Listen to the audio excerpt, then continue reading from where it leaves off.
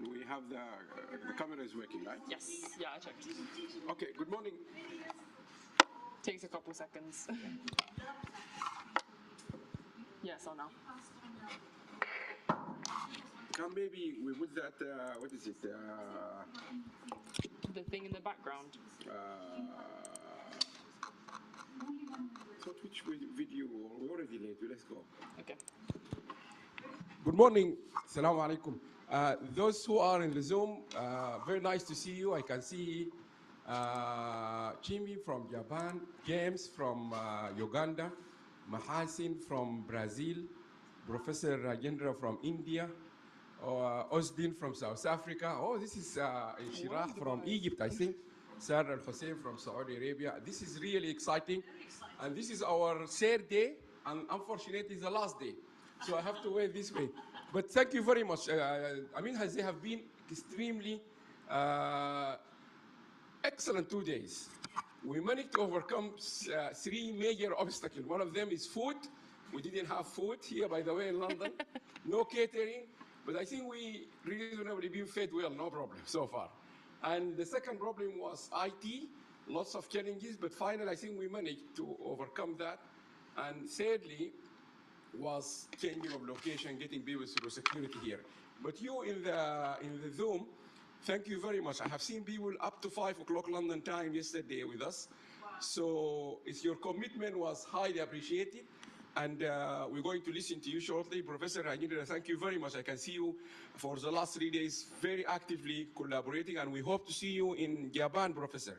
I've been told it's only 8 hours, 7 hours from New Delhi, I think. So we're going to start our third day. And just to give you a few things about today. Today we will conclude at 3:15 with a concluding remark by one of the outstanding diaspora in the United Kingdom. One of the outstanding diaspora. This is one of our biggest projects. The mayor of Sussex, which is one of our East London county here. So he will come at 2 o'clock. We will conclude by 3:30. And hopefully we will see all of you or as many as possible from you in our next conference in 4 months' time in Japan. It's very short time, but I hope you can all make it. Now, today's session is going to be moderated by Professor Suhair Al-Nil, a distinguished and one of the best, actually, professor in this country, because she's been awarded the best citizen, I call it, because the academic, she's the best. But in terms of being given outstanding contribution to the country, to the city, to the people of Great Britain, she got 2 outstanding awards, one by the former Prime Minister, Theresa May, as one of the best, one of the best doctors, right? Or one of the best doctors in the country by the Prime Minister. That's a privilege. Yes. And the second one, outstanding contribution to the country by the Queen, which is, she was also listed, the top 13 most influential Muslim women in the UK. And I'm very glad we had 2 of this list. She's one of them. And the second one was Farida, our boss. So from WSD, we have 2 in that 13. So I think we got quite a bit. So Professor Suhair, the floor is yours. She will moderate the session, and we will go and enjoy your talk. I think there's 3 or 4 papers are really exciting. Okay. Thank you so much. Thank you very much, Professor Alam. As always, I must say, it's very good to have somebody who's such a world leader. He's a global leader. I mean, I think Professor Alam doesn't talk about all his merits. He's very, very humble. But he has led this project from its inception to now becoming this global project that people reference on a regular basis. And it's an absolute privilege to be part of that, to be invited to be part of that. And hopefully we will all continue working into the future, because that's the only way we can make a difference. Prof. Alam kindly asked me to chair this session, which with a country focus, and today it is on Sudan. And as you know, we're in the middle of a massive conflict, and we've got several papers this morning speaking very specifically about different aspects of Sudan. So one of the things I love about WASC is that we're not just talking medicine or healthcare or agriculture or computing, it's everything. and I think it gives you a really good overall perspective. And one of the things we'll be launching this afternoon, Professor Lam sort of alluded to, is a book about rebuilding the country after conflict. So, with the situation in the world today, conflict is a major issue. So, we need to have all these plans in place. And one of my new friends here, Dr. Hassan, who I met today, yes, on Tuesday, said a very interesting thing. He said, you know, that book could potentially be a guide or a blueprint for any country in a conflict situation to follow, and you could then instill and do the work. So it is from this group of people who have contributed both to that book and to other projects on Sudan that we start. And the first talk is going to be on strategic partnerships for post-conflict Sudan, balancing global power competition and sustainable recovery beyond the agenda of 2030. And that's going to be by Dr. Inshirah Sharif, who is online, I believe, and who will be presenting. So thank you very much, Inshirah. We look forward to hearing your talk. Good morning. We can hear you. Perfect.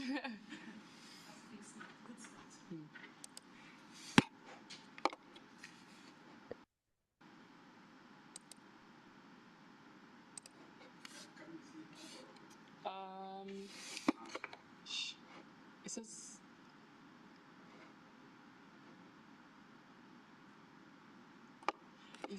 Your camera isn't on. Oh, perfect. Yeah, We can see it is. you. Perfect. Is okay? You hear me? Yes, perfectly.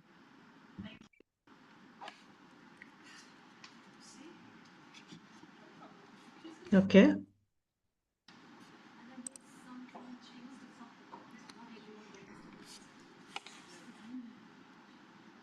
Yeah. It is my pleasure to welcome all of you.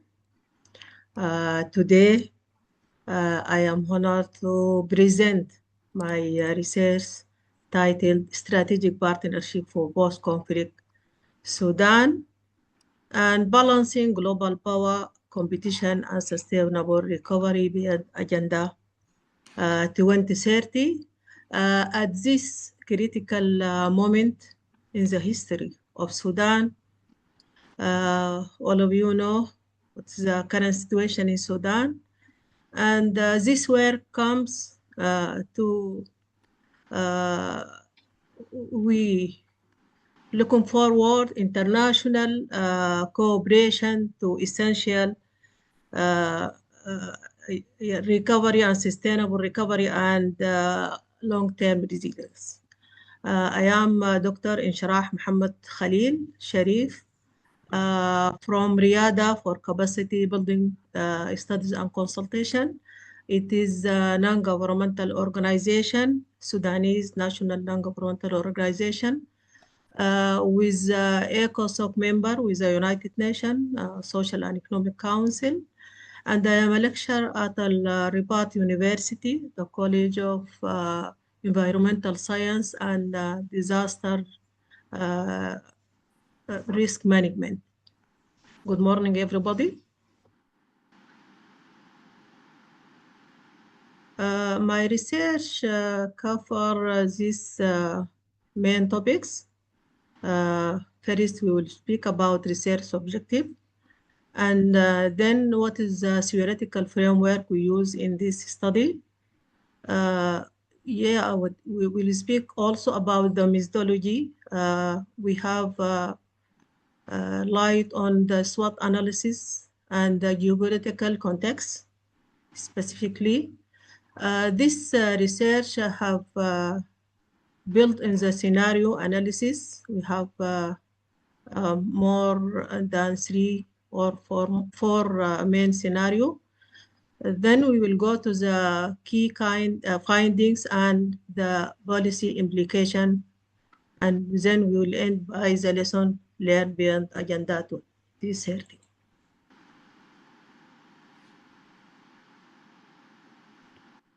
The research main question is ask how can Sudan leverage strategic partnership to balance global competition and national recovery.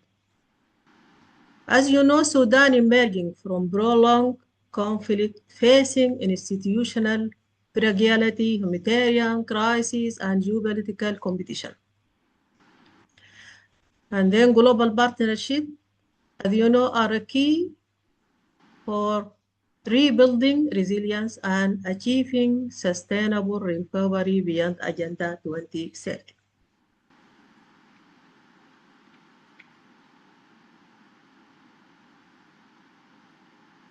The research objective, we have three main research objectives. The first one, we examine the role of global partnership in post-conflict Sudan.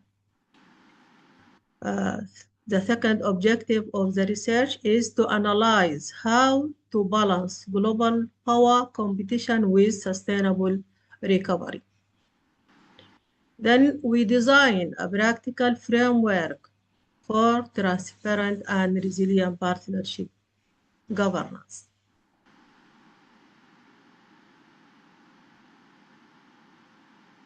The theoretical framework we use examines the role of global partnership in post-conflict Sudan, analyze how to balance. Theoretical framework is have three main theories. The research rely on them. First is dependency theory, which examines the structural inequality between developed and developing nations, between South and North, the world. The second theory, the world system theory, which positions Sudan as a semi-beneficial actor in the Red Sea corridor. And then we rely on the resilience theory, which focus on institutional and community adaptation for long-term recovery. As you see, the link between global system and national resilience.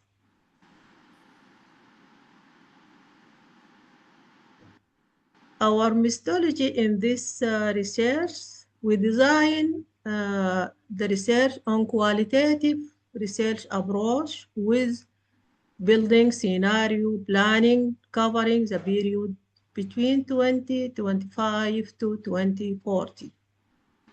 We use many tools for the research. We use desk review, a lot of desk review, thematic coding, semi-structured interviews with decision makers in Sudan and think tanks members. Our data resources as many international reports from World Bank, OECD organization, IGAD, National Think in the Sudan tanks, context specific and adaptive for fragile state. Our approach is adaptive to fragile states. Our tool is SWOT analysis, rely on strengths, weaknesses, opportunities, and threats. The main strengths are strategic Red Sea location and also natural resources. As you know, we have a lot of resources, cultivated area of cultivated land, we have water, we have minerals, oil, gold, many natural resources. Weaknesses in Sudan as institution, fragility, corruption, and so on. Many opportunities emerge. We have the green partnership, digital transformation. And threats facing Sudan and challenges is geopolitical rivalries and sanction risk. As you see on the map, the location of Red Sea corridor, Sudan sits on the Red Sea corridor, attracting global powers. For example, the European Union, the Russian, Gulf state, and others. Uh, Also, balancing external influence is essential for sustainable national development. And I said before, we have main four scenario building. We have the first scenario is totally collapse or collapse or continued instability and dependency. The current, Sudan is facing this challenge. The second is building as usual, business as usual.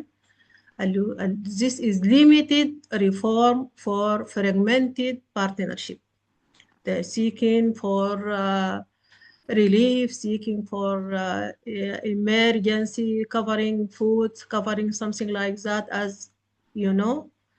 The third scenario is transformative recovery. Transformative recovery is a gradual reform, institutional resilience, and the most ambitious scenario is prosperity, political settlement, and regional integration success. Or the most likely scenario I see is the transformative recovery for gradual reform, institution resilience. The key findings for this study: first, recovery must be subsequent. First, we seek for security, and then after that, building a national institution, private sector, government, non-humanitarian sectors, other sectors. After that, we move to sustainable development programs designed to see to the recovery. We seek for prosperity and sustainable development program, as you know. The second key findings is resilience and climate smart strategies are central in our programs. Partnership must shift from short-term aid to long-term trusted based cooperation between Sudan and international partners, and governance and transparency are critical to balance external interest.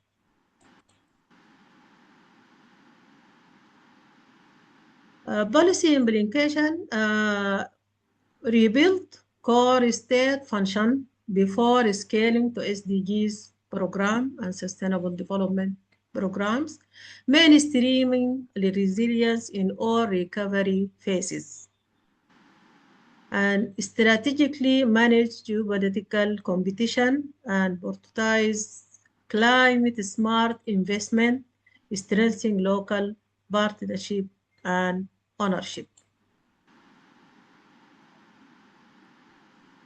Lesson learned beyond Agenda 2030, post-conflict recovery is non-linear and context-specific. Traditional donor recipient models are not sufficient. We need new models suit the post-conflict recovery, multi-level adaptive partnership link humanitarian development and peace goals.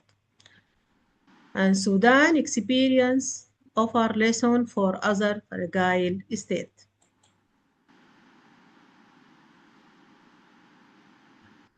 Our conclusion: transforming vulnerability into negotiation asset in Sudan, pathway to sustainable resilience. And thank you for your attention. For more contact, I am Dr. Inshirah Mohammed Khalil Sharif from Riyadh for capacity building studies and consultation, available at info@riyadh.org.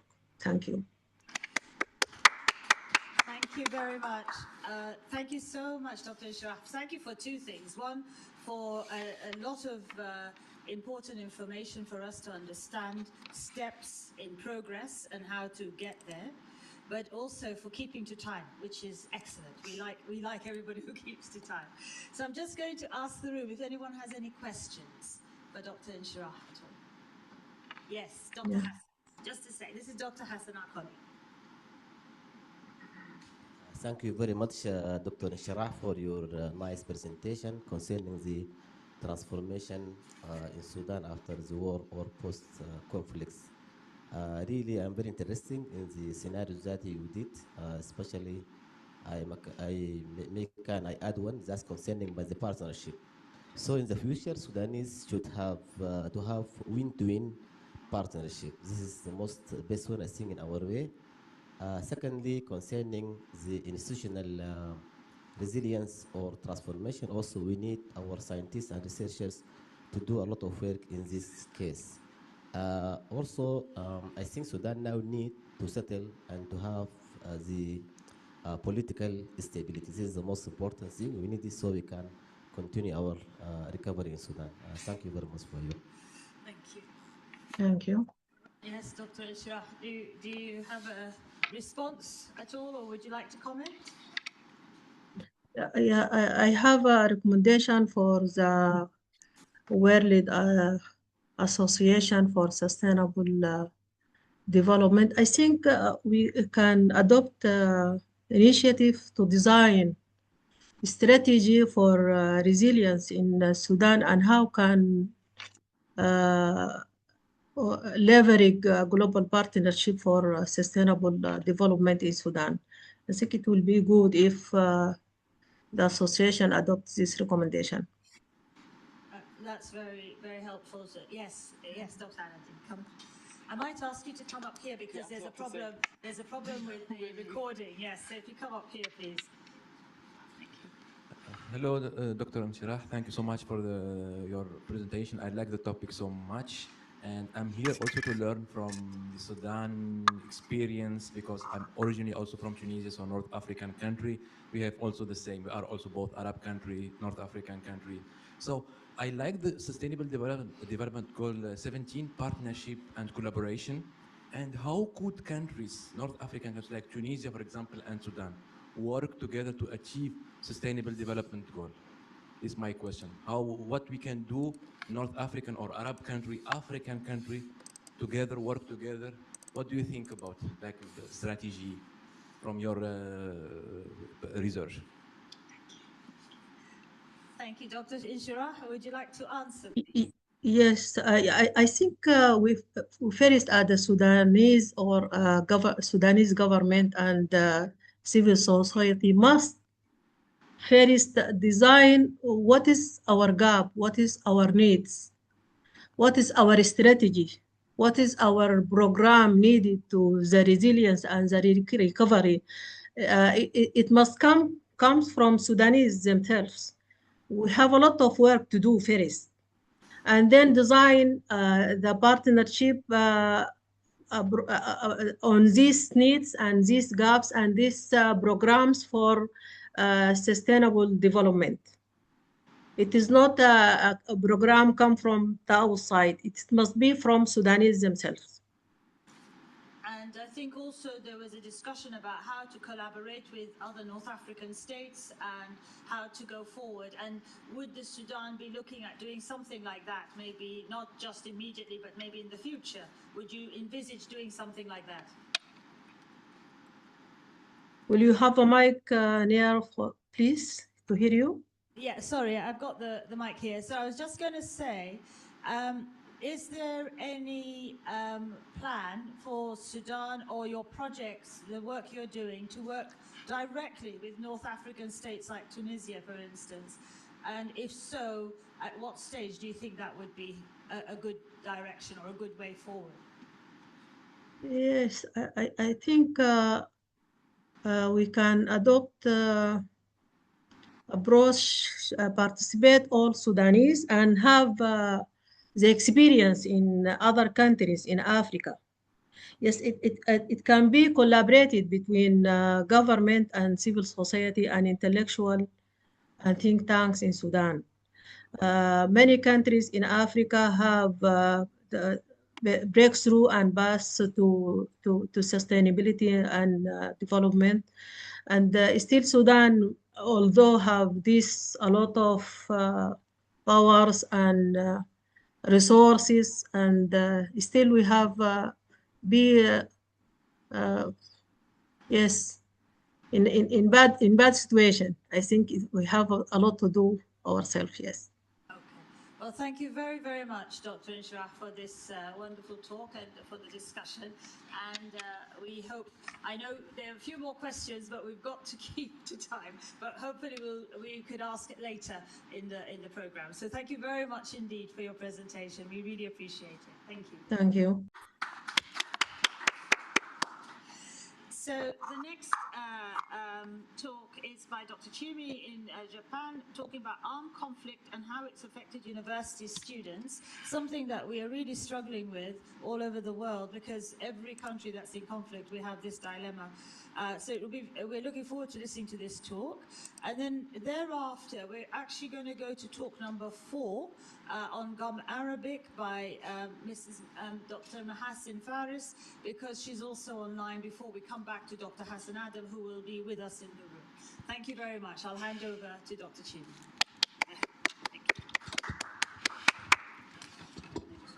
Okay, can you hear me? Okay, thank you very much again. Okay, thank you very much, Professor. My name is Jamie Kurokawa from Sophia University in Japan. So it's very honored to present my ongoing research about armed conflict and university students. Sorry, I make a presentation mode, sorry. Sudanese students' struggle and the potential for national development. So I have been working on brain drain phenomenon and Sudan since my PhD dissertation, which I started after the revolution in Sudan in 2019. So brain drain is the phenomenon of the migration of highly skilled or educated people. And today's presentation, especially I focus on the students who fled to Cairo, Egypt, after the conflict happened in Sudan in 2023. Okay, so this is the literature review, and then if we see about the brain drain and compare the in peacetime and conflict settings. Okay. I found that in peacetime, research has examined more positive aspects of brain drain, such as economic benefits and diaspora contributions. However, in conflict settings, the unpredictability of return migration has led to focus on more negative implications, such as human capital loss, higher education, peace building. This is obvious. However, in the context of the higher education, human mobility, and conflict-affected areas, there is a lack of research conducted during the conflict. So here, as I highlighted, that these studies are much focused on post-conflict contexts. And yes, as Nicolina et al. 2024 mentioned, governments should act now to facilitate future brain gain, even during ongoing conflict. So I totally agree with them. And what we can do during the ongoing conflicts, the several researchers mentioned, for example, we can learn from other countries' experiences, we can expect international cooperation. And as a researcher, we can research on mobility within the higher educational sector. And also we can research student-focused one to examine the multi-phase effects of brain drain. So I took the last 2 points for my research to fill the gap of the research gaps. And if we focus on the Sudanese context, in higher education during the conflict. So the number of the publications on Sudanese higher education has increased since the conflict in 2023. However, they largely remain limited to damage reports by Sudanese researchers, especially in the medical fields. So I want to point out there is insufficient qualitative analysis of student voices. And as Kesta et al. 2022, they pointed out regarding higher education research in conflict situation, they said that this course tends to emphasize negative perspectives, lacking positive viewpoints or nuanced middle ground discussion. So I would like to take their pointing, their indications, so to see not only the negative aspects from the conflicts, try to see the more nuanced middle ground discussions. I set this research question: what factors hinder students from considering and pursuing plans to contribute to their home country's reconstruction during the armed conflict? And this study aims to examine the challenges of brain drain and brain gain within the context of ongoing conflicts and to reconceptualize the role of higher education during the conflict. From my previous studies, I found that takaful is one of the significant factor fostering Sudanese highly skilled individuals' intentions to contribute and return to their home country. So if we Google the takaful, we can easily find that this is the name of the Islamic insurance, but originally this Arabic means this language of the Arabic means the solidarity, and it is a concept to the Islamic world describing as Islamic framework for social justice and solidarity. And I found that this term and this concept is applicable with the ethics of care, and particularly the Joan Toronto's 5-phase care processes. And this is the processes of the care.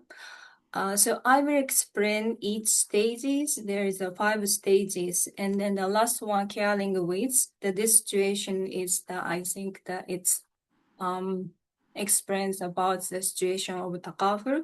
So let me explain each stages with the findings later. So I will skip this slide.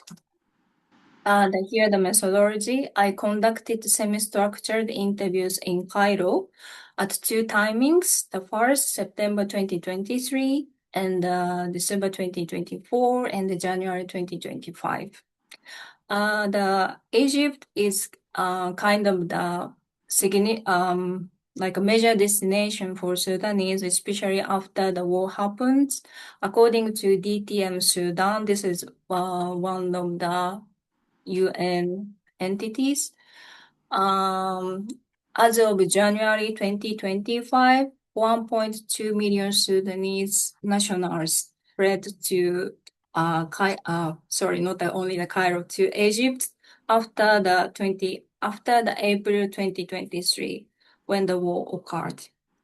And these numbers represent around 27 to 37% of total displacement to neighboring countries. And I conducted the interviews with 12 Sudanese students. And then for the analysis, I conducted coding and framework analysis. Okay. So this slide shows the timeline of the events for the upper side, and downside is my informant's pathway. So the time goes from left to right, yes. And the left side is when the war happened. So if I explain very deeply, it takes time. So let me highlight the one point. So in August 2023, the Ministry of Higher Education in Sudan, they made an order to close all universities in Sudan, both online and in person.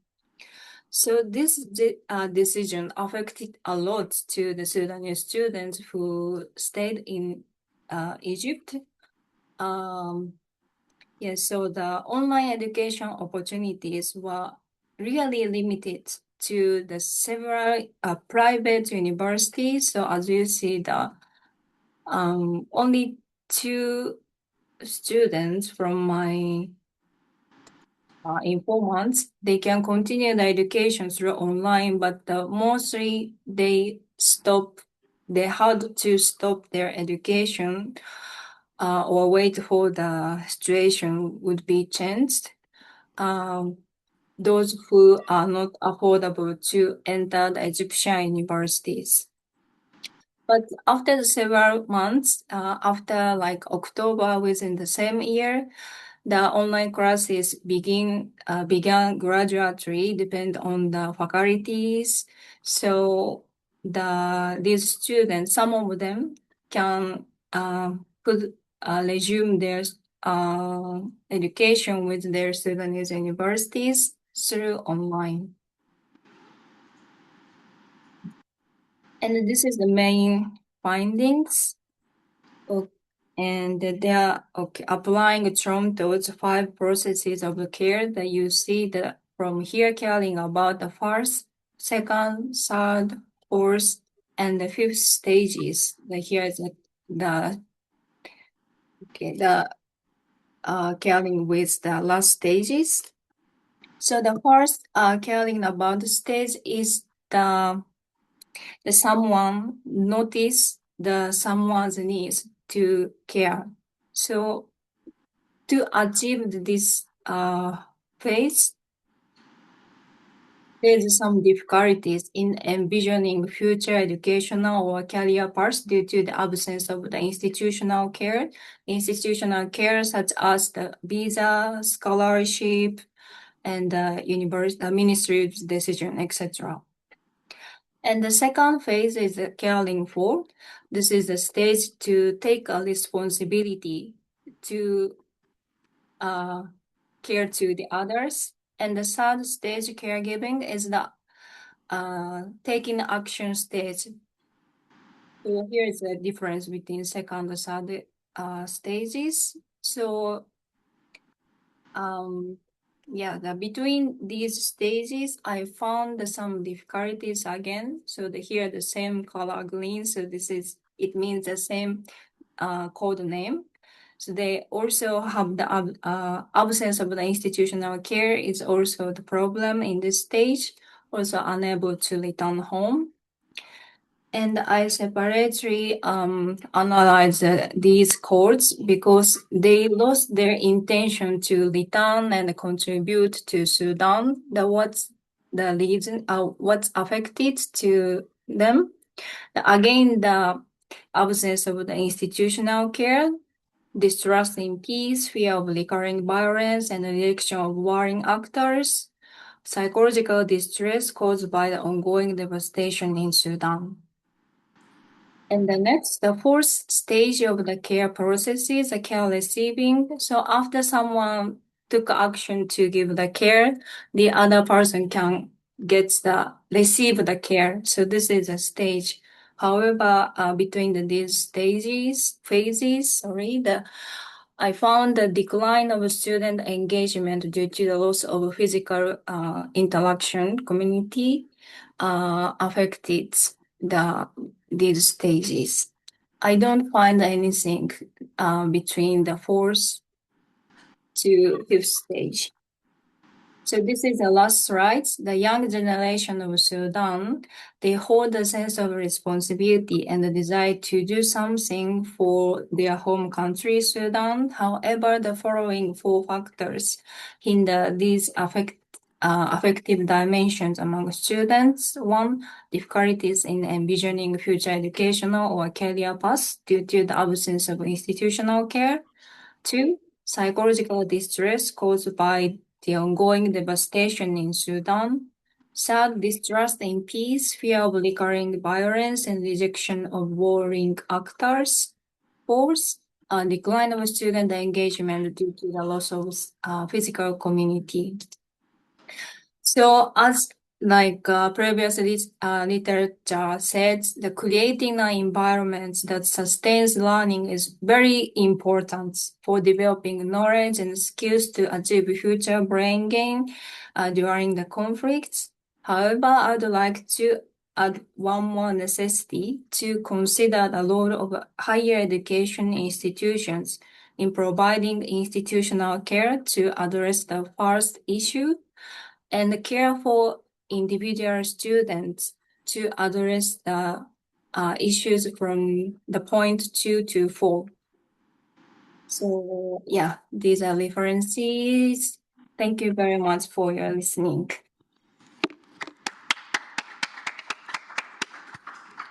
Thank you very much, Dr. Chiri.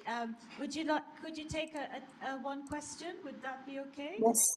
Thank you. Any questions, please, from the audience? Right, just to ask you a question. You mentioned that many of the students almost seem to have lost heart. Is there anything that they said would make a difference for them to go back into care? Because I know the institutional care is a factor, the actual student factor is present as well. Is there anything we should be doing? Is there anything you'd recommend as institutions or people who want to help institutions and individuals should do? What should we do? How can we make this better? Okay, thank you very much for the question. So, as I'm Japanese, I was asked a lot from Sudanese youth. Do your government has some scholarship for particularly the Sudanese students? Actually, no, or not yet. This is my answer. But we have the scholarship for Syrian and Afghanistan nationals. Those, the post-conflict affected countries. So I hope that this scholarship is really important to give the opportunities to continue the education. So I hope it start with soon in Japan, but I don't know yet how it's going on. Yes. Oh, Thank you very much. Well, as you know, with all these projects, data is the key, and you're providing that data. So I think that's really the critical thing, and that will hopefully induce the change. Thank you very much, Dr. Chiri, for that presentation. Thank you very much. Very helpful. Thank you so much. Okay, we're going to move on. Is Dr. Mahasin Faris, are you online? Are you happy to do your presentation now? We're just going to... Yes, I'm ready. Oh, wonderful. Thank you so much, Dr. Mahasin. So Dr. Mahasin is going to speak on the transformation of the Sudan's Gum Arabic Belt through an integrated agroforestry system into a land of sustainable productivity. I'm really looking forward to this because I think a lot of people don't realize the extent that Gum Arabic is used in just about everything that we have in the world. And this is such an important arena. And it's good to hear our agriculturists coming forward. Thank you.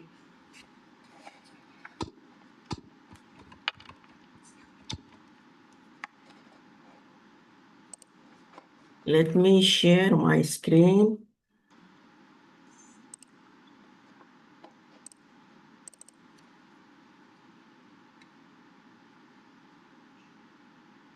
Do you see my screen?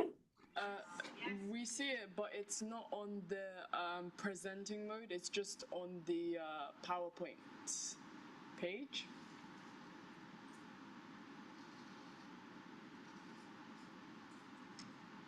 On top of the Wi-Fi icon in the bottom right corner. Yeah, perfect, that one. Perfect. Is it right? All right? Perfect, thank you so much. Okay. Hello, everyone. My thanks and appreciation to Professor Allam and to the organizers of this valuable event. And thank you, Dr. Siham, for the opportunity. My name Mahasin Siddiq Faris. I am Sudanese and Brazilian. I am Forestry Extension Officer. My current work in Brazil as a commercial representative for exportation and importation of agricultural machines and equipment and technology transfer. The purpose of my presentation today is to show a comprehensive plan for transforming the Gum Arabic Belt, the Sudanese Gum Arabic Belt, into a land of sustainable productivity through an integrated agroforestry system. And I will share with you a Brazilian example to know their experience in agroforestry practices.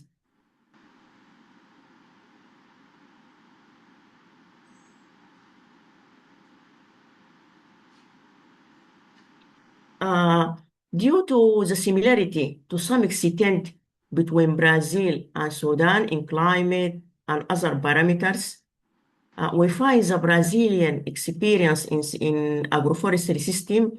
It is possible to be transferred to the area of Gum Arabic in Sudan, but it needs a careful adaptation to the local conditions there. And the system of a Brazilian example is focused on water management and sustainable land use. And this could offer a valuable lesson for improving the production of Gum Arabic and overall land management along the belt area. However, we find the specific plant species, climate, soil type, and socio-economic context in Sudan will require adjustment to the system to be successful. And if this plan is implemented successfully, the most important sustainable development goal will be achieved in the area of Gum Belt. If we talk about the Sudan Gum Arabic Belt, it is extend over an area approximately 5,000 square kilometers from Darfur region in the west of country to Gadaref in state in the east. And we consider Gum Arabic is the Sudanese treasure, but unfortunately it is threatened by desertification, deforestation, and climate change. So it is important and it is the time to transform this belt region into a land of sustainable production. And to apply this integrated agroforestry system along the area of Gum, the farmers can combine Acacia sayal, Acacia Senegal, and other tree species with crops and animal in a sustainable land management. Also, on the other hand, we find the area of the belt is characterized by different soil type because we find sandy soil in the eastern part, clay and semi-clay soil in central and eastern part. Also, the diversity of climate and soil play an important role in selecting suitable crop and tree species. Also, on the other hand, we find the soil under the Gum Arabic, it is very fertile and no need for fertilizer because gum trees play an important role in soil fertility through nitrogen fixation. And of course, this will enhance the quality and quantity of agricultural products. Let us take a glance on our Brazilian example. And this is a farm, named Water Eye Farm in the southeast region of Brazil. And the name of this farm, it is due to the presence of many submerged springs that form 3 big lakes. This farm is the largest agroforestry farm in Brazil and the world. It covers over 280 hectares. and it is considered as a benchmark for biodiversity and environmental conservation. We find the system in this farm is allow animal and plant to benefit from each other, while on the same time promoting the soil health and preserving environment. So it is considered as an example for how to produce sustainable, healthy food. If you look to this picture in 1955, this farm is began with a piece of very poor land. It is full of insects, snakes, shrub, and bushes. In 1982, the owner left this farm to his son, and his son started to work hard for reforestation. Over the time, he discovered that the climate and soil were suitable for growing lychee trees. And lychee trees, it is an exotic trees. It is origin in China and also existing in other Asian countries. He planted some of seed of these trees out so of curiosity. But it grew and produced fruit, and this encouraged him to begin studying and researching with specialists in order to establish an orchard of these trees. He able to establish the first and the third, the second and the third orchard. Then he started to apply an integrated agroforestry system of the farm. Now, if you look, this is a recent view of this farm if we compare to the previous one in 1955. Nowadays, this farm includes more than 5,000 lychee trees and more than 200 fruit trees of various types. It have approximately 500 head of livestock, many species of bird and fish. The farm also have a beekeeping center, a poultry farm, and have an organic garden free from chemical and pesticide produced healthy, high quality food. Also in irrigation of this farm, they use drip and sprinkler irrigation system, and this for effective use of water.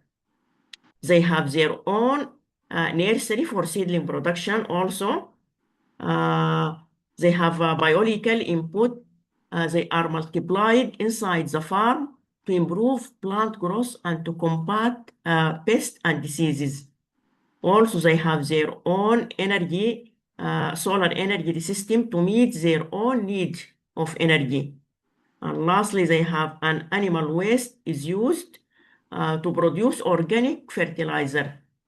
In addition to all of this, in the farm, they have their own brand for their product after they add their value for their product.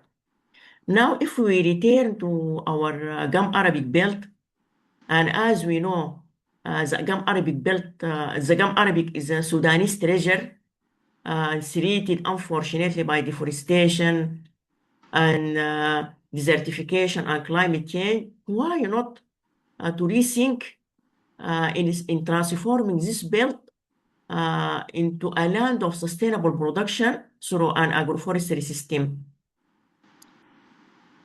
To do this, first of all, there is an important issues for Gum Arabic producer, like providing food, health, housing, educational services, and environmental awareness.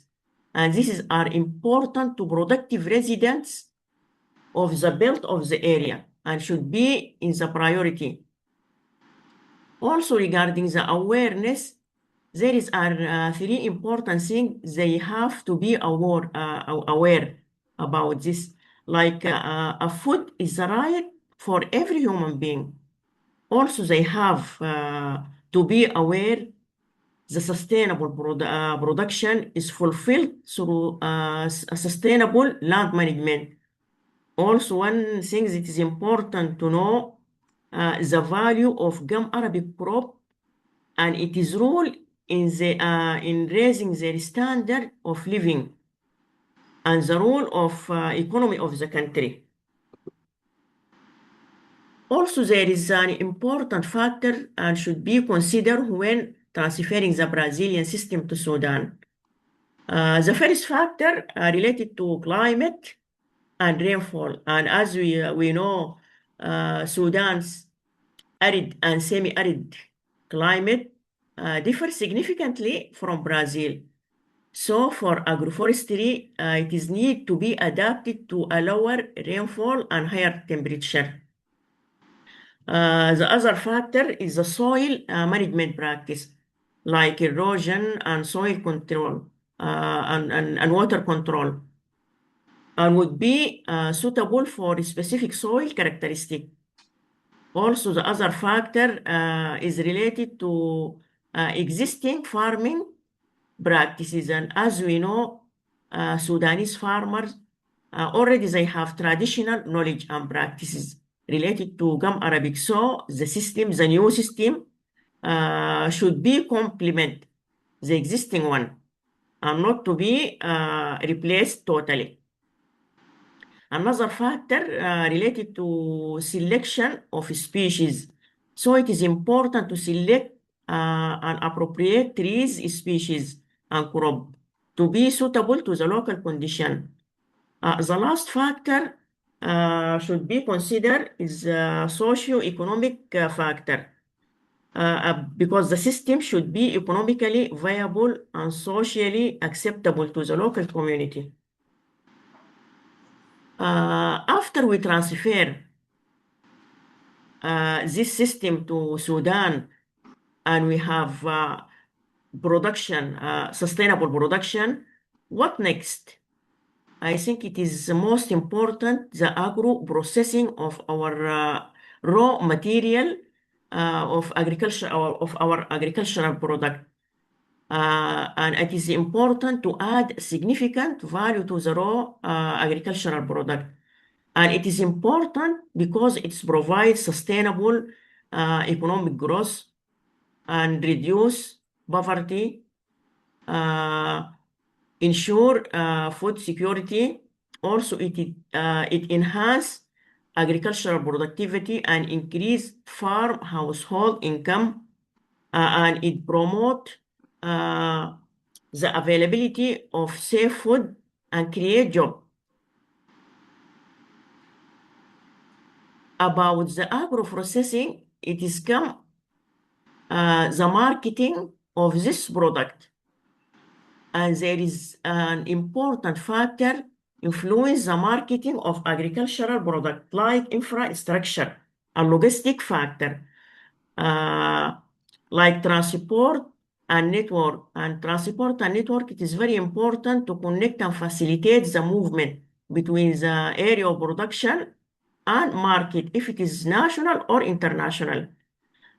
Storage facilities like warehouse and cold storage to maintain the quality of the product and to avoid the loss of post-harvest.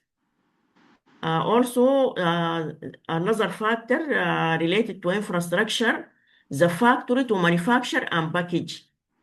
Another factor related to the market, like supply and demand, level of competition among the producer and buyer, choice of marketing channel, and understanding consumer preference.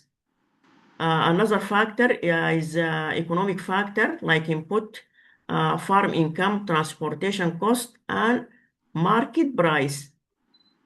There is another factor related to farmers like age, because young farmers are different from all farmer in experience and access of information, education, and financial resource. The last factor that influence marketing, it is related to consumer himself, as changing consumer preference may be changed from normal product to organic product. We come to conclusion. While the Brazil's farm system provide a valuable framework, but its transfer to Sudan, Gum Arabic Belt, and to be successful, it requires careful adaptation and consideration of the local condition. And this involves understanding the specific environmental, socio-economic, and cultural factor to ensure the system is suitable and beneficial for the local community that living in the area of Gum Belt. We come to suggestion. Some suggestions are important, like adaptation. Sorry, Dr. Mahasin, just to say, because if you can wrap up quickly for us, because we'd like to ask you a question before we move to the next talk. Thank you. Okay, happy. The adaptation, we find agroforestry system should be compatible with the local climate condition by selecting suitable tree species. Another suggestion is the capacity building by providing training and support for local community to develop their skill in gum Arabic production. Also, the market development to promote connection between producer and trader and supporting value added. The other suggestion is by encouraging sustainable food production system that free from pesticide and GMOs. The last conclusion is the policy support to encourage policy reform that recognize the value of gum Arabic and it is important role in country economy. Thank you very much and hope to be a beneficial material for the all. And if you have question. Thank you so much, Dr. Mahasin. That's a really helpful talk. Thank you. Thank you. Any questions? Yes, Dr. Aladin. This is our colleague. He's coming to ask you a question. Hello, Mrs. Mahasin. I'm Boubacar. I connected with you 2 days or 3 days ago. I wrote you on LinkedIn. I like your presentation so much, and because also I'm as a data scientist, AI engineer, I'm also planning to do some project in, for example, in Tunisia we have olives and olive oil. So and what I've seen in your presentation, and it's very good, like you did some comparative or knowledge transfer between Brazil and Sudan. And do you plan like to integrate AI in your research, and you will like achieve a great output, for example, regarding knowledge transfer, profiling of some like inputs or I don't know, anomaly detection, clustering, prediction? Because that's what I am going to do. I will do a comparative. Is my next project between Spain and Tunisia, because Spain produce a lot of olives and Tunisia the second place. And I want to do some research in this case to learn from Spain how they achieve the first place in the world, like in producing oil, and to learn from them and to do like with AI how we can profile. So I see also a very good potential in between like Brazil and Sudan. So do you plan to integrate AI, my question, in this project, in this research? It will be a really great thing as AI engineer, data scientist. This is my question. Excuse me, can you repeat the last part of your question? Okay, I'm going to do a summary. So Dr. Alameddine is talking about the role of artificial intelligence in being able to cross-reference or transfer technologies between countries. So he was using Spain and Tunisia in terms of olives and olive oil, and he was asking in the terms of Sudan and Brazil, will AI technology and data science in particular in relation to that be something you'll be looking at? Yes, as Brazil, they are very advanced in their technology in regard to forestry conservation and management of deforestation. So they have Carry on, please. Sorry, we're just playing here with the, so it should be fine. We can see you, Dr. Mahasin. Yeah, carry on. Okay. Yeah. So you're planning to use this sort of new technological developments in Brazil and Sudan as well? Is that what you're hoping to do? Yes, yes.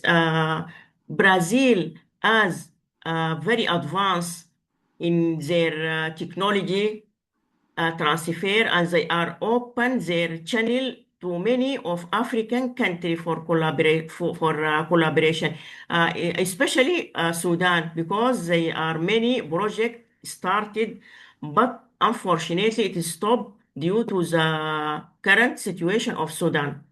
Okay, well, that's really helpful. So hopefully, once we are in a better post-conflict arena, then we will probably go back to being able to share that knowledge with them. Yeah. And we hope everything is returned back as before, and to continue collaboration between the two countries. Thank you so much, Dr. Mahasin. Oh, Thank you. Dr. Nahid is okay. Quickly. One more question. We don't want to upset her. Thank you for this informative, thoughtful presentation.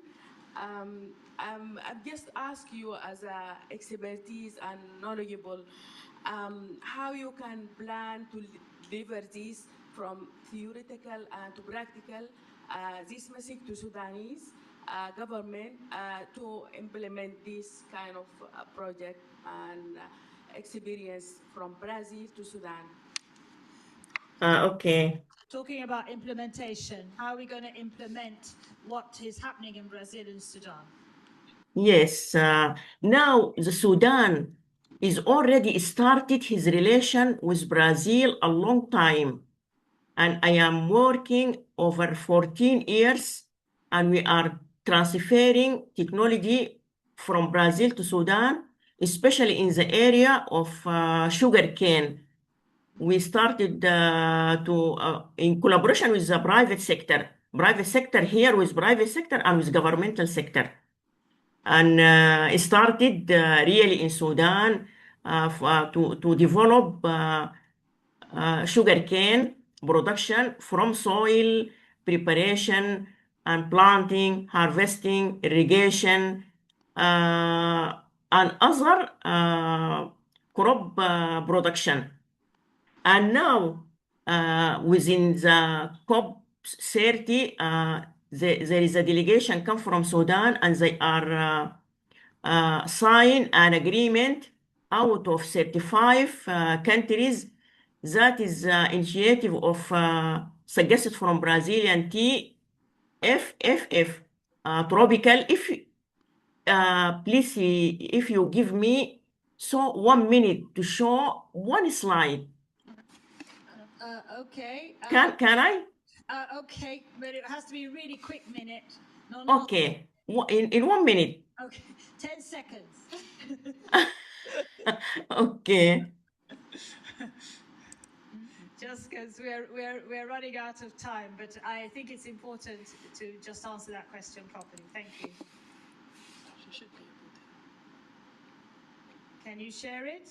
No, let me find it. Well, do you want to? Okay, you found it. Okay, let's have a look. If you found it, fine. But if not, we can come back after the next talk. I can stop share from the beginning to us.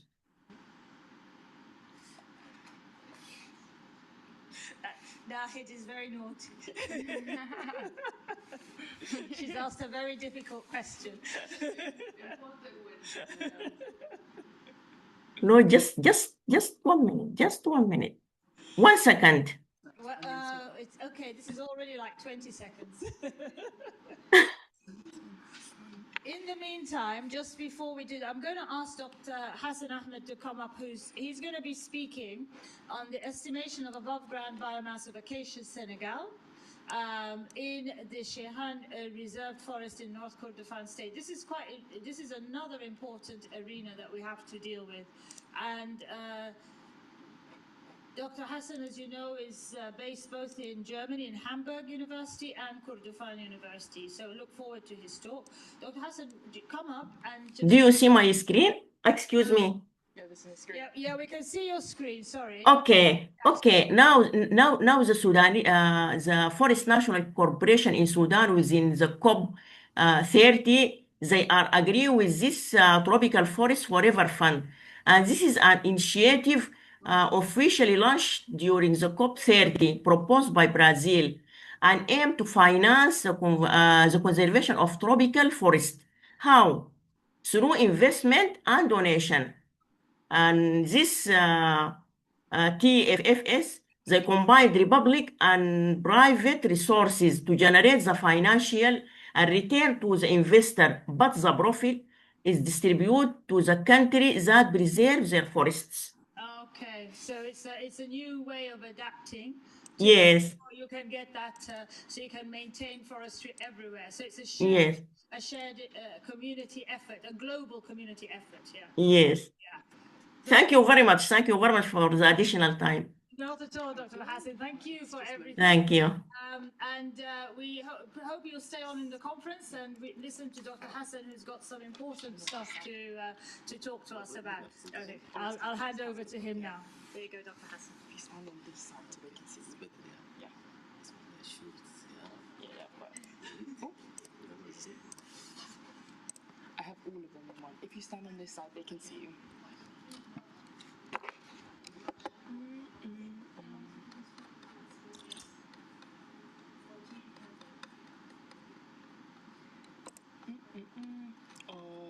We changed the order. Sorry. Number 3. Yeah. This one. Yes. Okay, perfect. 1 second. Good morning for everyone. I am very pleased to be here and highly appreciate and thankful for WAS and Professor Alam for giving me this chance to stand here and to present a part of our research in Sudan jointly with German Institute. The title of this presentation is concerning my estimation of above ground biomass of Acacia Senegal. Acacia Senegal wild stands in Shere Reserve Forest, North Kordofan State. From this title, I think we are going to speak about a special tree in Sudan called Acacia Senegal tree, which produce gum arabic in Sudan. Next. This research, I have some authors with me. Professor Udo, he is professor in Hamburg University, and Sudanese guy, he is Fatah Rahman al-Bashir, working in the Forest National Cooperation in Sudan. The agenda or the outlines of my presentation. Firstly, I will speak about the introduction, what's about gum arabic, and the importance of this gum arabic production, and what is the research justification or problem. And also we speak about the research objective or the aim from this research, and then I will present some of the, I use the materials and methods that applied for this research, and what are the most important findings and results we got, and we can have some conclusions about this research. Firstly, we know that Sudan is located in semi-arid areas. The forests cover about 11.6% of the total country of the area. And then we have very huge deforestation. The rate is more than 2.4%. Also, forest in Sudan is very essential and crucial for the environmental and biodiversity, and also for all climate benefits, especially for human beings and for the environment. Also, we have two states called North and West Kordofan, which is located in the center of Sudan. This is the most productive area for gum arabic belt, and they produce a very famous product called Kordofan gum arabic. It is known internationally. And also we know that why we are speaking about biomass. Biomass is related directly to carbon, and carbon have relation with climate change and with emissions and how we can reduce this. So in Sudan, we have Acacia Senegal trees covering about 50% of the country. So it's very important tree. And also newly we have new technologies like remote sensing, GIS, which is this is concerned by satellite images analysis, and this is we try to use these new technologies in our research and studies, and to make monitoring assessment of the natural resources for the forestry, and how we can put planning and management for our sustainability for these natural resources.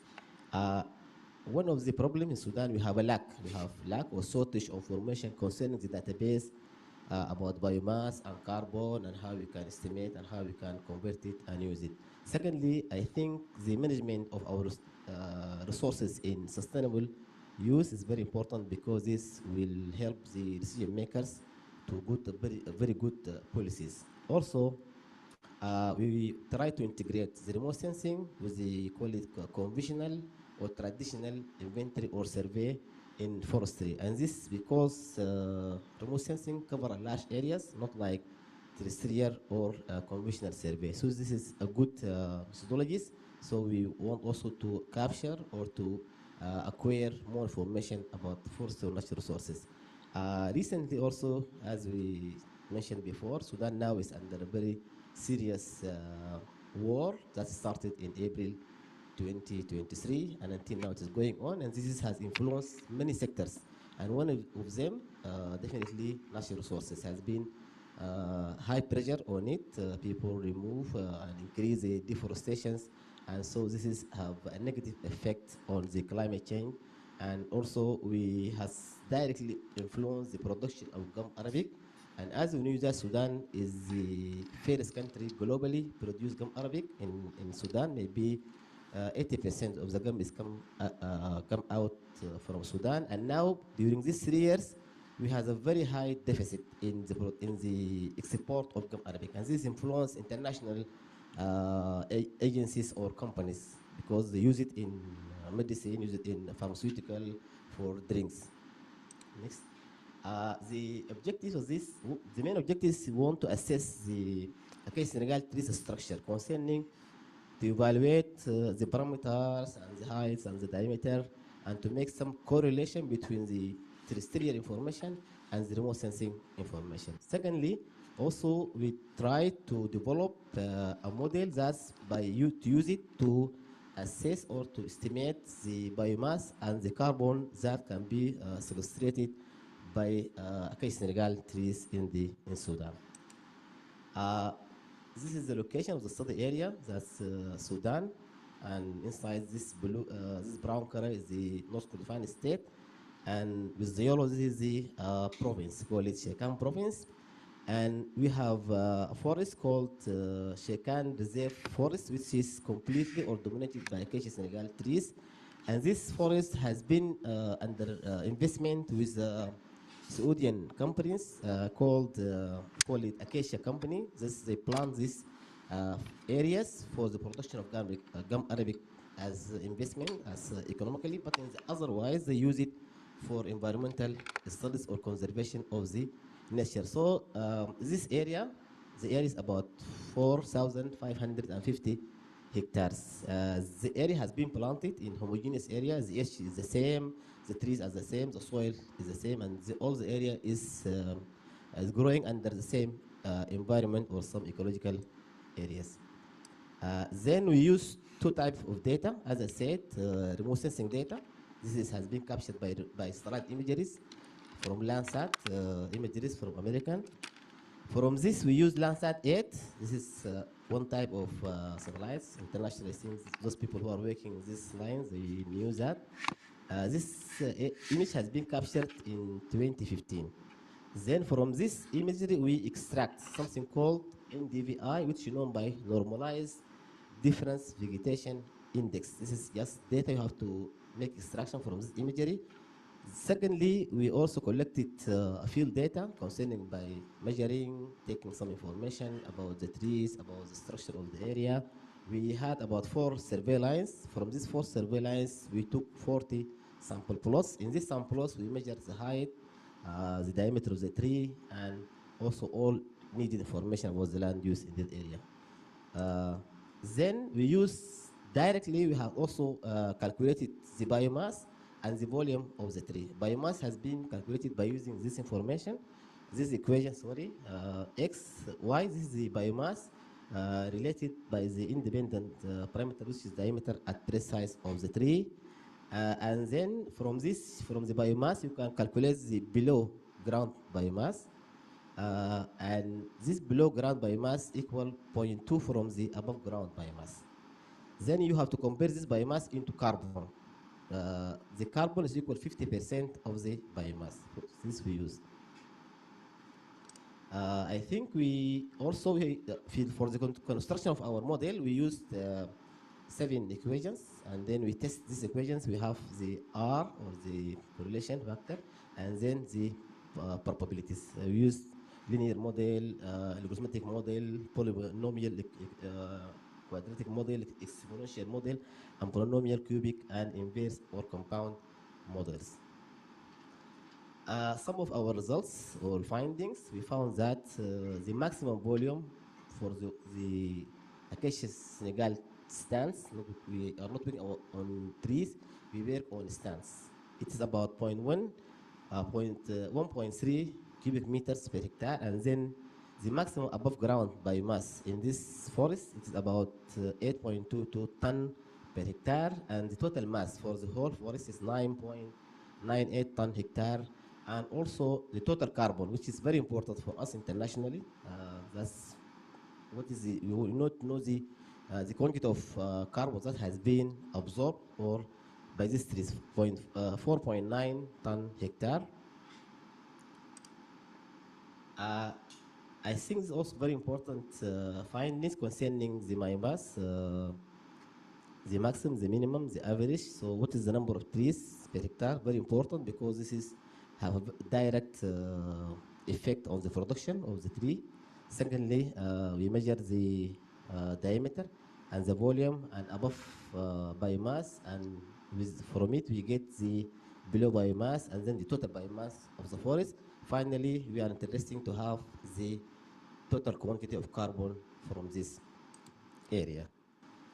If we want to see the correlation between data collected from the satellite images, which is called NDVI, Normalized Difference Vegetation Index, and the quantity of biomass, we see this is the model that has been selected. So we can use only the satellite images to estimate the biomass. So no need to go to the field and to make terrestrial and to lose your time. So here you save your time. Secondly, you can cover large areas in one time.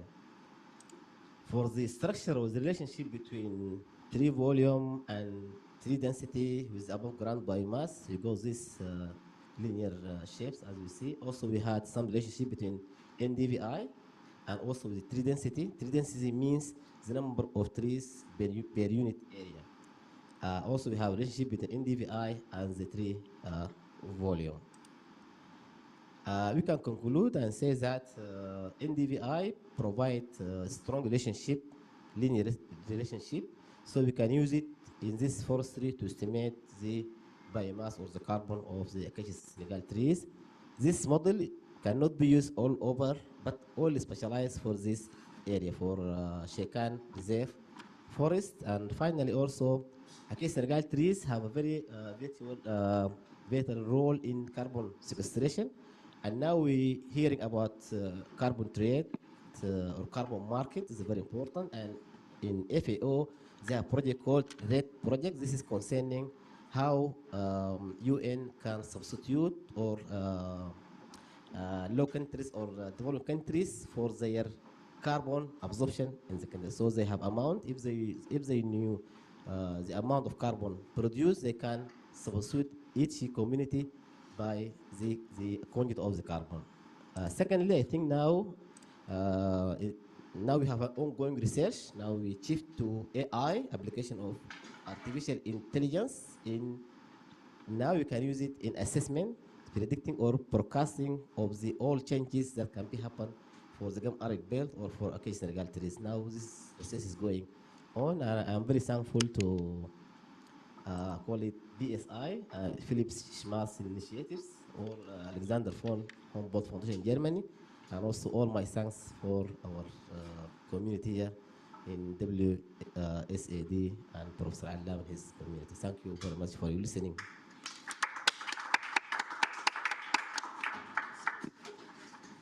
So thank you very much for that actually critically important talk, because this is about keeping what we already have before growing more, as it were. Any questions from, yes, please, Dr. Arati. Yes, I think so, because, or these, can we share these, or, yeah, we can, there we go. Oh, I can't do it, okay, just take this. Thank you so much, Dr. Hassan. I have actually 4 questions, so, but I try to minimize them, okay? Because it's my part of research. Or I ask you one question, maybe later we can have, but I try to minimize some questions. So the first question is, in your model, you use linear regression. And my question is, why don't you use also non-linear regression to detect some non-linear relationship? You know, like some machine learning algorithm like XGBoost or I don't know, random forest. You can use non-linear, and this is also another question. If you can take into account some, how can I say, like climate variables such as temperature or rainfall in your to make your algorithm better performing. So this is one question for that. And do you see any potential? Because I also I actually present my platform for carbon accounting. Do you see any potential for collaboration together to integrate your model in my platform? So for the future, but we can discuss that later. But the most important thing is the non-linear regression. Yeah, thank you very much. As I said, we applied 7 models. When you come to select a model, this depends on the correlation, R, we call it R square. And also you have to make some comparison between the mean standard error and also the probability. As we see here, the R is coming 0.8, I think, in one, we call it polynomial model. You will not select this. Why? Because if we came to the reality and the growth of a human being or any living organism, the curve is going like we call it a sigmoid curve. This is when you go and it will go to stop and come again. But if you go with the polynomial, the curve will go like that and come and again increase. So it is not logically if you take it from scientific. Now the higher value of R, it is with the linear regression. So you cannot select according to your opinion, but you have to select according to the results. That's this first point. Second point concerning our collaboration for the data, and I think my site is concerning by the quantity of sequestrated carbon from the biosphere or from everywhere by the green cover in everywhere in Sudan or anywhere. Your site is concerning by the emissions. You are going to calculate how many emissions emitted by industrial or car or something like that. But now we have project called RED. RED project is initiated by FAO, and they want to make balance between developing countries and the most countries here. So there are some countries producing more emissions and some countries make absorption. In Sudan, I worked with FAO for 2 years. We estimated the all emissions in all countries and also the absorption of carbon. So we find here maybe in Germany, in Europe, in China, they produce very much emission and gases, and their absorption is very low. So these gases should be absorbed by troubled countries in my country. So my country cannot produce any emissions, and they are not a part of the pollution, but they absorb. So in this case, we have to come to equilibrium. So those countries, if China or Germany, they can buy, we call it quota from Sudan. They know Sudan absorb maybe 100 ton per year, so they have to pay for him. This is just like has been done by UN, and this is between the developing countries and the first countries in Europe or America. So we can work together. Maybe I can estimate the amount that's absorbed, and you can estimate the amount emitted, and then you can find the differences. But this can be done per area, per country, per region, like that. In this one, also we can use AI, very important. You can use slide imageries because it's very easy to download. Secondly, it covers a large area. Maybe it can do it in 1 hour, or you can download most images with very different We call it image resolutions. This is the fineness of the images. So this need cost money if you want to have more or precise or highly resolution images. You have to pay. This is our problem. It sounds like it could become a massive income Mass generator generator, for really. countries who are absorbers The rather than absorbers, emitters. the emitters. Yeah. Yes, this is So just like yeah, it does. So you get that balance. that balance. Yeah. Yeah, really. Thank you very much for that answer. Thank you very much. She's ready. She's already ready. Yeah, thank you for this powerful, impactful presentation. Yes, I would like to ask you if this, possible question for you about as a result of this, what going on in Sudan, there is a deforestation. Oh. Deforestation, sorry, and for wide range in Sudan. Is there any solution as expertise to solve this problem and plan for this, how to do this after the... Thank you very much for your question. I think this is very important. Now we are speaking about post conflicts. Even now, I am a member in German organization. They are concerning with rehabilitations for areas under conflicts or under war. So now, with my professor, we are submitting a proposal how we can make recovery or reforestation for these deforested areas. According to my project, also I can estimate how many areas or spot areas has been destroyed or disrupted. Now I came from Sudan 1 year, and I saw that very huge pressure has been taken on the pressure. So large areas has been cut, deforested. So the natural resource Sudan really in a very big problem. Especially if this war goes more, that means we are going to reduce our forests more, especially Gulf Arabic. So now we think about how we can recover, how we can make restoration, but this is need funds, need UN or other agencies. Sudan now is under, need peace, but also we need finance. So maybe you can ask other NGOs, organizations, UN, even German, they can help us in this case. Thank you very much for this. Thank you. I'm very mindful that was excellent, and I just want to thank the entire panel. So I want to thank Dr. Inshirah, Dr. Jim, and Dr. Mahasin and Dr. Hassan for a very, very important session that gives us a different perspective. So thank you very much for that.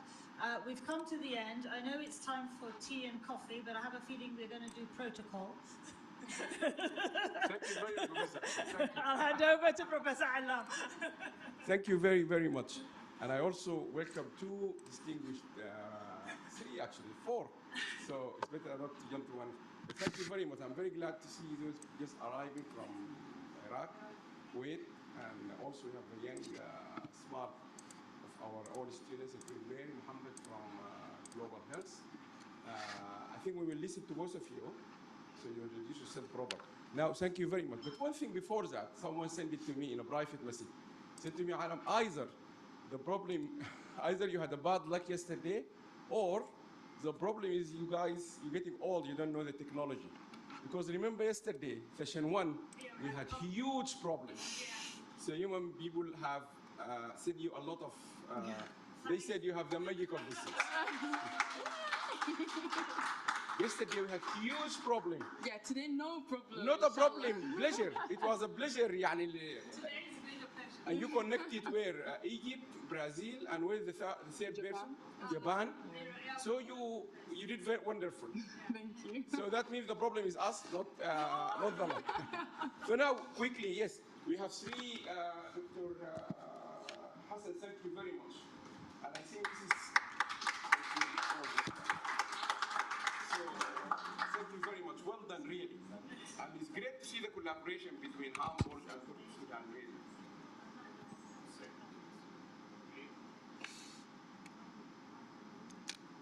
Sorry, take 1 second. Yeah, doctor, this is a protocol. She didn't wake it up. She said to me, you can't hold it. So she learned from you now. So the protocol is this.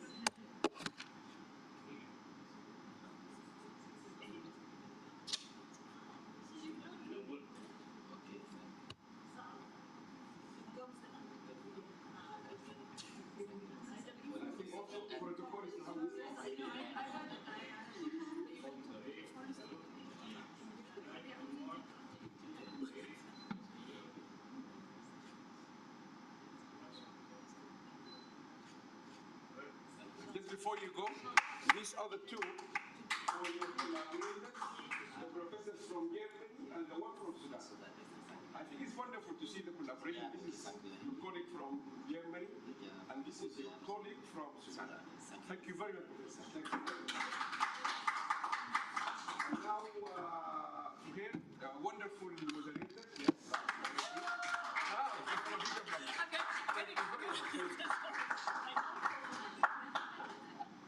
We're doing the photo. And we are so impressed by your achievements. Yes, yes.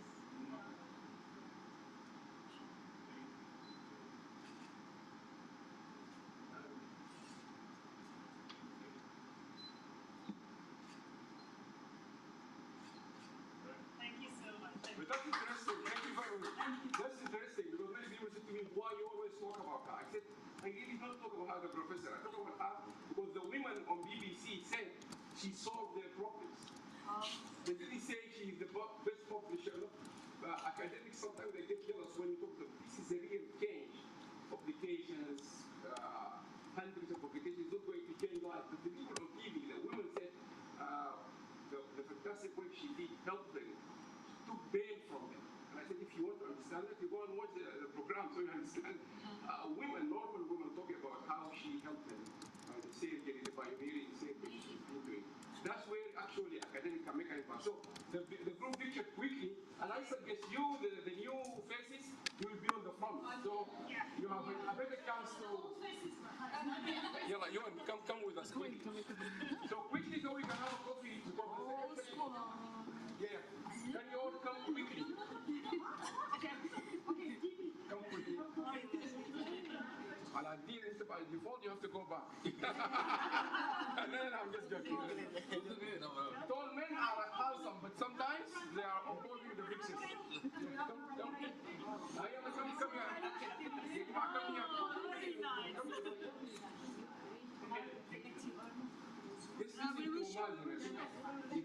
No, you stand. We've been in multiple. Do you want us in chairs or it's okay, kiddo? Quickly. Mazin, are we okay like this or a diet karasi? We're okay. Very good.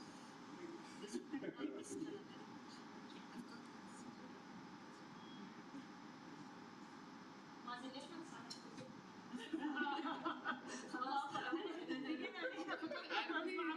مازن في الكرسي يلا.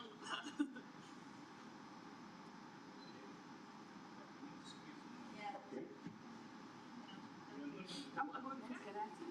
ليش ما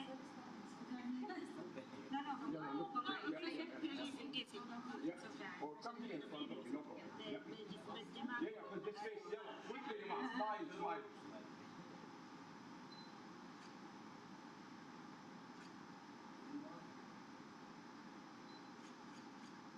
Again, another one with this one.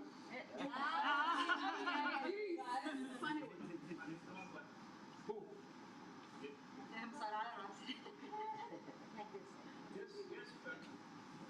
We smile.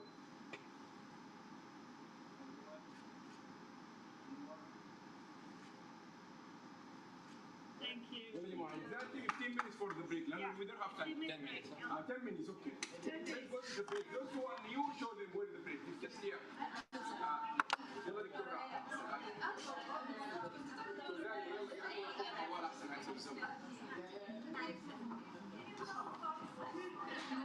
Hello.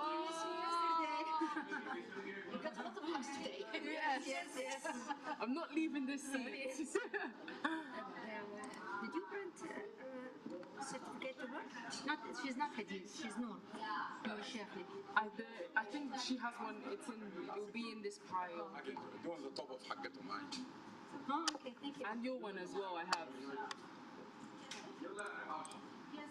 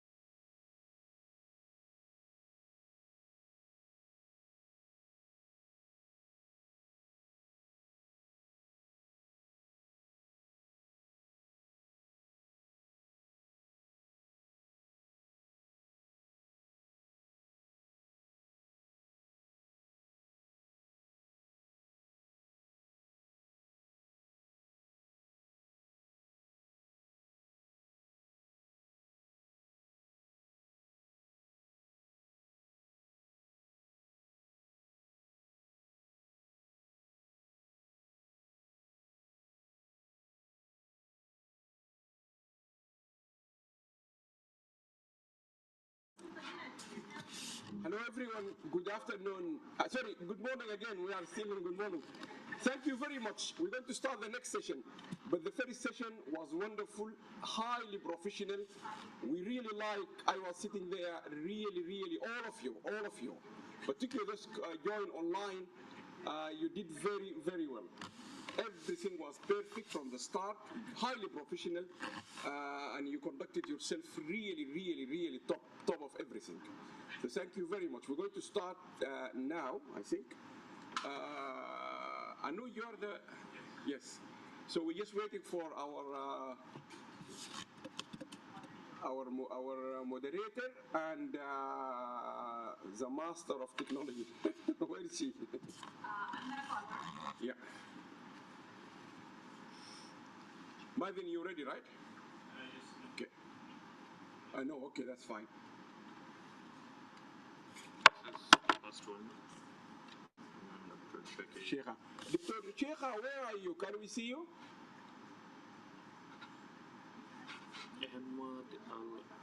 Dr.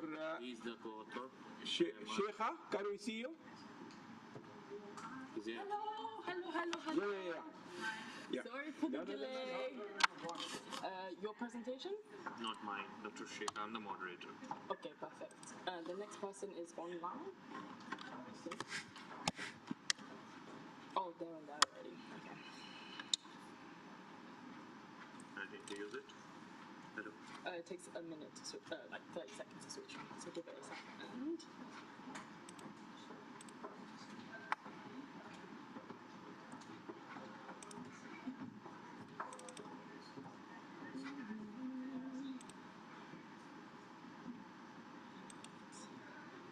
Okay. Can I? Yeah. Can we start? Yeah. Okay.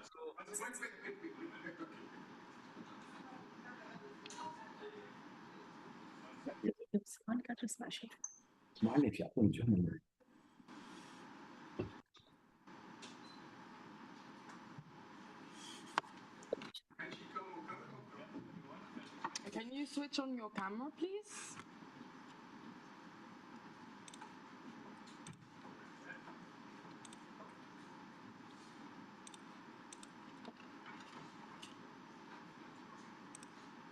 Okay, you can start.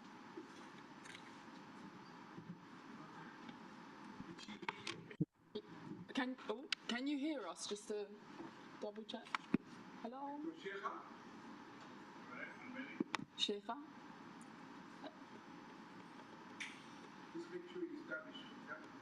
Yeah, I heard his mic a second ago. Her mic a second ago.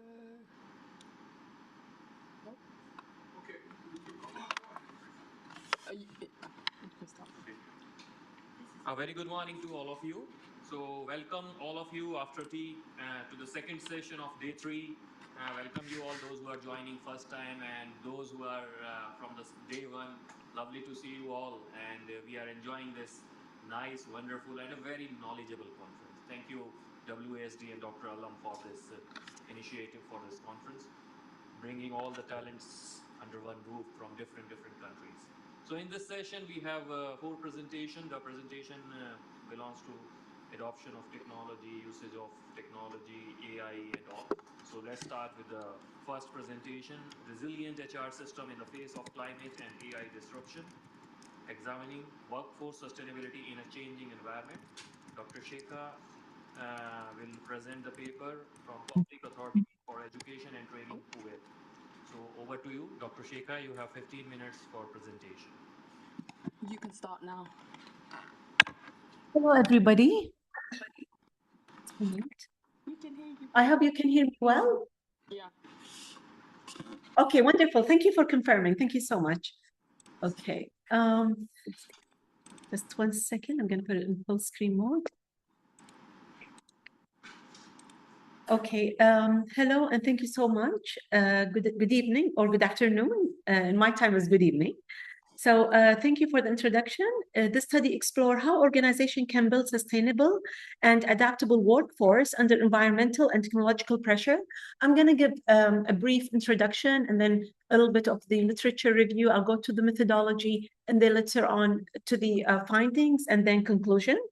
So in a world where the climate is shifting and the technology accelerating, organizations often find themselves trying to balance between nature and mechanisms. Our research asks a simple question: how can people, which are the heart of every organization, remain strong and adaptable in this time of change?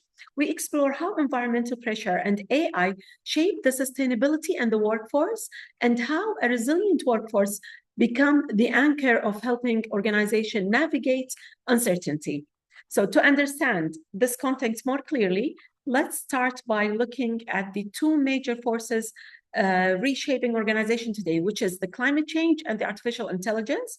So today's organization, again, are confronted with two powerful dispersions.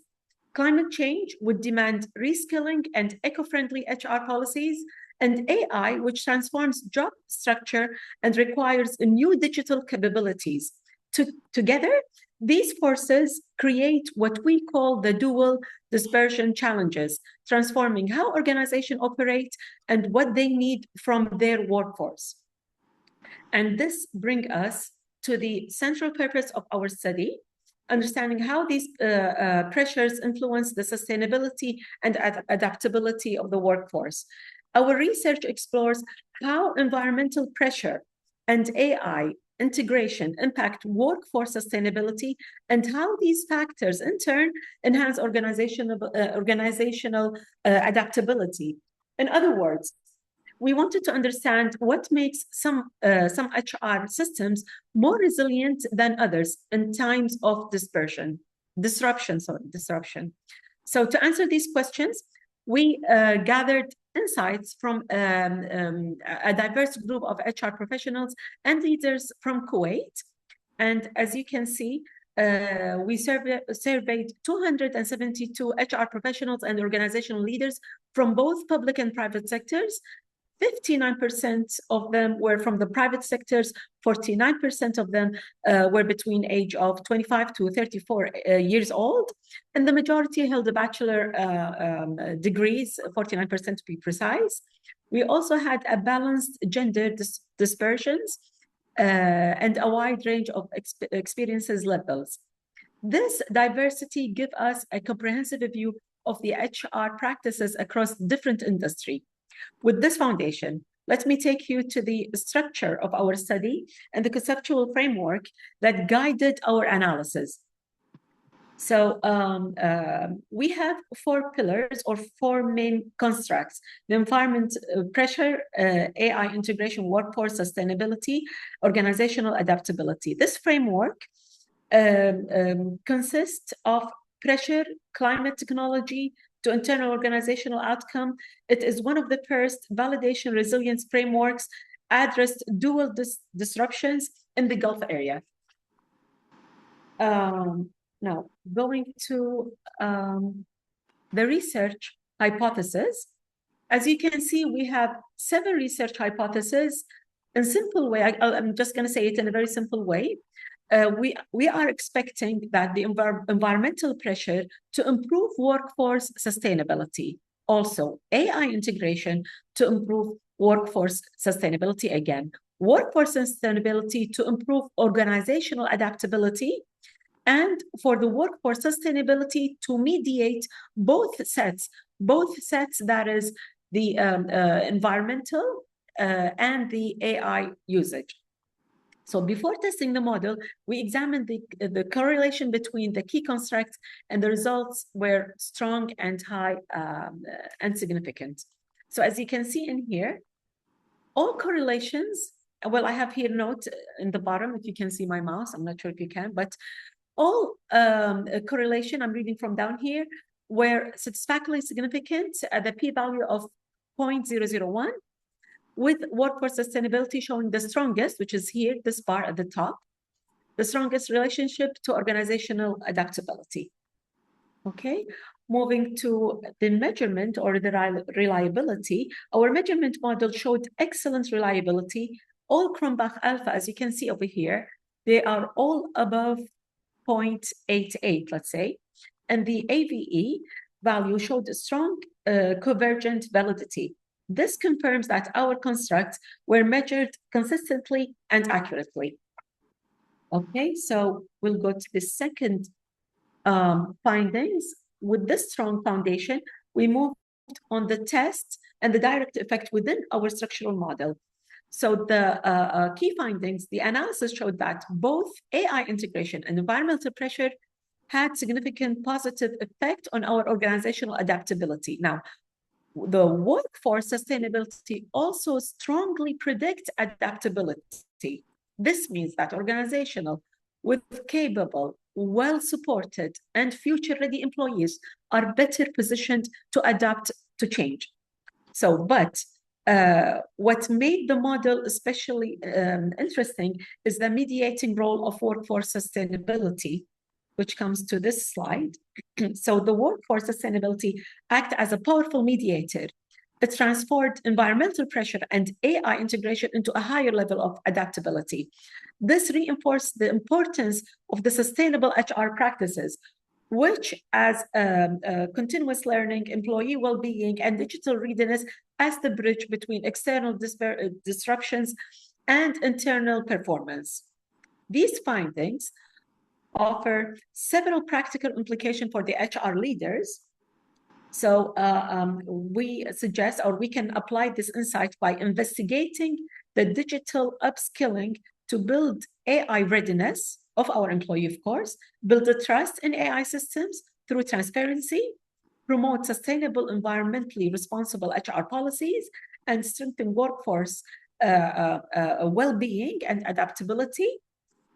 And also, like these strengthening were especially important for the Gulf region because they contribute to vision of Kuwait, which is 2035, the vision of Kuwait.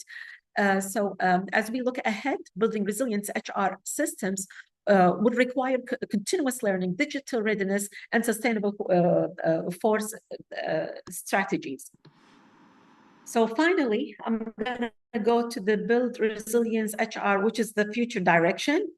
The last thing I'm going to say is to build resilience HR system, organization must align with people, technology, and sustainability. Future research should expand the geographical scope. This is one of the things that should be looked at, including new industry and the use of longitudinal methods to track change over time. Last but not least, as the world continues to shift through changing climate and advancing technologies, our trust remain constant. Organizations rise or fall through the strength of their employees. Thank you so much. And if you have any questions, please let me know. I just want to give you a quick remark that I really cannot hear much, but I'm going to look at the screen. Hopefully I can see what is your impact. I'm going to stop the share so I can see your.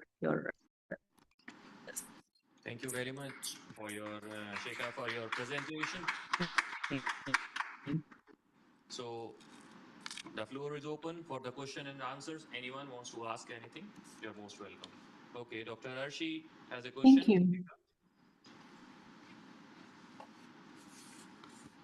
Hi, this is Dr. Arshi here, and Dr. Sheikha, you have been very, very spontaneous in your presentation. Thank you so much for the knowledge that you have shared. One simple question, like how would you suggest an integration of HR practices, artificial intelligence, and sustainability? What's the the platform, how these three different, you can say, aspects can be integrated together to meet the goals of sustainability? This is a simple question that we would like to know. Thank you. Okay, I struggled to hear the question, but I did hear it. Thank God. Okay. Okay, I will start with this. Now, I have like three constructs or three pillars of my research. That is the environmental pressure, the AI integration, workforce sustainability, and the end is the organizational adaptability. Now, for the climate change or the environmental pressure, I understand that nowadays we have to move into greenery and we have to move to something more sustainable. That gives a pressure on the organization on how to accommodate these ideas into their workforce. But this gives a pressure to the organization as well as the employees, right? So add to that is the AI. Now, the question is how we can integrate all of them in order to have the organizational adaptability, as I understood from your question. If we took this into our own understanding and into our own platform of how to work with the organization, if we put our sustainability and the how we can teach our employees, we have to have many different aspects within this framework. For example, we have to know what kind of pressure our employees are going through, what kind of training we can provide them, what is the sustainability that our organization is responsible for. If we have a clear map road for our employees, this will definitely improve the workforce sustainability. And that's what the model actually provided. So if I work with the environmental pressure plus AI, how to integrate them, this will improve the work sustainability. If the work sustainability got improved, this will also impact on our organizational adaptability. So one thing leads to the other. I hope I did clarify it in a way. Yes, she's happy with your clarification. So anyone else want to ask? Okay, that's it. So thank you, Dr. Sheikha, once again for your presentation and answering the queries. So let's move to another presentation of this track. The next presentation is on Nature AI Infusion for a Sustainable Iraq, Innovative Interventions Beyond 2030. And the author is Noor Al-Sheikli from Al-Naharian University, Iraq.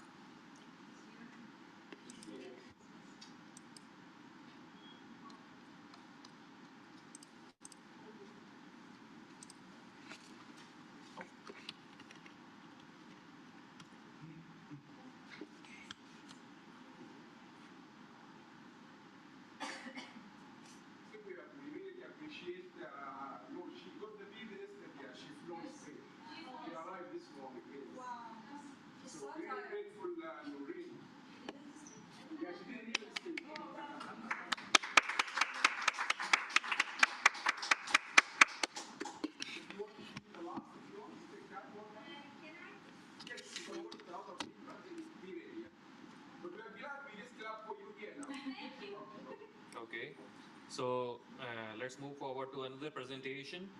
An AI-based conceptual model for climate finance, adaptation, and agriculture in small-scale farmers in Western Cape, South Africa, Professor Rosden and Professor Oliver.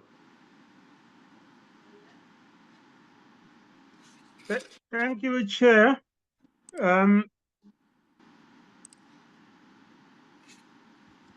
you ready to do your presentation? You just have to go to the share screen bit. Yes, I'm going to share screen now. Perfect. Thank you. Thank you.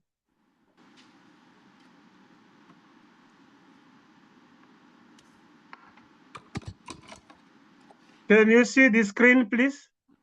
Not yet. Give me one second. No, I can't see it at the moment. Okay, let me try again. If not, I can just split screen share from here because I do also have it on this laptop. Okay, let me try once again. Okay.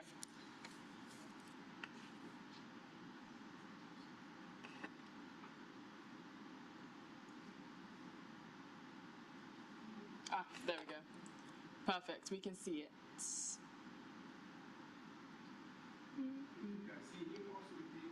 Yes. Okay. We can see it perfectly. If you would also like to show your camera, but if not, that's okay. Perfect. Thank you.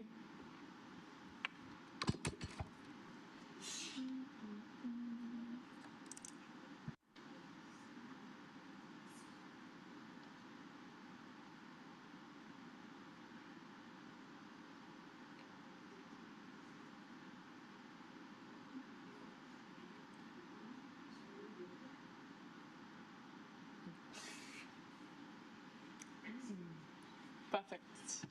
Thank you. Thank you so much for inviting me for this conference. I thank the organizers and the people who are behind the scene assisting. Mostly Prof. Alam, who have been consistent in touch in terms of organizing the conference. So basically, the title of the research is looking on AI, an AI-based conceptual model for climate finance, adaptation, and agriculture in small-scale farmers in the Western Cape, South Africa. So the presenters is Ozden Jokonya and Oliver Maverick, both of, from Western Cape and Slovakia University of Technology. So in terms of this study, it is based on COP29, where the challenge of climate change has been more highlighted in terms of what is happening.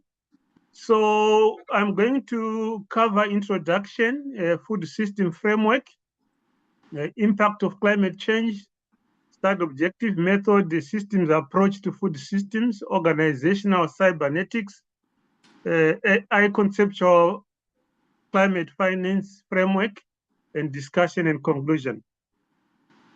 So the issue of climate change has been debated for a long time, but 2019 came up with some suggestion of climate funding. But the issue of funding is still very contextual in terms of the usage of money. So in many cases, agriculture, which is also, or food system, which is also impacted by climate, is also one of the major contributors to climate change. So the food system accounts for nearly 1/3 of global emissions, while small-scale farmers who rely on farming for their livelihood face challenges relating to climate change and inefficient resource usages. So there is a lot of literature and there is a lot of debates, including COP29 and COP30, which is talking about how can we reduce the impact in terms of climate change from food systems.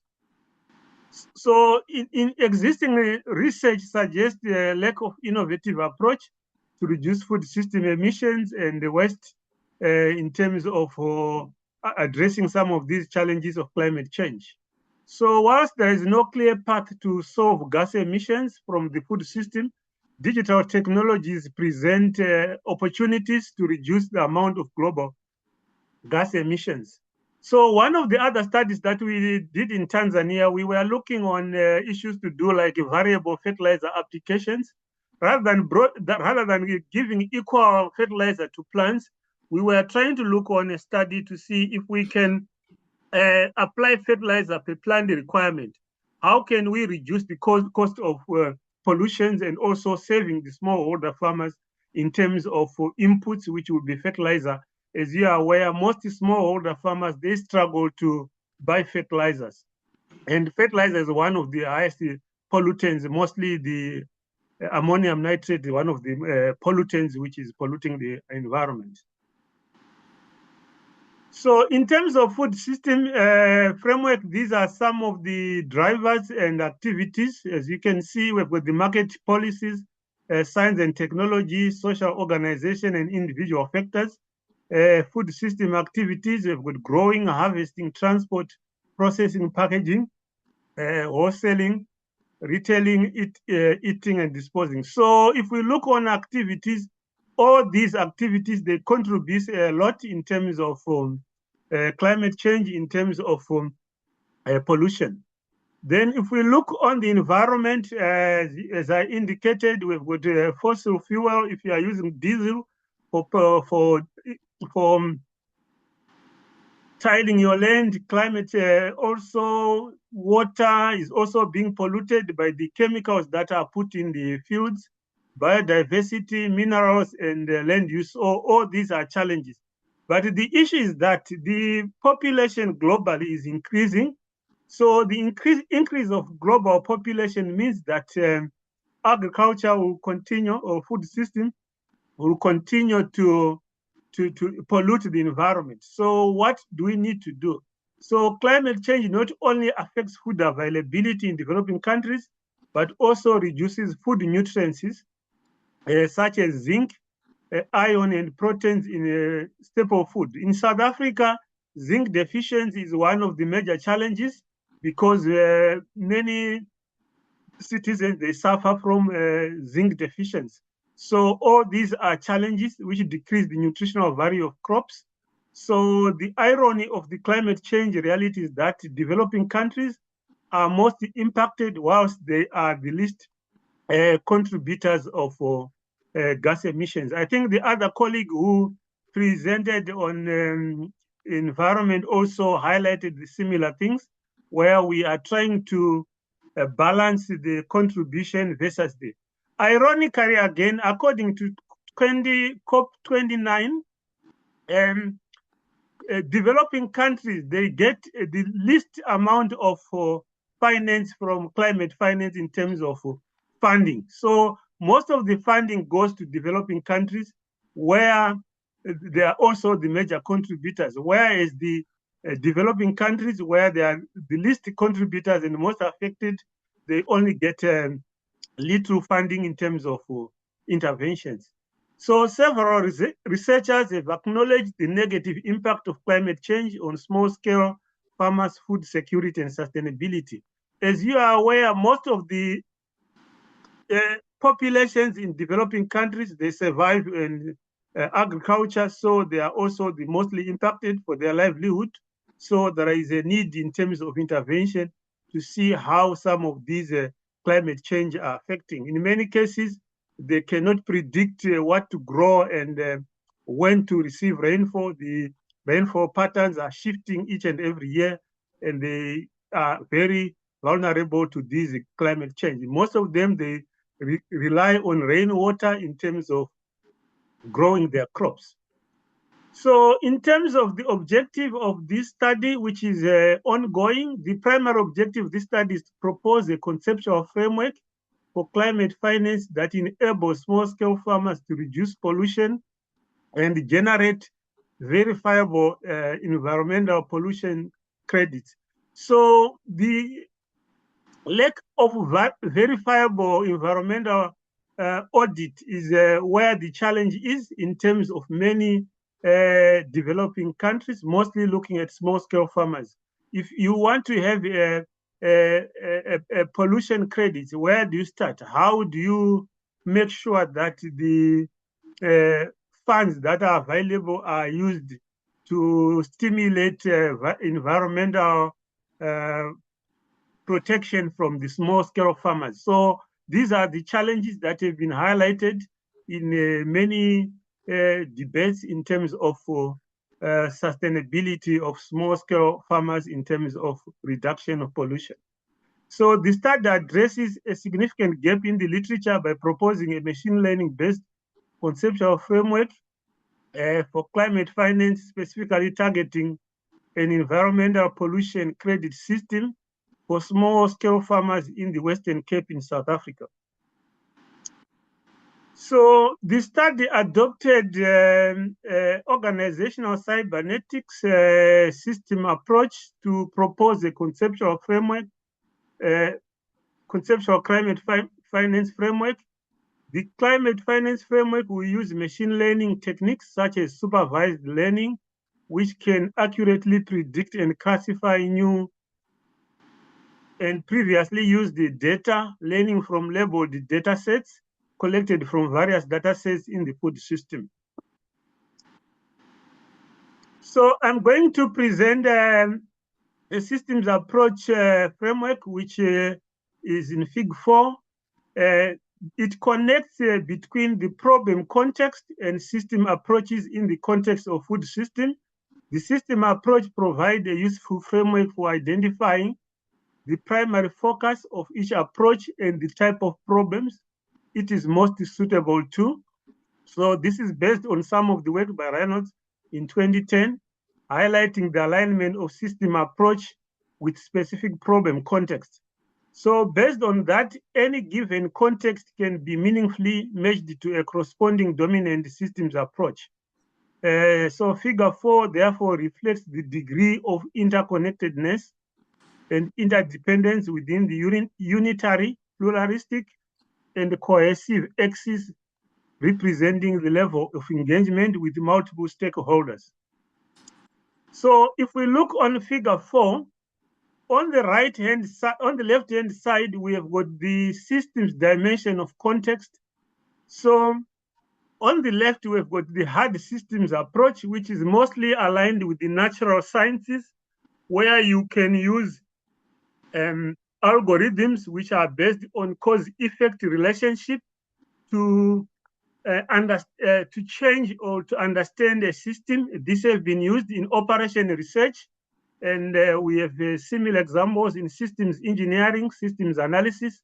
So it is suitable for simple IT adoption issues of technical nature with agreed objectives. Then we have got also complex systems, which have been used in information systems by Checkland and other colleagues. This is suitable for complex IT adoption issues of technical nature with agreed objectives. But if we look on the climate issues, as I indicated, there is no consensus in some cases, and the issue is more pluralistic, because at the end of the day, we are there to achieve a common goal. So pluralistic approaches, they are suitable for simple plural IT adoption issues of social nature with no agreed objectives. So we have to discuss and find an agreed objective, which is common in issues to do with the climate change, because as I indicated, there is funding, but how do we know that the funding that is available is used to contribute to reduce climate change? Then we have got complex pluralistic, which are used also for social nature with no cohesion. So in this case, you are looking at issues where they are not unitary, but they are social nature, which needs also discussions. Then the right-hand side, we have got systems that are complex, where you can have cohesive, meaning that some stakeholders have got more power than others. And in this case, we are looking at a complex system with a complex relationship. Then the last one looks at integration of technical, practical, and emancipatory, which we can call critical systems approach, where we are embedding the best options of functionalistic approach or hard systems approach, and also soft systems approach to approach a complex problem, which needs agreement between, and also the technical nature has to be handled by the hard systems approach, and the soft issues are handled by the soft systems approach. So in terms of this study, we used the organizational cybernetics viable systems model has to be recognized for its ability to provide insight into social systems. So the issue of climate change is a social systems, not a technical systems, because there are a lot of players in terms of achieving that. In the case of food system, the viable system promotes decentralized decision-making across various leadership levels, making it a valuable tool for diagnosing agricultural sectors and processes. Western Cape is one of the other provinces in South Africa. In Western Cape, we've got several districts. So this framework will be tested in one of the districts, but with the involvement of the National Department of Agriculture and the regional, which is the Western Cape Department of Agriculture, which will also be stakeholders in that. So based on its structuralist epistemology, the VSM is designed to create adaptive and goal-seeking entities suitable for the food systems ecosystem. So in each and every intervention, we can adjust in terms of inputs, in terms of what the smallholder farmers can do in terms of achieving the issue of climate change adaptation and reducing of pollution. So the system, the framework will be designed in this way. As you can see, we have got the national policy, we have got the National Agricultural Office, we have got the development, which will be doing the system. Then we've got the Provincial Agricultural Office, which I'm currently working with. So the Agricultural Office coordinates some of these projects. At the bottom, we have got the District Agricultural Office, which is in charge of the districts. So we are looking at cloud as a service platform that will be in each district for the trial. Then the farmers will have an IoT sensor device, which will be recording the reduction in terms of environmental pollution. For example, if a particular environment we have identified pollution that is taking place, the sensor data will be collected where we'll be seeing the changes in decline in terms of that, or we can even record the water that will be flowing from those smallholder farmers to make sure that they are using the best practices in terms of reducing the pollution in the environment.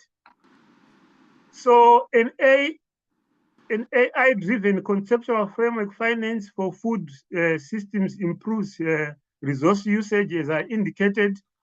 Fertilizer is costly, but at times farmers in the province, they put too much than what is required. And in some cases, as those who are from agronomists, you can have all the nutrients, but if you lack other nutrients like barons, the crops will not be able to absorb some of those nutrients. So using sensors, we can also be able to advise farmers on the best way to utilize their fertilizers whilst they are also reducing the pollution.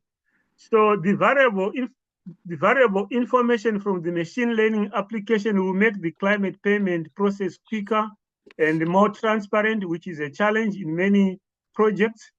The verifiable information from the machine learning application will make the climate payment process. So a cloud-based application will collect data and analyze from small-scale farmers to be paid based on their food system practices. So those farmers who engage in new practices that are tested and are able to reduce pollution, then they are paid their credits using the system. So in summary, the literature acknowledges the need to transform the food system to increase food production and minimize environmental impact, which was part of the UN 2020 publication. The study contributes to understanding of AI application on climate change, finance for sustainable food system. The study addresses the gap by proposing a conceptual climate finance framework to facilitate climate change mitigation by small-scale farmers in developing countries. So the framework is not yet tested. We are in the process of seeing how can we implement. So we are working with the various stakeholders, including some in the global north and also in the global south. So I think that's the end of my presentation. Thank you so much.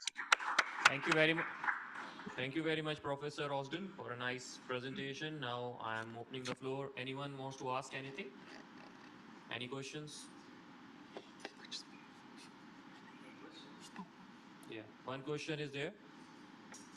Professor Osden, Mr. Yes. Question.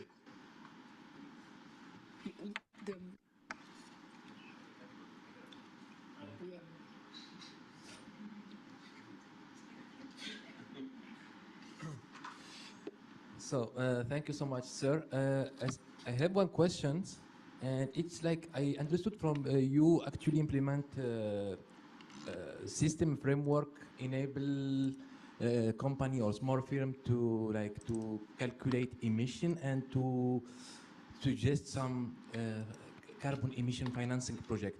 So the question is, what your framework do differently than carbon credit market at the end? Because there is carbon credit market and every country, like every company in Africa, so they have to, they calculate the emission, and if they emit more than the normal, they have to go to this market and maybe to sell or to buy some carbon credit. So in your framework, what did you do differently than that? What is your gap exactly? Okay, my framework is different from other because I think the system approach says that you don't use mechanistic or functionalistic approach to address a system of this nature. Looking on carbon only might not be the only solution, but you need a top-down, a bottom-up approach. So I'm now trying to use a bottom-up approach. The smallholder farmers will give us parameters which they think will be able to assist in terms of reducing the carbon. And the issue of buy-in from the farmers is very, very important. So that's why we are trying to use a bottom-up approach rather than the top-down approach. Carbon is not the only issue, but there are many other variables. As I said, fertilizer is very expensive. So if the farmers can see the system working in terms of reducing their cost, then you already have the buy-in from there. So we are looking at more variables than before. Thank you. Just one last question. So you use machine learning algorithm in your framework, and this you use like supervised learning approach. Which algorithm you used in your framework? So do you use for prediction or classification or clustering? So you use which algorithm? AI algorithm.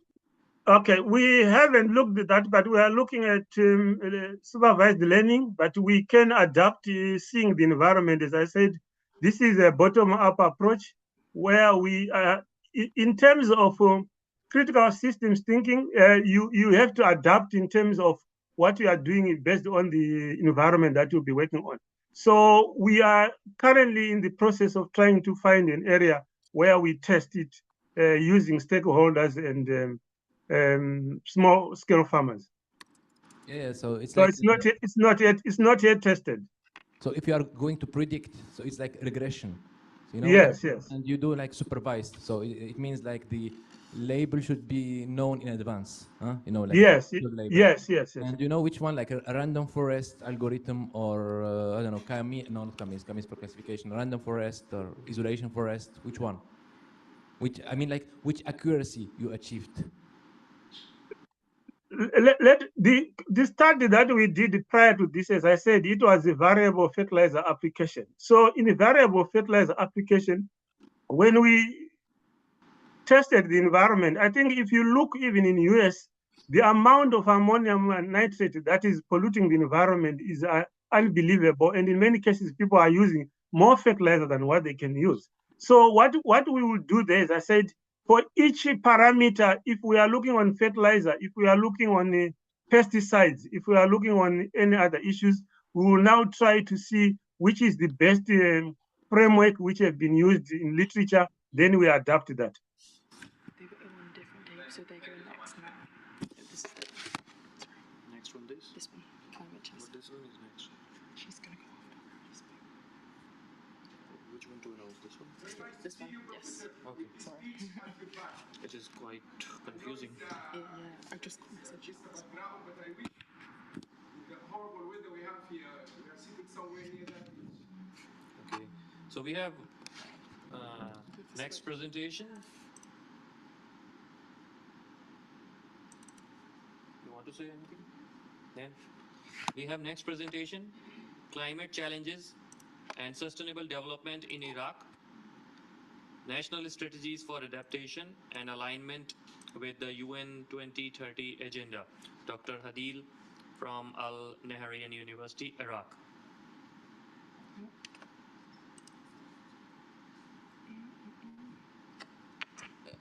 Your mic is off, by the way.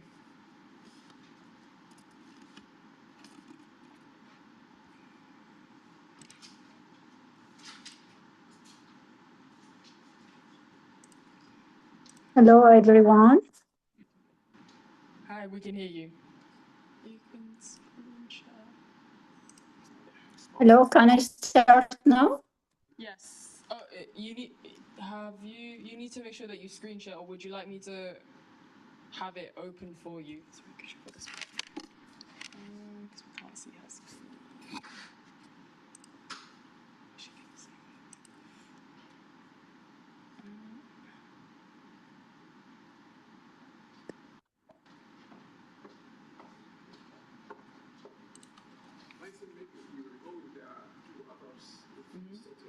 Okay, yeah. Dr. Hadi, Yes. if your presentation is not ready, we can have someone else go and then you come back when you're ready, or? Okay. Okay. So, Yeah, thank you. Thank you. Yeah. meanwhile, she's preparing, let's have another presentation. Nature AI Infusion for Sustainable Iraq, Innovative Interventions Beyond 2030.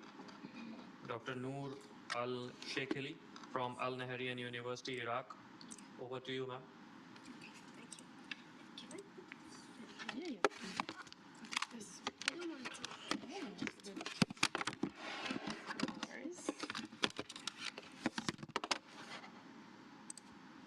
So, does this work? Yeah, it's working. Yeah, thank you.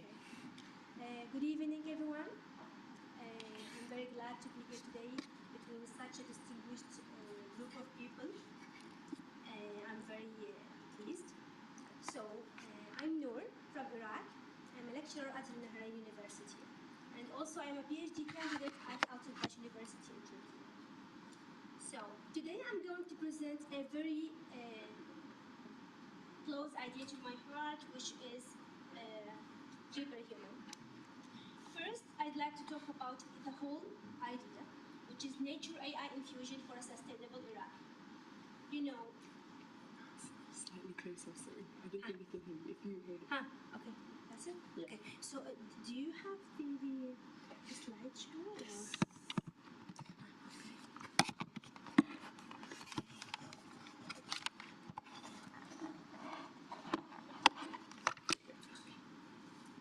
So, can you hear me better now? So, previously in the old times, Iraq was known as Ard al-Sawat, which means the land of black soil. This is due to its fertility, richness, and due to its excessive greenness that was looking like dark. So this is the history of Iraq. But unfortunately, in these days, we are facing very complicated issues regarding the climate and environment. We are facing air pollution.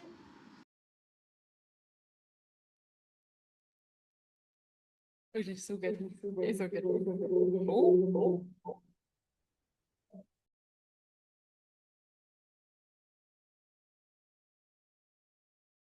Pollution, we are facing desertification, water scarcity, and this is also pushing through bad public health.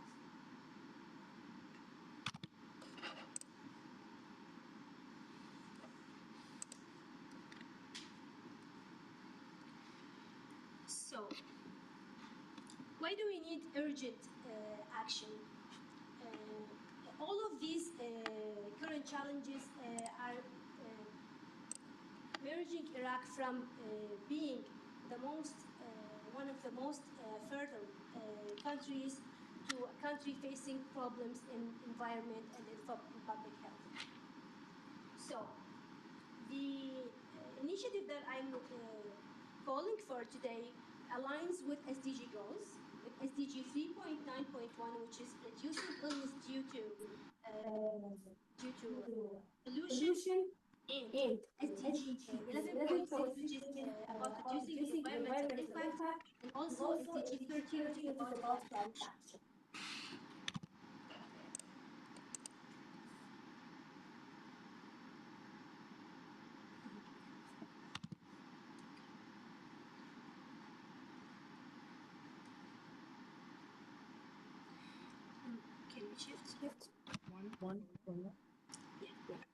So, I'm introducing the Nature AI Infusion Framework. It's basically nature-based solutions that are driven and empowered by it. As we all know, AI is growing nowadays. So we can use this in the most basic importance in countries like the environmental challenges.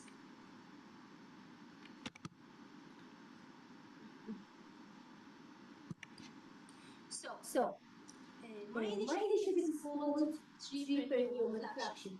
So, we are a population of 44 or 45 million. If we plant a tree per every human, we can achieve a very distinctive goals and achievements in regards to environment. So, we can achieve a better green coverage, we can achieve reduction in PM2.5 and PM10 levels. Also, this supports biodiversity, mitigates dust storms, and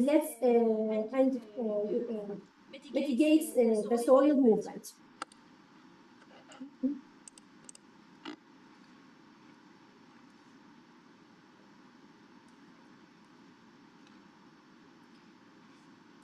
So, if you ask me why tree, tree is one of the best nature-based solutions to mitigate environment. Trees absorb carbon, which is pollutants, reduce temperature, stabilize soil, and prevent dust movement. They also increase oxygen levels and create spaces that support well-being.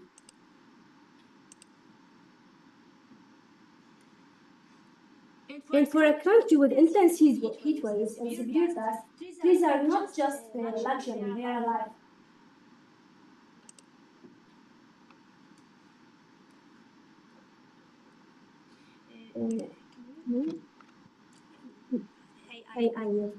Sorry. So, as part of my work in PhD, I worked with many AI algorithms like the data series algorithms, some optimization algorithms, and many others. So, if we can get use of these algorithms in planting the tree per human initiative in a dedicated period of time, we can achieve many things that will affect positively the environment of the land.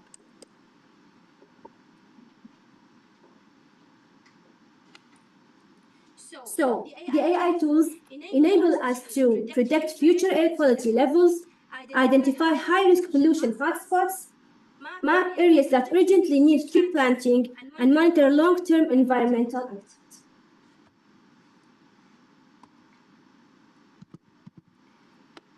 So, Tree per Human is designed to involve schools, children, people from every ages, from every culture. It's about engaging the community along with the government and NGOs, with everyone that can help with this. Because I believe sustainability is something that is done by community, not only by government.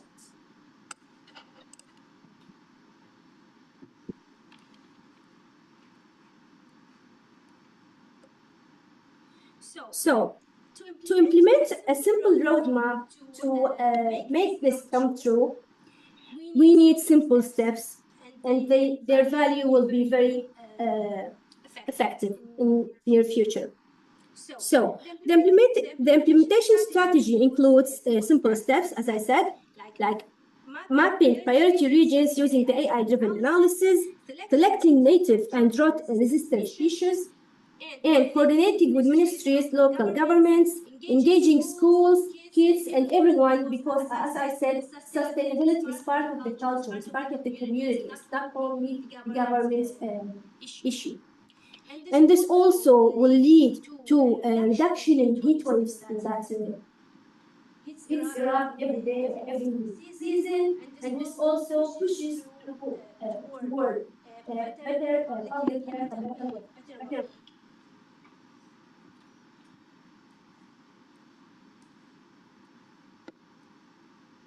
So, about the expected impact, if we plant a tree per every Iraqi human, we can achieve a significant reduction in PM2.5 and PM10 levels.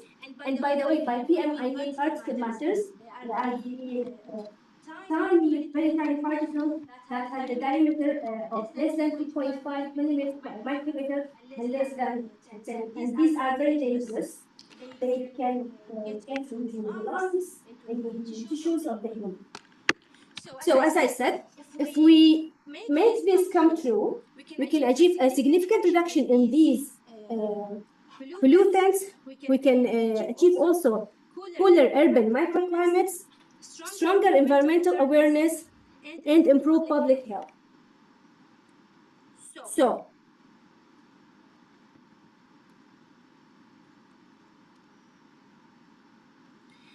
one of my personal aims is to represent Iraq as the sustainability arena.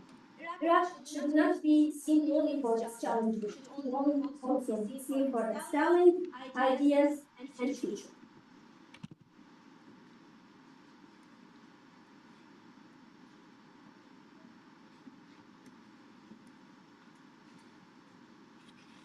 So, as I said, it's my dream to represent Iraq in a better sustainability arena, and I believe we can do this by applying this deeper human initiative and by gathering the knowledge and by cooperating the government and the community together, and this can lead to better results regarding Iraq's health and regarding Iraq's environment.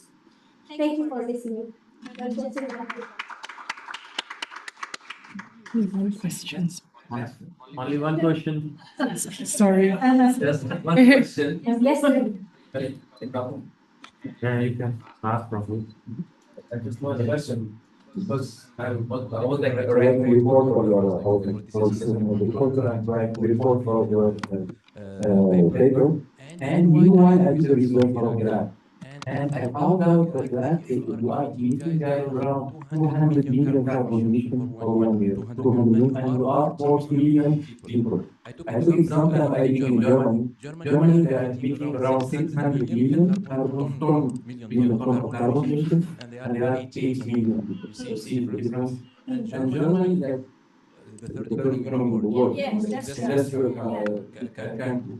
And I see also that for Iraq, most of their carbon emissions come from power industry, 35%. So in this case, do you see like AI, what you did research? So climate change like the most first priority, and maybe also great sustainability in renewable because Iraq knows and Iraq is like the most produce oil in Gulf country. So do you see like forward like the most carbon emission comes not from fuel oil, it's from industry. So in this case, AI plays a very significant role to reduce carbon emission. In your research, did you take into account how we use AI to reduce carbon emission, for example, to make the better sustainable supply chain or to make supply sustainable industry? First, thank you for your question. It's a very good question. As you read in my paper, I suggested many things that could reduce PM 2.5 levels. One of them is using the renewable energy. But to be practical and to be honest, I have to focus on what can be done, what can be possibly done. I know renewable energy could shift Iraq environmental case to a new level. And I know this is the most thing that we really need to solve. But some things just can't be solved easily, and they involve many sectors and many many partners. So to be honest, I'm talking about the things that we can do, the things that are simple, that are not costly, that may also do a very good impact. I'm specifically focusing on green coverage. I need Iraq to be green again, as I said, Ard al-Sawad. It needs to be green again. Also, to solve the energy issue is a big deal. It's been 20 years for that, or more than 20 years to solve this. And it's a simple thing to be solved. I know, and you know, and everyone knows that. But it's just it's not in my head or other people's hands. More carbon emission. At least we can some green things to absorb this. What do you think? I can't try to move the generators, but I can push trees to absorb these gas to make some balance. Right? Thank you so much. Thank you for your question. Thank you for your Thank you so much. I hope you all have enjoyed the presentation. Thank you, Dr. Noor, for having your physical presence in the conference. Now let's move to the next presentation. The normative and ethical role of languages in sustainability awareness building. Dr. Brown from Lezersky University, Poland.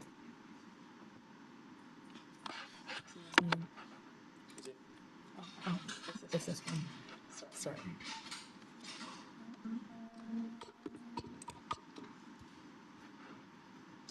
Thank you. Hello, everybody. It's going to be a different journey right now. First of all, we've got the lawyer in front of you, and as you know, it's medically proven lawyers are boring and the heart. I know what I'm saying. I was at university. I was very immense. And there, of course, it's medical department. I've been checked. No heart there. There is a sentimental journey for me. So thank you very much. Thank you all the organisers. Thank you, people in the room and online. It's not easy to follow online. I know it. I hate it, and I won't hardly need to tell it. I hate it. But sometimes you need to do it. Thank you for being with. Sentimental journey for me because there is a building you may see from the window with a big logo. You don't need to read it right now, but I used to be a associate general counsel for all businesses of all geographies for the bank over there for several years, a long time ago. So I am a practicing lawyer. I am a deputy rector for my university in Warsaw, Poland. Invited whoever wanted to visit one day, and also academic. You want me to look at myself? Sorry, It's not a nice picture. The power went off on the screen, so they can't see you. So what I wanted to talk to you is to talk laws, but differently. As you might not know, or you might know, there's two basic, more simple, more obvious methodologies in terms of how you scholarly deploy law. One is dogmatic, which is trying to understand what the law says, and the other one is doctrinal, which is how the law says. And this is exactly the hard topic of my presentation. So legal as a tool, as a method of sustainability implementation. I think the technical problem is the problem because I've abused. You said you came up and you said, "Oh, I'm going to talk about something." Yeah, I've abused. Sorry for that. I shouldn't be here, by the way. I should be in the next session, but I've got a very important connection I need to make at 1 o'clock, so I won't be able to be there. So again, for your flexibility, thank you, Director. The doctrinal. That means that you try to understand language as a tool, as a vehicle that transports the values All right. So this is first of all methodological approach to what the law can, how the law can be researched. Law is about language. There is no norms that are not expressed in the language. Sometimes the language is not verbal. When you walk along the streets of London, there are some horizontal signs on the asphalt. Those also the norms. They tell us how to walk, which side to turn, when you want to cross the road, and so on. But all that, at the end of the day, is the language. It's just a different type of subscription of the language, but this is the language.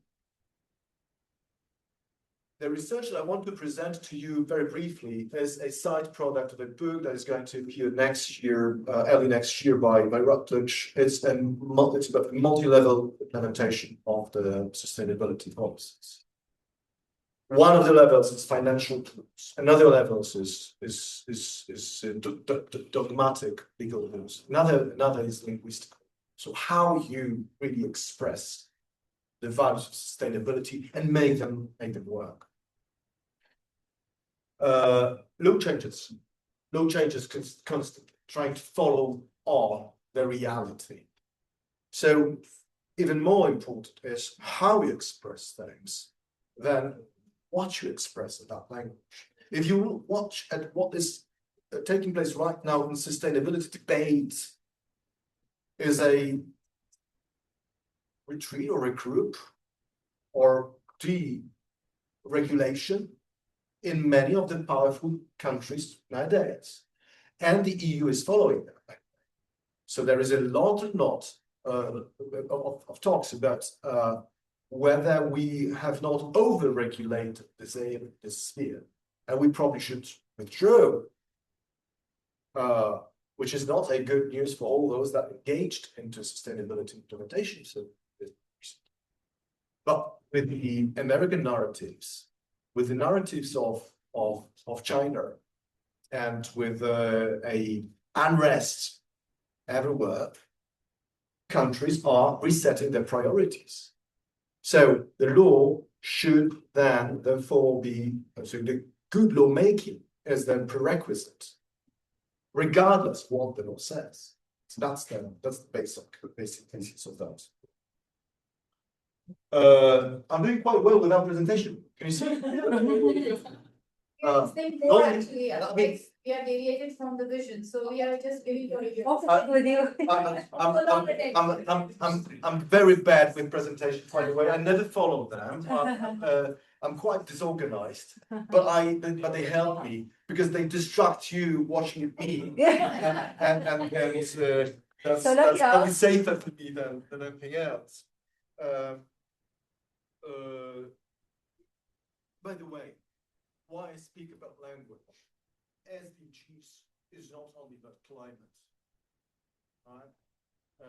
Sustainability is not just only about the green era. It's also about all the social and governmental aspects of that, societal aspects. You've got those three letters acronym SDG, societal. ESG, environmental, societal, and governance. We should not forget the other two letters, societal and governmental, which compliance. The last remark, and still giving you a chance to help me with presentation, is the law to be sensible at all needs to be well formulated, but also at the end of the day, it should be efficient and enforceable. Law without enforcement does not make sense. Sustainability talks without law does not make sense. It's only relies on our values and our goodwill, which we of course have here in this room. But speak to companies, speak to authorities, speak to all the big stakeholders, players, whether they share our values. Declaratively, yes. In practice, So that's where we are in terms of the approach and the main topic. Okay, now I probably lost all my hope and try to get to the normative and ethical role of languages as sustainability. I will need to use my readers. Yeah, exploring how linguistic diversity underpins justice, inclusion, and resilience and sustainable development. That's what I wanted to say here. And then the language is a normative infrastructure. Normative infrastructure. That's how we, the lawyers that deal with legal theory, tend to call it. So language is never just a neutral conduit. It operates as a normative medium that carries moral vocabularies, but also ritual obligations, such as sanctions and so on. I hate reading. I mean, well, presenting one. So what's the research problem? It's tripartite. It's triple-fold. First, it's technocratic neutrality. That means that planning treats participation as linguistically neutral, ignoring how pursuit of justice depends on using languages, communities, and trust. It's not educational priorities. Language has educational priorities. Reforms after priorities, global language lingua franca, without robust safeguards for heritage, indigenous languages. And then it's also the legal gaps in research problem. So once again, technocratic neutrality, educational priorities, and legal gaps. This is where the research problem lies in three parts of that. So what are the questions that we try to tend? And then problem really is that once you start asking questions, then you learn. So I'll give you a handful of them, and they are the following. First, how do languages articulate normative worldviews, ethical duties, customary rules that structure sustainability awareness? So how the languages articulate normative worldviews. Another question is, in what ways does language preserve and transmit cultural heritage across generations and borders? The third question that is in this research, or a bit of this research, is how do multilingual education and language policies advance or hinder specific SDGs? The fourth question, what legal frameworks best protect linguistic rights, but also biocultural heritage? I will show you the link between language and bioculture, by the way. And how can diasporic linguistic ties be ethically leveraged to strengthen community resilience for sustainability of knowledge?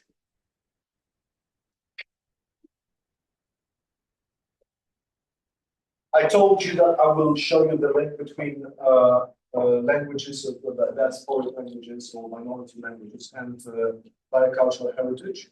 It is simple. Do you realize that 70%, and by the way, my research is not numeric, it's very much theoretical, but do you realize that 70% of the communities using minority or diasporic languages live in the biospheres that need a biocultural protection? Quite natural, isn't it? Indigenous people in minority, and then the nature surrounding them. So they are not very different. I told at the very beginning that we are not going to talk about climate on, green on, but we cannot avoid the fact that, in fact, there is a direct link. People living in those spheres, those areas that need a particular protection, particular care, they are actually using for their communication the languages that are not the lingua franca, that are not the main languages.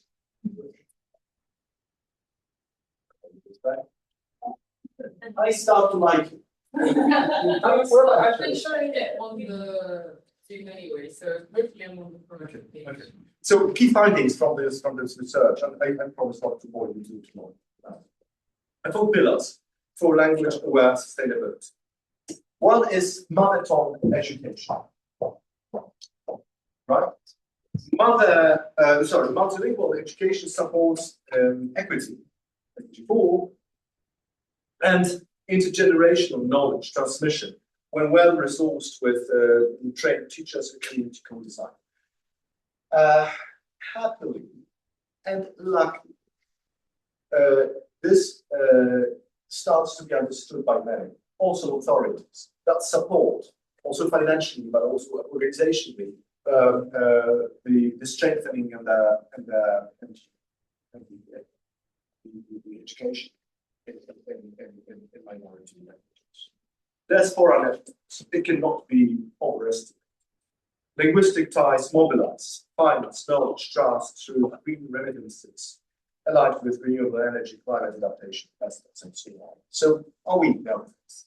We know this. Diasporic links are sometimes very, very strong, even outside of the natural linguists. So the language is a transmitting belt to those diasporas. Indigenous knowledge, I already mentioned that word, but here in the other context, the knowledge that refers in particular to this soil, to this place, to this heritage, to this prestigious inherited place on the earth. This is something that is again transmitted in traditions, in notions, in expressions, in rituals, in something that cannot be encoded otherwise than in language. And then legal frameworks. Of course, that's something that is the core of research. I structured this presentation to put it a little at the side, not to bore you too much with that. But at the end of the day, to make all this happen, you need to structure that within a normative, normative framework. I mean, make it work. For us, more is evidence, subject, object, and their relations. So, there are mechanisms linking language to sustainability. Very briefly, semantic pragmatic alignment.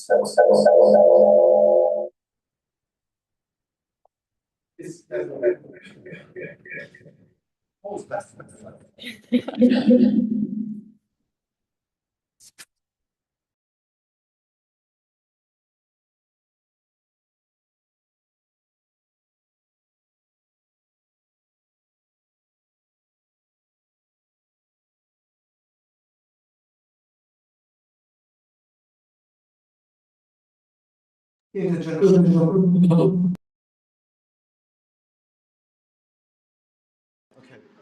So you need this like the mechanisms, the mechanism.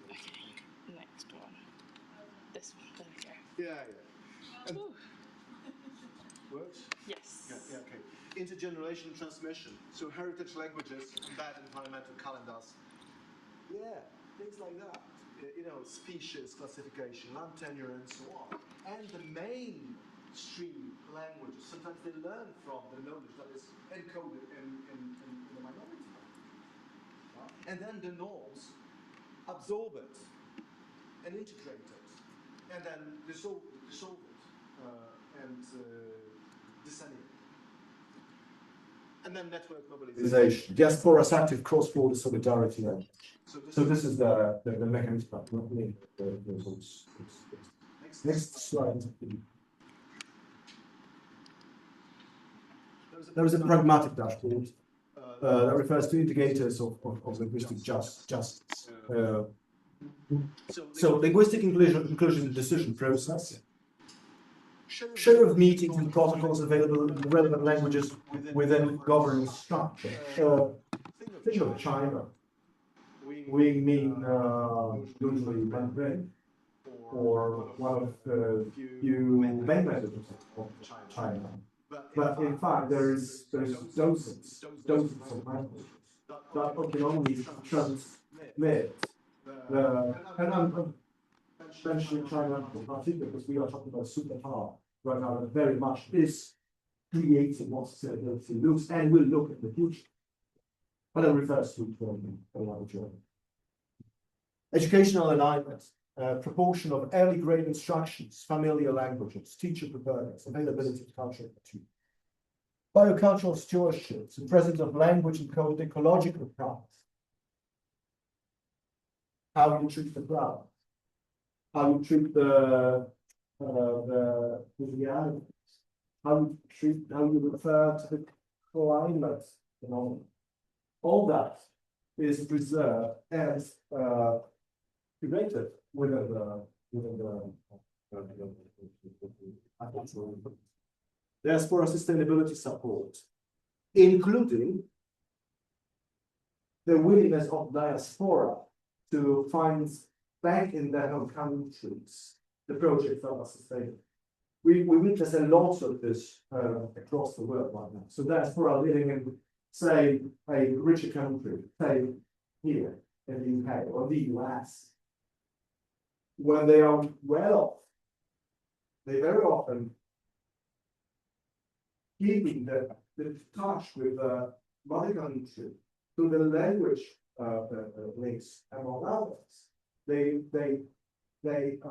mature to the moment where they want to read less, and what they less do very often inherit. That is a core of sustainability. Social cohesion, trust in institutions across language groups, perceives fairness language policy and procedures. It's a trend to preserve those languages. It's a trend to support them. It's a trend to put them also in front in terms of the relationship between the minorities and the administration and the parliament. So, implementation pathways, legal regulatory reforms needed, educational law must codify early grade mother tongue instructions. It happens already in many geographies. Heritage and environmental statutes should explicitly recognize biocultural heritage. Administrative procedures, I just mentioned that, require multilingual participation proportional to the representation. Financial regulation can pilot diaspora green remittance. In terms of operational measures, language impact assessment, conservation plan, infrastructure projects, prior and informed consent procedures in relevant languages, community call for norms, funding for community language programs is needed, and digital infrastructure investment for low resource languages. It is ahead of us. Of course, the main focus on investment in technologies now in main languages, but it doesn't need to stay so. So shortly, language is a constant, not only for justice as a slide, it's a constant for a normative debate how sustainability should make it work.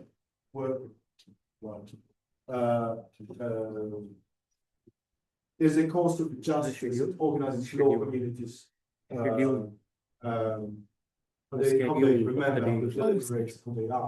how they hold another accountable for other generations. I have mentioned, I probably don't do that. I've mentioned an important factor,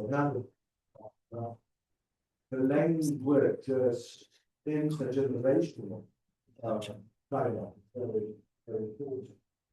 We see those things. There is multiple languages that die every year. We are aware of that. But still, the older generations, they preserve the language as a cultural heritage. And again, sustainability is not only, it's also only about the climate, the nature, it's also about it's not only about mother nature, but mother culture. So I hope that was boring enough to take you now out to the Russian asking questions. So thank you very much.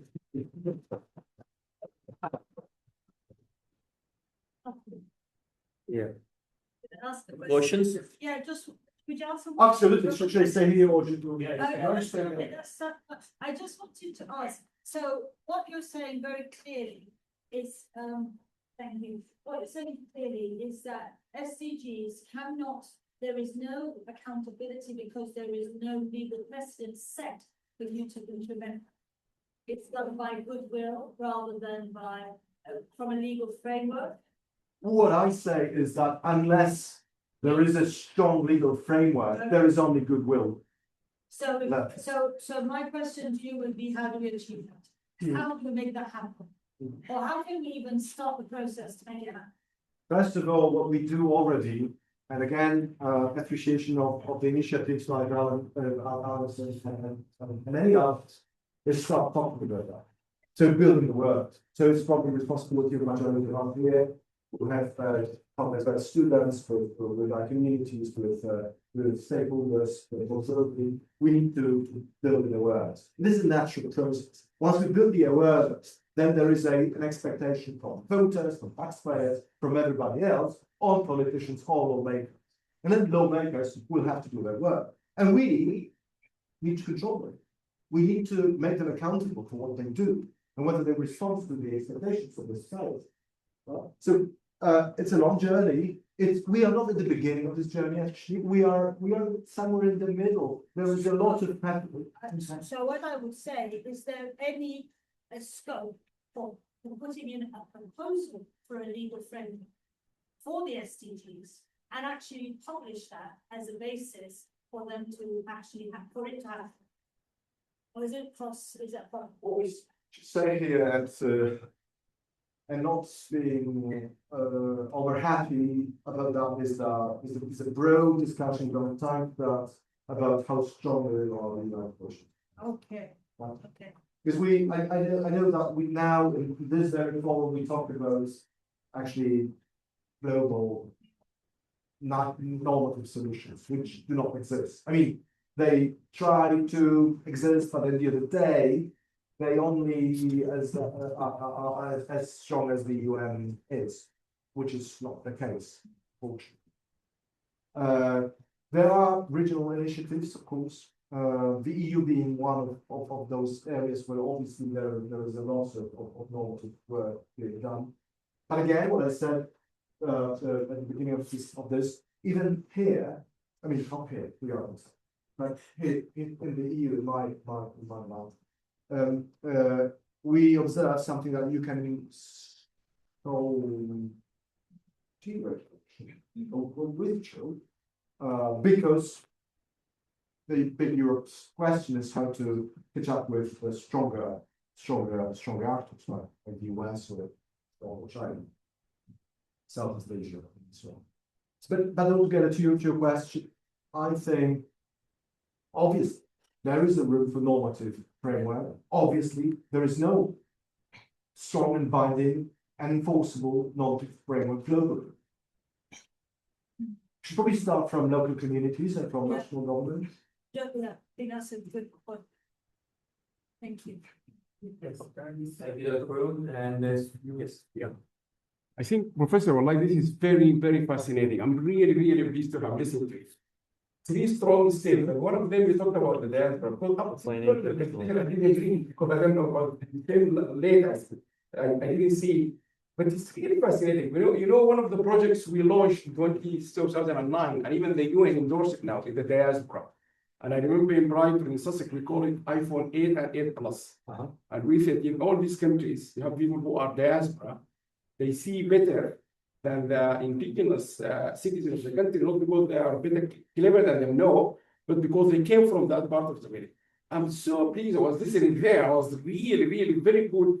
Really, really, I like the argument you made about the diaspora. That's number one. Number two, I was so pleased because the whole WSD is about the statement you made. From 2000, we started because we said, say, a sustainable development is not about green or climate change or CO2. And that exactly this is WSD. So I think this huge thing. But the last thing, very important, the professor asked the question. I'm going to, because that was my question, but I'm going to rephrase it. We're going to propose one of the things we're already going to say to them. They will ask us what is the solution. One of them is that there should be a legal binding. Yeah. So you can ensure at least these people. So if you don't mind, we would like you to be involved in this because we want to give them the answer from people like you from a legal background, and we have also some people here in London from the Center of International Law. I think that would be fantastic.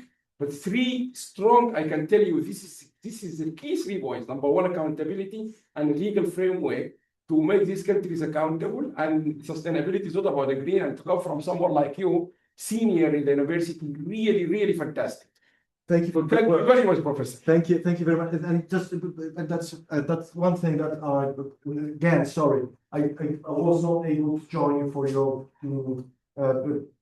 dinners and so on. Excuse me, but I strongly hope there will be other opportunities. But to your last words, I'm super happy to get engaged first, but also you can easily reach me. I'm even on WhatsApp group.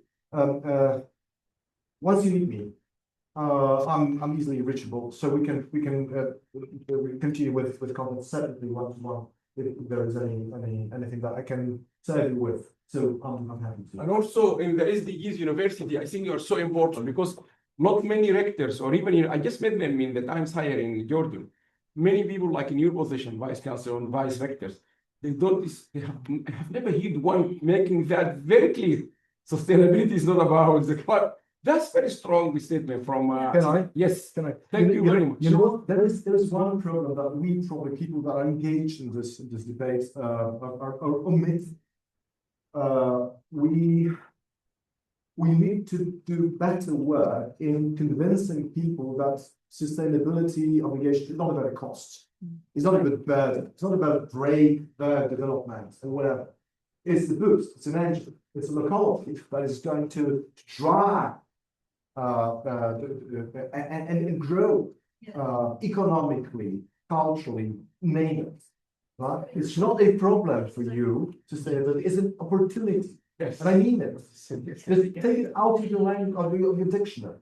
The glossary of yours should not contain the word of problem. We are not a problem people. We are people that try to solve the problem that the other generations have created.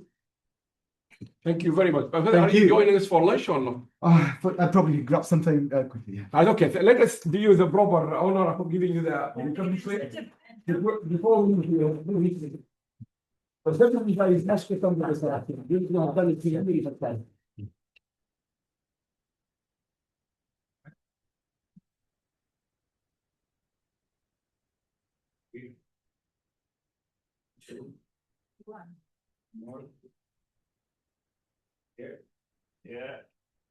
Thank you very much. What I suggest, go ahead of us.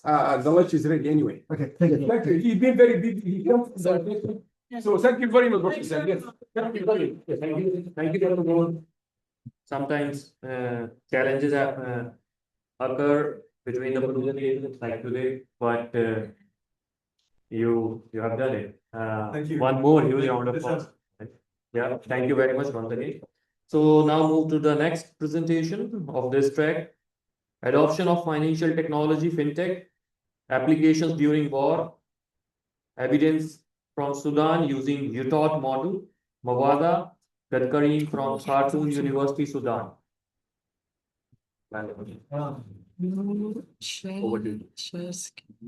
This one clear something in my presentation just. Okay, yeah, just change it. The timing is 15 minutes. Okay. Yeah, go. Thank you. The back. This one. No. Just a second, sorry. No worries. Yeah, here. This is performance expectancy, not effort expectancy. Which one? This one. Effort. It's performance. Oh, I'm sorry. Okay, no worries. It's performance. Okay. This one. This one. This one. Okay. Thank you. Hello, everyone. Good evening.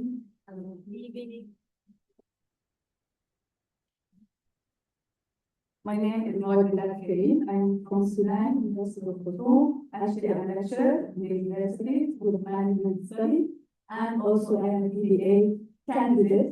Actually, I finished my comprehensive exam before the war in Gaza, and now I'm working in a research lab, and today I'm going to give you a brief about my research in financial technology.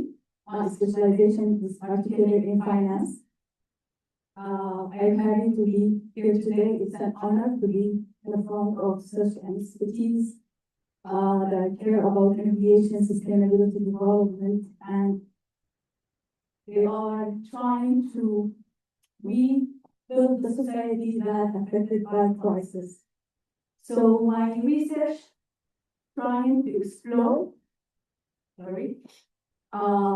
to explore how people in the world, in Sudan, behavioral changing toward technology and specifically the financial technology in the Sudan during the crisis. So the title of the research is Adoption of Financial Technology and Application during War. Evidence from Sudan using the UTA model, party and my supervisor, the DBA, Professor Abdelkader. So let's start seeing the war affected in the Sudan, the economic collapse that the Sudanese affected. After the war, I'm going to talk about a lot of problems that even was there before the war, and the war made it extreme now.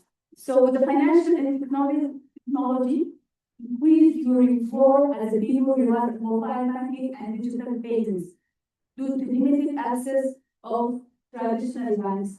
You know that the environment of Sudan is centralization.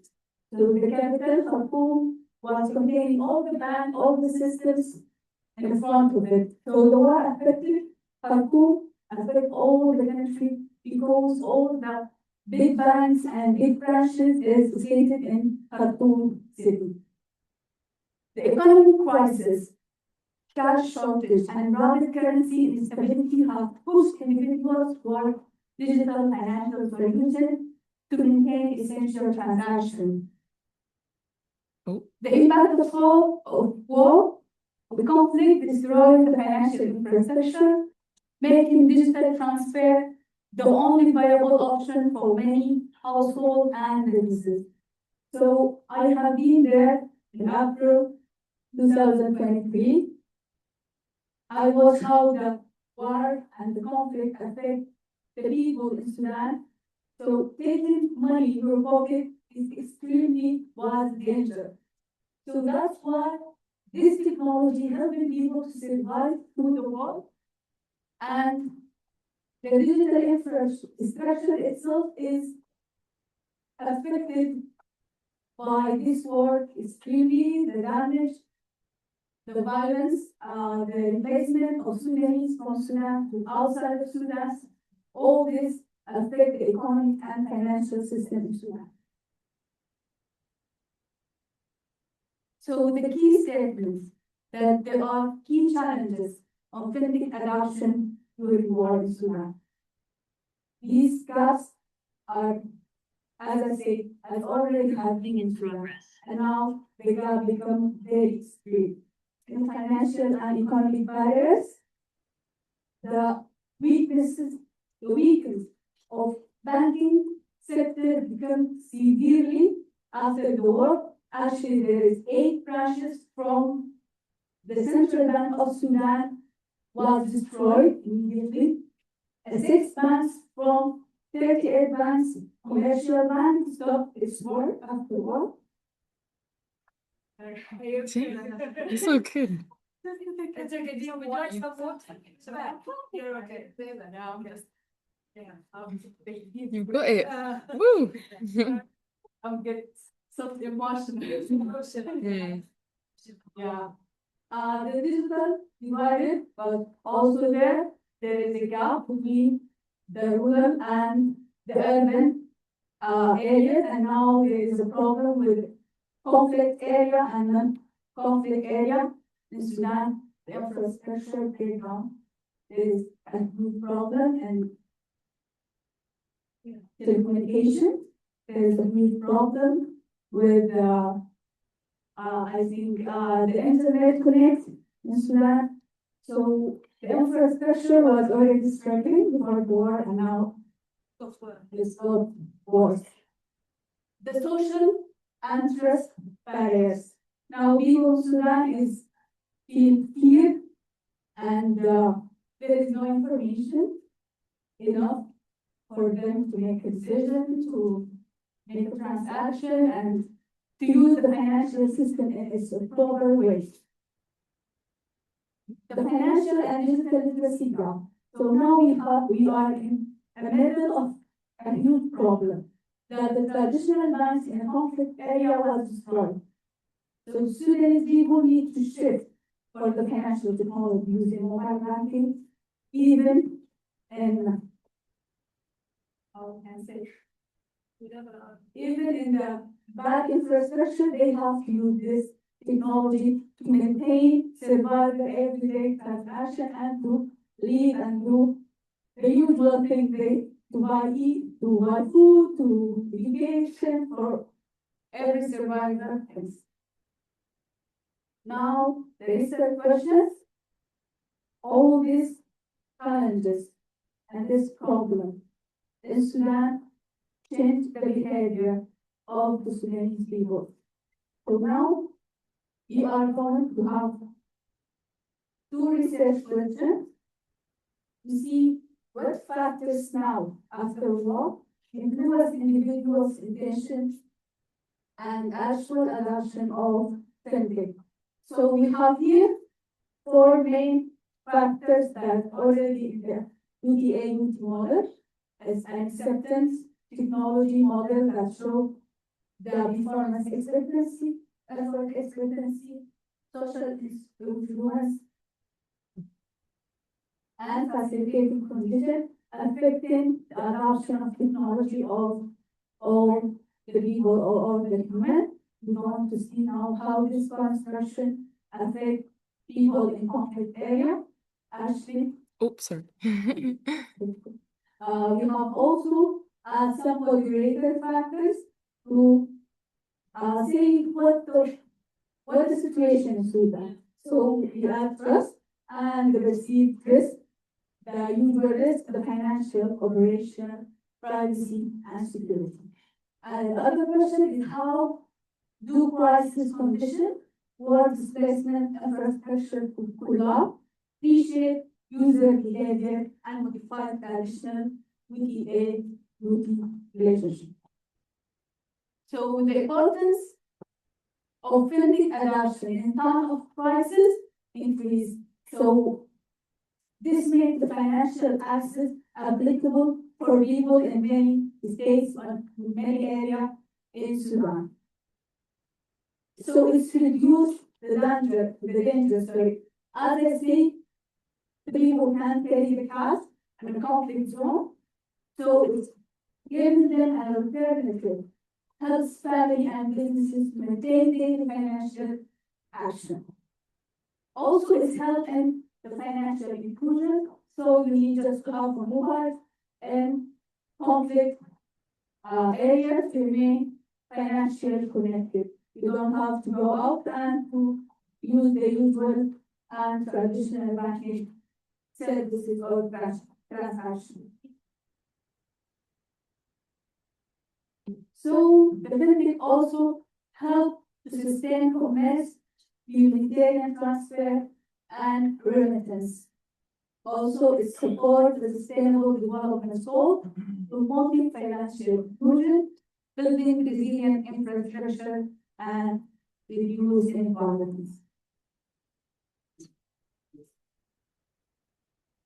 Here is the literature review on fintech adoption and the digital transformation in crisis context.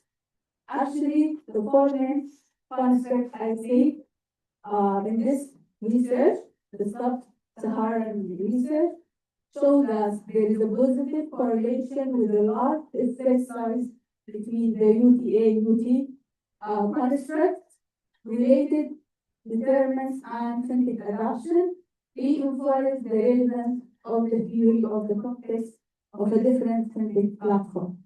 So there is 65 research in Africa, sub-Saharan Africa, show that there is a positive relationship between the 4 factors that I mentioned before and the adoption intention and the use of financial technology.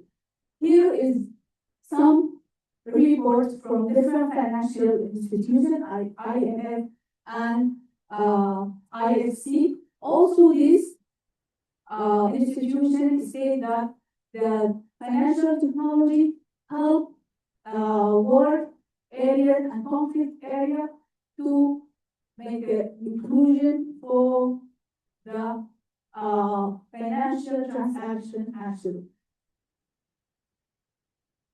So this is the methodology of the research for critic adoption during the war. The study used a quantitative research design, applies structured questionnaire grounded in the UDA model to evaluate user adoption of fintech application during wartime disruption.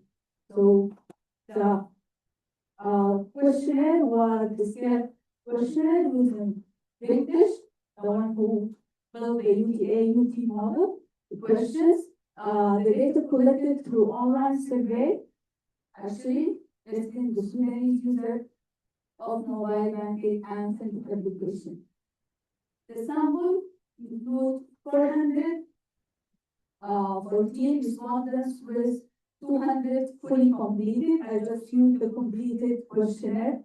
Actually, I mentioned that 48% of the questionnaire was fully completed, and many of people in Sudan that received the survey, they have a problem to complete all the questions of survey because of the problem of internet and telecommunications. So this is also an insight of how the situation is bad.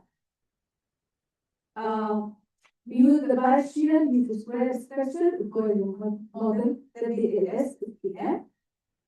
The factors, the four main factors, the performance, how the performance of mobile application affect the adoption of the financial technology, the effort expectancy, the usefulness and the easiness of these applications, the social influence, how the social affect the decision of individuals to use this application, and also the facilitating condition, along with the war-related factors such as trust, privacy concept, security risk, legal risk, and financial risk, and also the operational risk.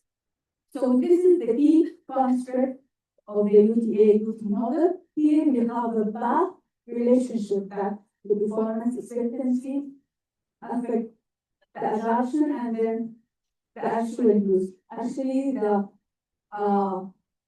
hypothesis is built through the path relationship between these factors and adoption intention and actual use at the final stages and using financial technology. This number, sorry, still very reliability. The average variance extraction, sorry. So all these factors are relevant and building the model.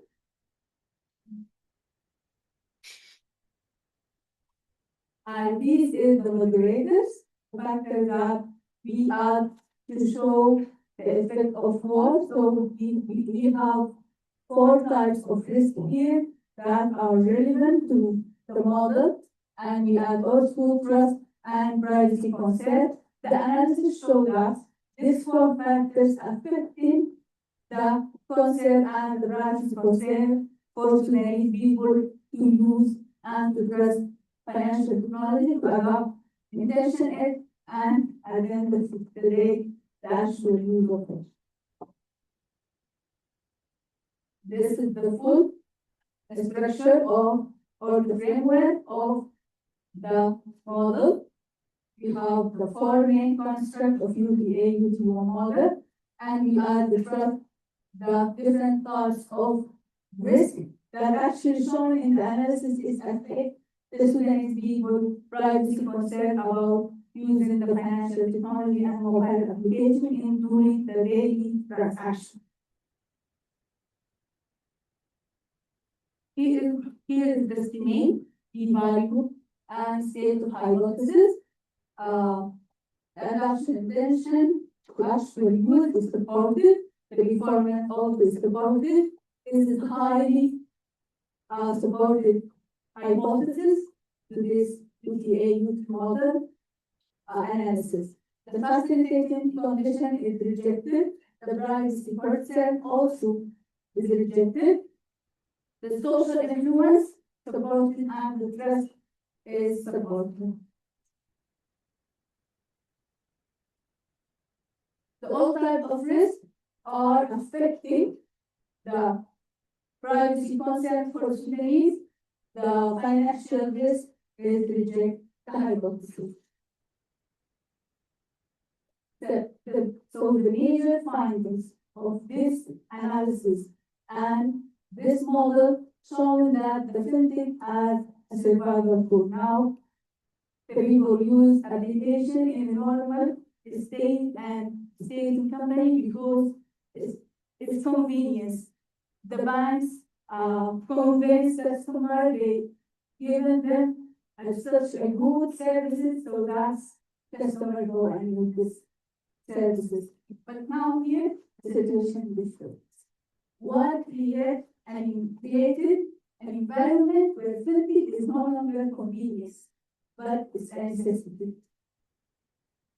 Respondents rely heavily on digital transfer to receive evidence, support displaced families, or access emergency aid.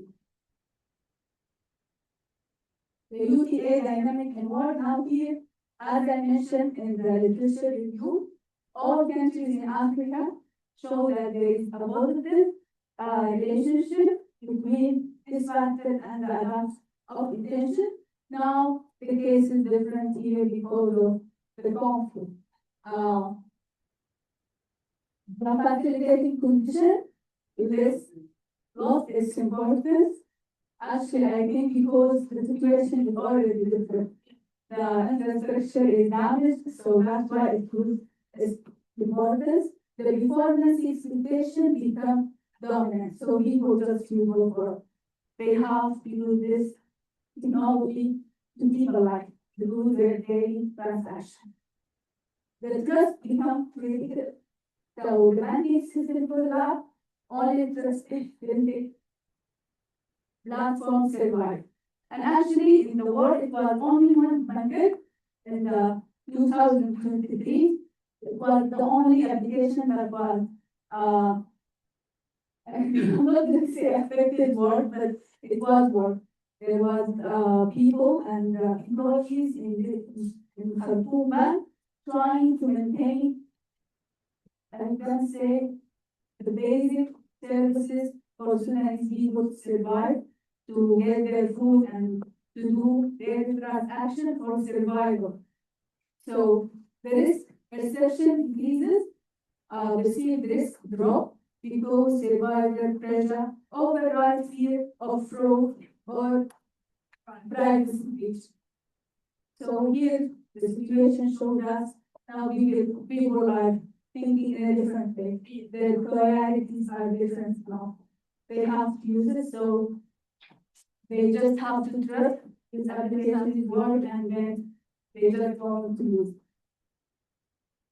This is some recommendation to address the barriers of effective fintech implementation.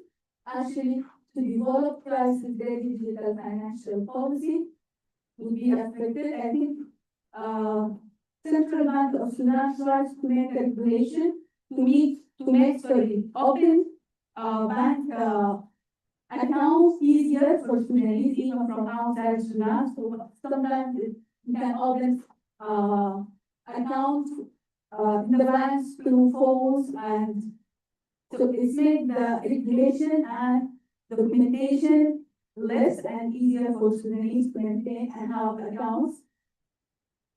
So, including flexible know your customer. Now, in many countries in the world, they use the blockchain, making a difference ledger in many places to keep it safe. So we can use it in Sudan because when Khartoum collapsed, everything in Sudan also collapsed. Also, to make coordinate between the government, telecom, and bank, think it fair. capacity building, and also allocate resources to maintain and to develop the financial technology. Help the banks is not need to be just a bank action. The government should help them to maintain this tools available for Sudanese because now it's a survival tools in context of war. Implement the system to monitor financial performance. So we have to enhance the cybersecurity, prevent fraud, and improve the availability of digital financial services. In conclusion, the study offers a foundational step toward comprehensive understanding of technology adoption in a conflict context.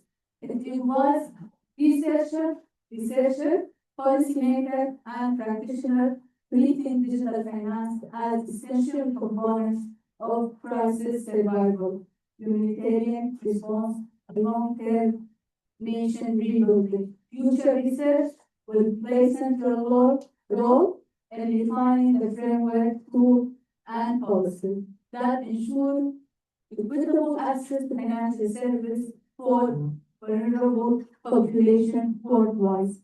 In the end of this research and this presentation, I hope this article find a place in one of WASP journal. So I hope that Sudanese work take the place in your heart and your mind, and not forget to talk about Sudan and what happened in Sudan in your real life. Thank you very much. Thank you very much for such a nice presentation. And it was kind, we can see the emotions in your eyes while you were presenting. So, sorry everyone, the time is less, so the questions and answers, we can take it later. If anyone asks that lunch, you have the mayor is on his way now, so we have to thank you very much, everyone. Really, really good. And I think it's a very important topic. Thank you very much. Yes.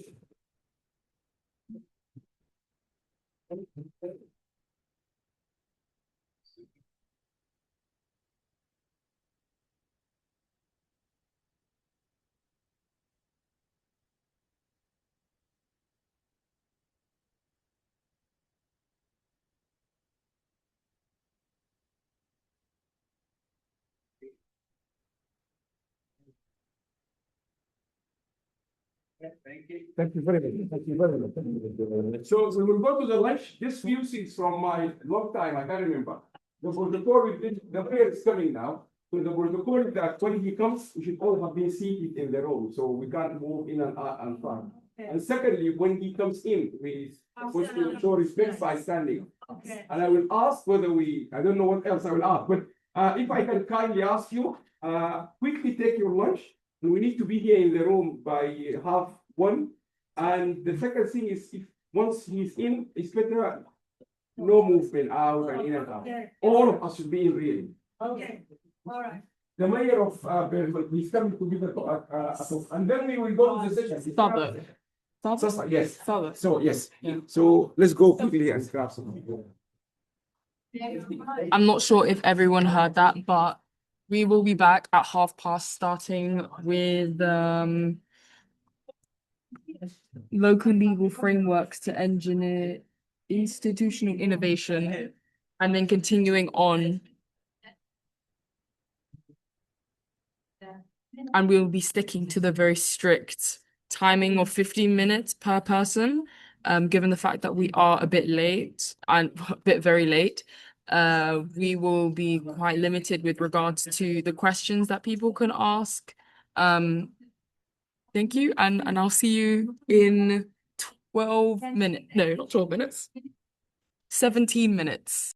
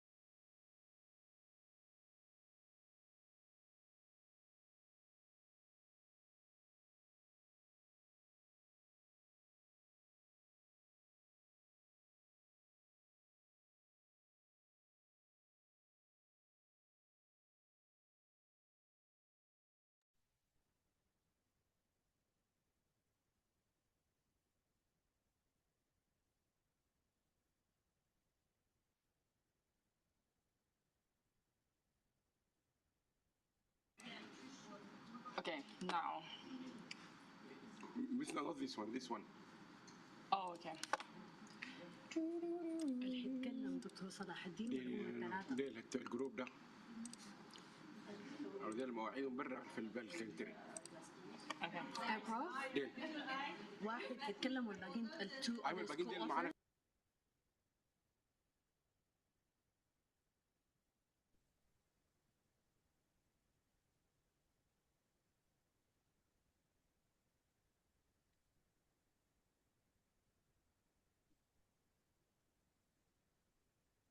Assalamu alaikum. Should I start sharing?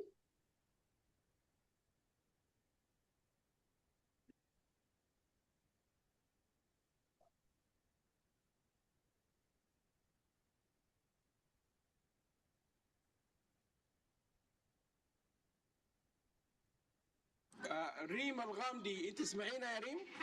أيوة الحين أسمع. Oh, 1 second. Sorry, you're muted right now. Give me 1 second.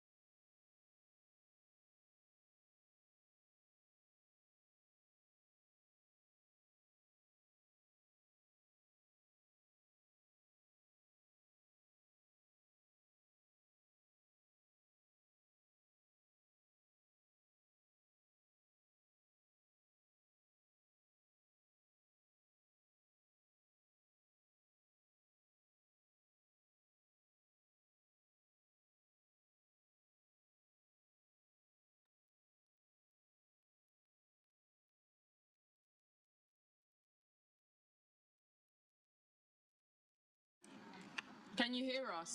Yes, can you hear me? Okay. And again, We can't hear. Can you share your slides? Of course.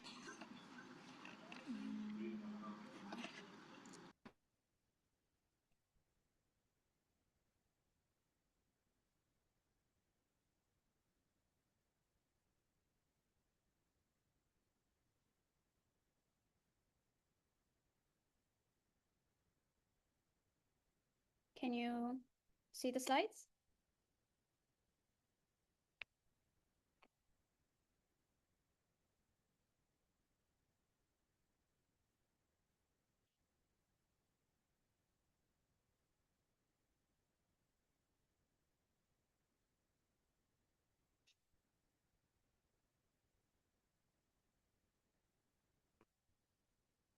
Shall I start?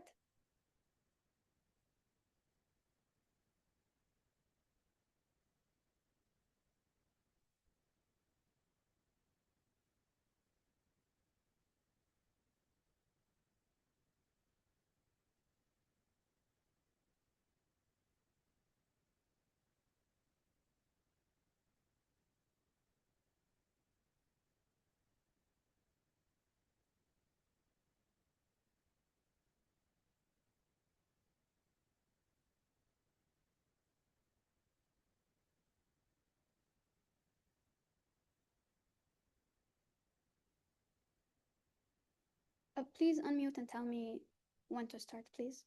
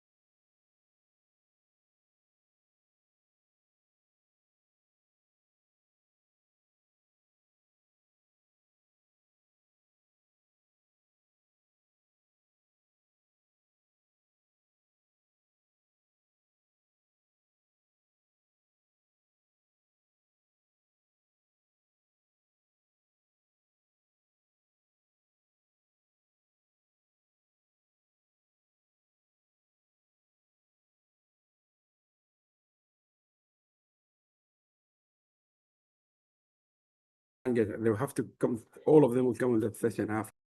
Okay, so we're finally back, but we won't be able to go through your presentation right now as we need Janet to join. Can you hear what I'm saying? الصوت السكرين ما شغالة ليه؟ They're joining. يعني لينا السكرين دي ما شغالة معنا. Yeah. ليه؟ Why is it? Sorry.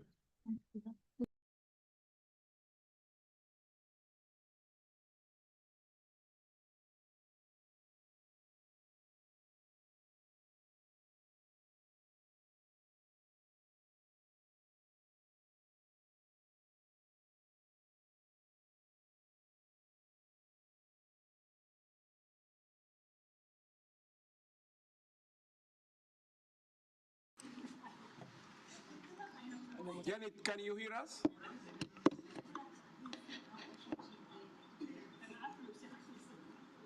Can you unmute, Janet?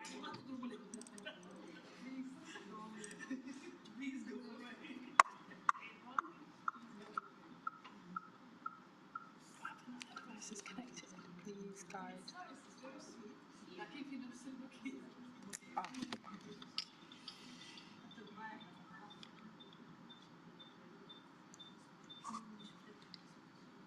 That's what it is. Oh. The course that do we need it? For now, do you need it now? Oh, no, I don't need it. It's for this session. Janet, can you hear us? I can. Okay, perfect. Can you share? Can you come on camera, Janet? So we're just checking. Okay, just a moment. Thank you. Yeah, that one.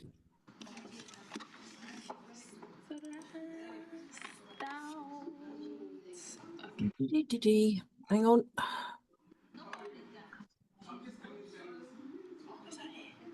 I don't know if Adam's warned you, I tend to blow up computers. Even from a distance. 1 second.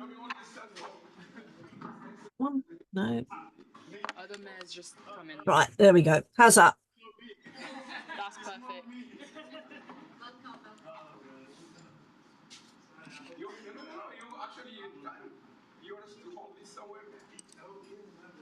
Okay, there you go. Open. Not that you need to, but can you actually see me okay? No, your camera is off, it seems. Oh, ask the Oh, right, hang on. Any second now. How's that? We can see. That better? We can hear you, and we can see the presentation. Right, okay. Problem I have is that I have a south-facing office. It's all good. So I've got the sun directly into my face. Okay, there you go. You can begin. Okay, all good.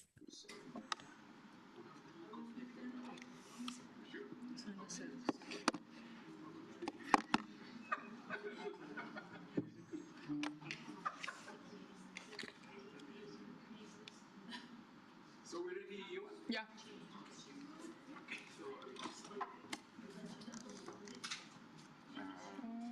So Janet is ready, right? Yes. Unless you can switch it off now.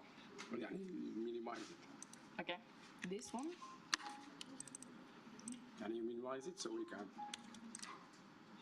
We need the video of the conference. Oh, right now. Okay. Yes, you need the conference video. Yeah.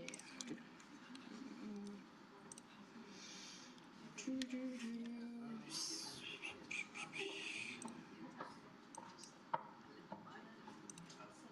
Why is this frozen? What have I done?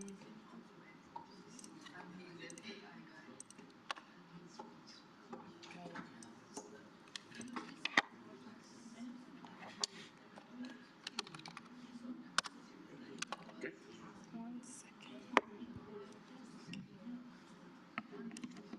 You start speaking now, before you finish.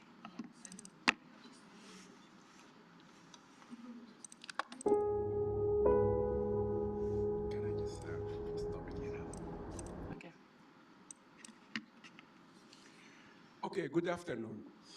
Warm welcome to our key guest of this conference, Because we had a professor here, expert on protocol, so she's keep telling us what is the protocol. So the protocol, I'm going to read exactly the my quote because my of course. My speech is This is very important.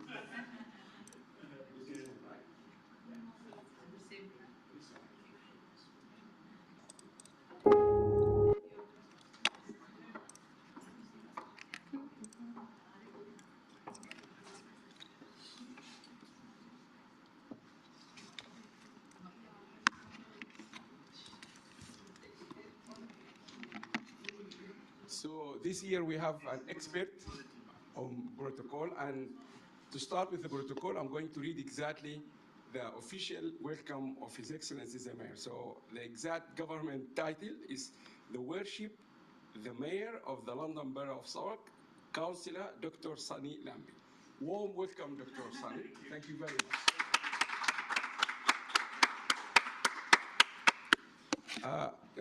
I'm going to try my best to make it as short as possible to welcome you, because His Excellency is not new to WSD.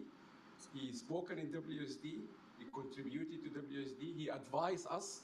He's a very, one of the, I have always said that, he's one of the finest politicians in this country.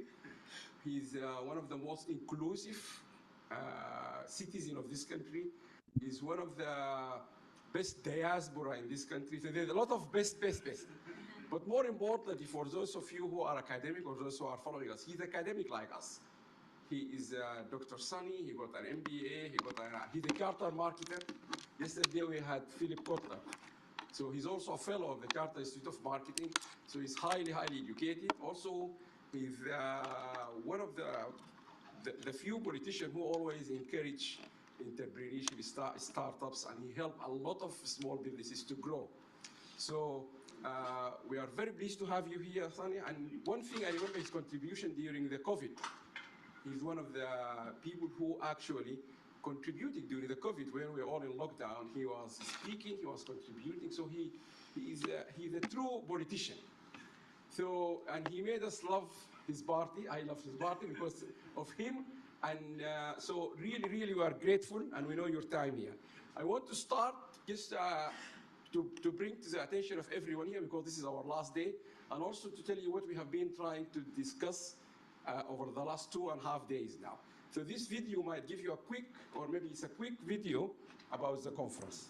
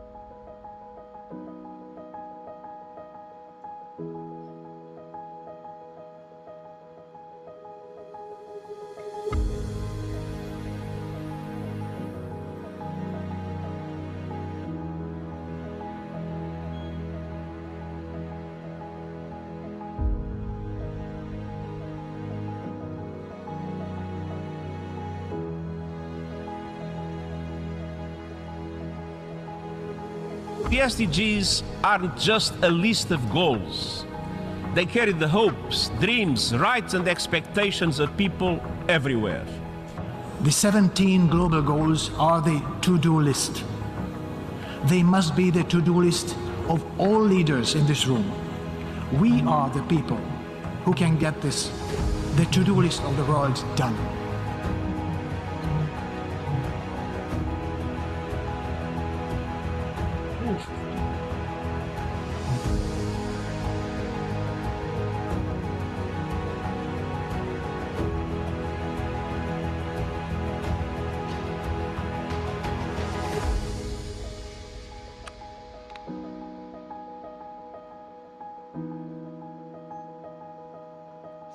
over the last 2.5 days, we have explored a lot of case studies, experiences from all over the world. I think we started from Japan to South Africa to Poland, just finished now, to Middle East. We have a lot of good presence from Kuwait, Saudi Arabia, just try to call them Colombia. Where else? I'm trying to see. Saudi Arabia, Kuwait, Colombia, from Hamburg, from Sudan, from Tunisia. Where else? Amman, Iraq. There's a lot of yes people. So, but this year, every year in our conferences, we do have focus areas. This last year, we have been focusing on 3 countries. We tried our best: Sudan, Ukraine, and Palestine, because of the war. Hopefully, by January, and we'll definitely invite you to that, we're going to launch an MBA where we're trying now to find funding to advance the skills, an MBA for sustainability, leadership, and public policy for these 3 countries and in war now. So Sudan, Sudan, Palestine, and Ukraine. So we have been doing, but for Sudan in particular, which we're going to show you now, we have launched in January this year a big project, massive project. I think it's so far by all people commenting on this from all the political side, the largest project. It's called Rebuilding Sudan from War to Sustainable Development. This project, there's hundreds of people contributed, and we are very pleased. Today will be the kickoff to show that project, to show you what we have done so far, and we're going to launch a few of them. Get it with us online to show the intense and the rigor of the quality of the research being done. But I will just quickly show you a few things about this project. If you take me to, yeah, let me see if I think if you close this one, I can browse quickly. Oh, browse. Okay, let me Yes. put this Just one. go to the same. Yeah, this one. Now, what is this? Yeah, can I close this one? Yes. Okay. So if I go back here, where is this? Yeah.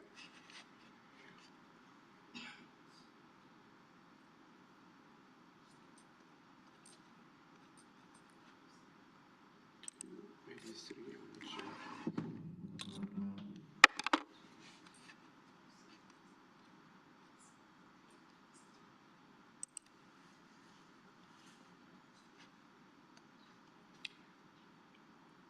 Yes, so we start from here. We started this in January. So what we did, we asked all experts, Sudanese and non-Sudanese, particularly the diaspora, and I'm sure you believe strongly on the diaspora roles in helping their countries.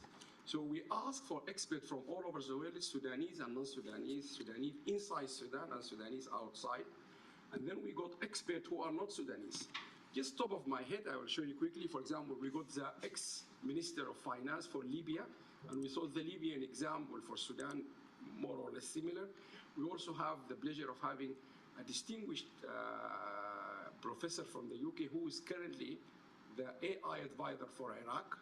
And we got people from America, from India. So we thought we will bring the best knowledge from all over the world. So the first conference was in January. And you can see from the title there, this was the first one. And for each conference, there are experts. Sometimes it's written in Arabic, sometimes in English. But what's important is to show you quickly samples of all these people who have contributed to this project. So if we look here, the one, I can just go there and make it very quickly. Ibrahim al-Dukhayri, Professor Ibrahim al-Dukhayri is a Sudanese. He's currently the Director General of the Arab Organization for Agricultural Development, which is one of the Arab League. So he is leading the agricultural development in the entire Arab region. So he contributed by the blueprint for agriculture in Sudan. This is Professor Dia al-Jumaili, he's the OBE, top professor in Liverpool. He is advising the Prime Minister of Iraq on AI. And for example, here, then you can see the people from inside, Professor Muhammad Abdullah, at the University of Kordofan, which is a university in the war zone. We have a professor from there. Then if you go down, just example, Dr. Muhammad Hassan Said, he is the founding director of the chemical engineering at Southampton University. He founded this 3 years ago, is now number 5 in the entire UK ranking. So a well-established person in engineering. Here you have that nice lady next to you, Professor Suhair al-Nil, well-established academic, one of the first, actually her title at UCL is the first professor of urogynecology. And then you got Professor Nasser, who used to be the former Minister of Finance, and then the list will go on Mayada Abu Affan. She's currently the Director of Public Health of Hammersmith. So we brought the best of the best. But if I can ask you just to click here quickly because of the time. So we ask for everyone to come and contribute. If you scroll down, all of these people expertise is available. And the UN have so far endorsed not only this portfolio, and of course His Excellency Sani is already here. Slowly, if you go down. Yeah, slowly, yeah, go down, quickly. Yeah, where is it? Yes, this one. If you click on this one, just quickly, we don't need to go through everyone, but just to show you, here they are here. And maybe they thumbnail. If you just scroll down, we brought just one example here, Sheikh Babik, who I don't know, he might be coming now. He was advisor to the king on Islamic schools, well-known name here in the UK. And go back quickly, sorry. Examples quickly, I just want to show, if you just go, and I will stop here. Professor Bakr Osman Said, he's a British Sudanese. He, at the time, he was the president of the Association of African Universities. So this is an original Sudanese. He's based in London here, and I'll introduce him somewhere. Then we got professor from the US, contributed. Can you just quickly go? Top names in cotton, textile industry. These are all top. I'm just trying to quickly pick names. But Deputy Vice Chancellor, University of Jazeera, which is one of the big cities in Sudan. This is a man who actually, he is being considered one of the iconic figures in Gum Arabic. Professor Hassan Abdel Noor. This is a team from the Netherlands. They contribute with a team from Uganda to contribute to this project. And the list will go on and on. I'm just trying to pick, scroll down, down, and so on. And the list will go, but slowly. If you go down, give you another example. This is very important. Yeah. Yes, one of the examples here, Lina. Lina is a British Sudanese. She scored one of the highest A-level in this country. She went to Oxford University. She graduated with distinction from Oxford in medicine. And she was doing her MSc in UCL last year on global health. And if, before you leave, I'm sure they will take a nice picture with you. There's a lot of young generations here. We gave them the opportunity. I can just top of my head, Queen Mary, Manchester, Westminster, where else? This is just 3 or 4 of them. So the list, we brought everyone really to contribute. This is from Egypt, India. India contributed to this project. So it's quite a massive project. So what we are trying to show here, we said, okay, to rebuild this country, you need expertise from all over the world. We wanted global expertise. We want the Sudanese, but we also want to see, because the country is completely destroyed. If we go back to waslibrary.org, just click here on the top. I can do it quickly. Library. Yeah, it's already there. Now, this is a book. This is completed. We managed to get almost 100 chapters contribution from all over the world. And we will just show you one of them now, quickly.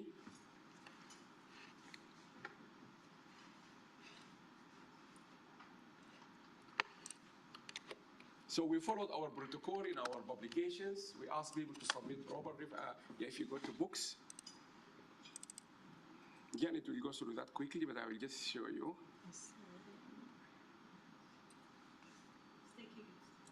Yeah.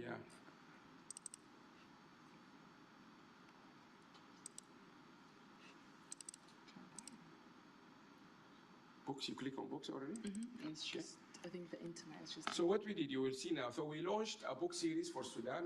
We decided to select each topic separately. All the SDGs 17, we're looking at them: education, planning, health, engineering, manufacturing. Yeah, if you go down, so this is a book series we launched, which we are launching today with you. Is yeah. I hope the internet will help us quickly.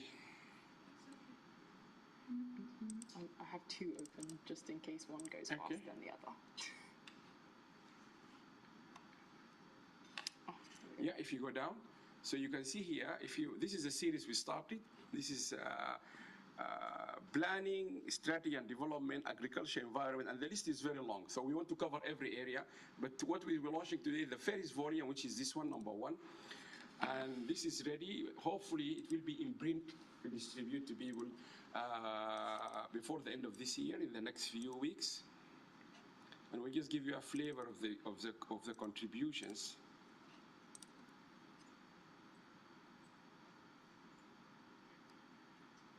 It's opening, right, or not? Yeah. It's just, Oh, you're checking both of them, okay? yeah. Yeah. So click number 1 again. Our aim or our plan is that this to be available for policymakers, for any transition government, for UN agencies. This is the. Yeah, if you click here on number 1, this one quickly to show, and then we go.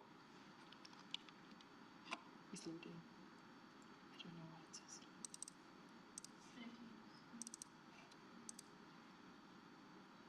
So I don't know why the internet is slow, but it will come. So what we have decided, we ask everyone to contribute in his or her field or in their field. Some are in teams.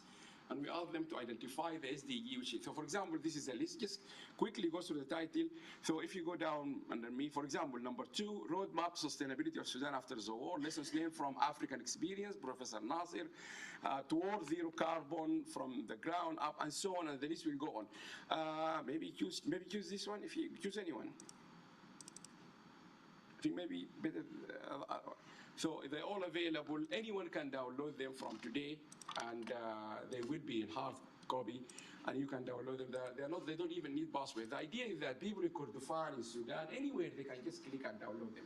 And they will be going to major publication site like Scopus and other very soon, maybe within the next 2-3 days. So that the idea is that to make the knowledge and the contribution of the year, all of them have the same standard, yeah? If you can show. All of them, they already got the DOI. If you go down, let's sorry. So this is example, for example. This is a Libyan example, well documented by the former Minister of Finance, a roadmap to sustainability in Sudan, lessons learned from the African experience, and then it will go on and on. All of them like this, maybe just one other one, yeah, keep good. I think maybe we can take the example of Professor Suhair because she did fantastic work on women health. Just close this one, we don't need it, yeah. Yeah, if you go back to the main page, yeah, if you go to health, you should find somewhere because she's here. Maybe, okay. Quickly, this one on the health one. So this one is done. This first one, it goes to 32 volumes. Yeah, you can go scroll. Just hold on. If you can show us. For example, this is massive contribution. University of Kordofan and 6 or 7 leading people in public health in West Sudan. So this is the idea. We ask people to contribute how they're going to rebuild the country. If we close this quickly and we go back here to the to the book series, yeah. If you go up, journals. What we also did, we launched the first journal focusing on Gum Arabic. You know, Sudan is the country which holds the production of almost 82% of the entire world in Gum Arabic. And the country rely heavily on this for its future. And just for those who are not well aware about Gum Arabic goes into everything. Without Gum Arabic, you cannot have cola or Pepsi Cola. Medicine, you can't have it. That's why the American are #1 consumer of that Gum Arabic. So we thought we established that journal, and the journal established. You can see it here, and this is already being published. The first issue is done, going to the second issue. We thought this will be the best contribution WSD will make to Sudan. And then we went to the second one, which is published within a few days, Israeli Journal of Cotton and Sustainable Development, because the country is heavily relying on this. And I think all of them are available. And we hope this project, because we are, of course, WAD is a global organization, but we are based here in London and in East London. So that's another case we can make to try to be leading this from London here, this massive project. So all of them are now documented. Now I'm going to move quickly to give maybe 2, 3, or 5 minutes to Janet, because Janet is leading the editorial work of this. Can you bring Janet quickly? Yes. So we can conclude, because I think everything. Janet, can you hear us? Yes, I can. Go ahead, Janet. Tell us what behind the production from your office. Right, I've got this series of slides, Alan, but I think you've covered a bit. Where did you want me to start? Wherever you like, but so I'll just carry through. Yes. Okay, so hello everybody, good afternoon. At the end of, I think, a very successful conference. I'm sorry I couldn't be there with you in person. But very quickly, let's go through this. Right. So WAS does, as Alan has showed you, you have the book series. Sustainable Development Outlook is the conference series, if you like. So all the papers from this conference will be in this year's edition. The Sudan book series, and these are the links. I can certainly forward my slides so everybody can have these links if that's needed, Alan. Yes, Janet, just Okay. step through the rigor and the editorial and the quality of the content. That's the important part. Right, okay. So let's go down. What I will do is, so that was from war to sustainable development. And as I say, over the course of 5 months, the vast majority of I've got 70 plus, I hear Alan said 100 plus. So overwhelming response, and some of the papers took me a very long time to read because the content was so interesting. I forgot to proofread it and was just reading them.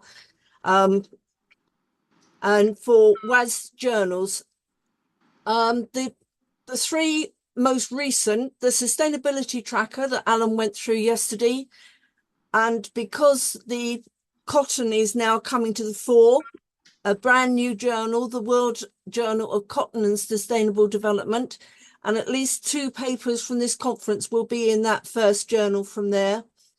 And these are the details for each one you can link on. Okay, that's okay, so submitting journals, submitting papers. All papers for our journals should be submitted to online portals. If you send them to me or to Alan or anybody else, we'll just direct you there anyway. So please just go to the portals. Follow the instructions within the portal and ensure the paper adheres to our guidelines before you submit. And I've just put a link there to the World Journal of Entrepreneurship, Management and Sustainable Development, but the guidelines are the same for all WASD papers.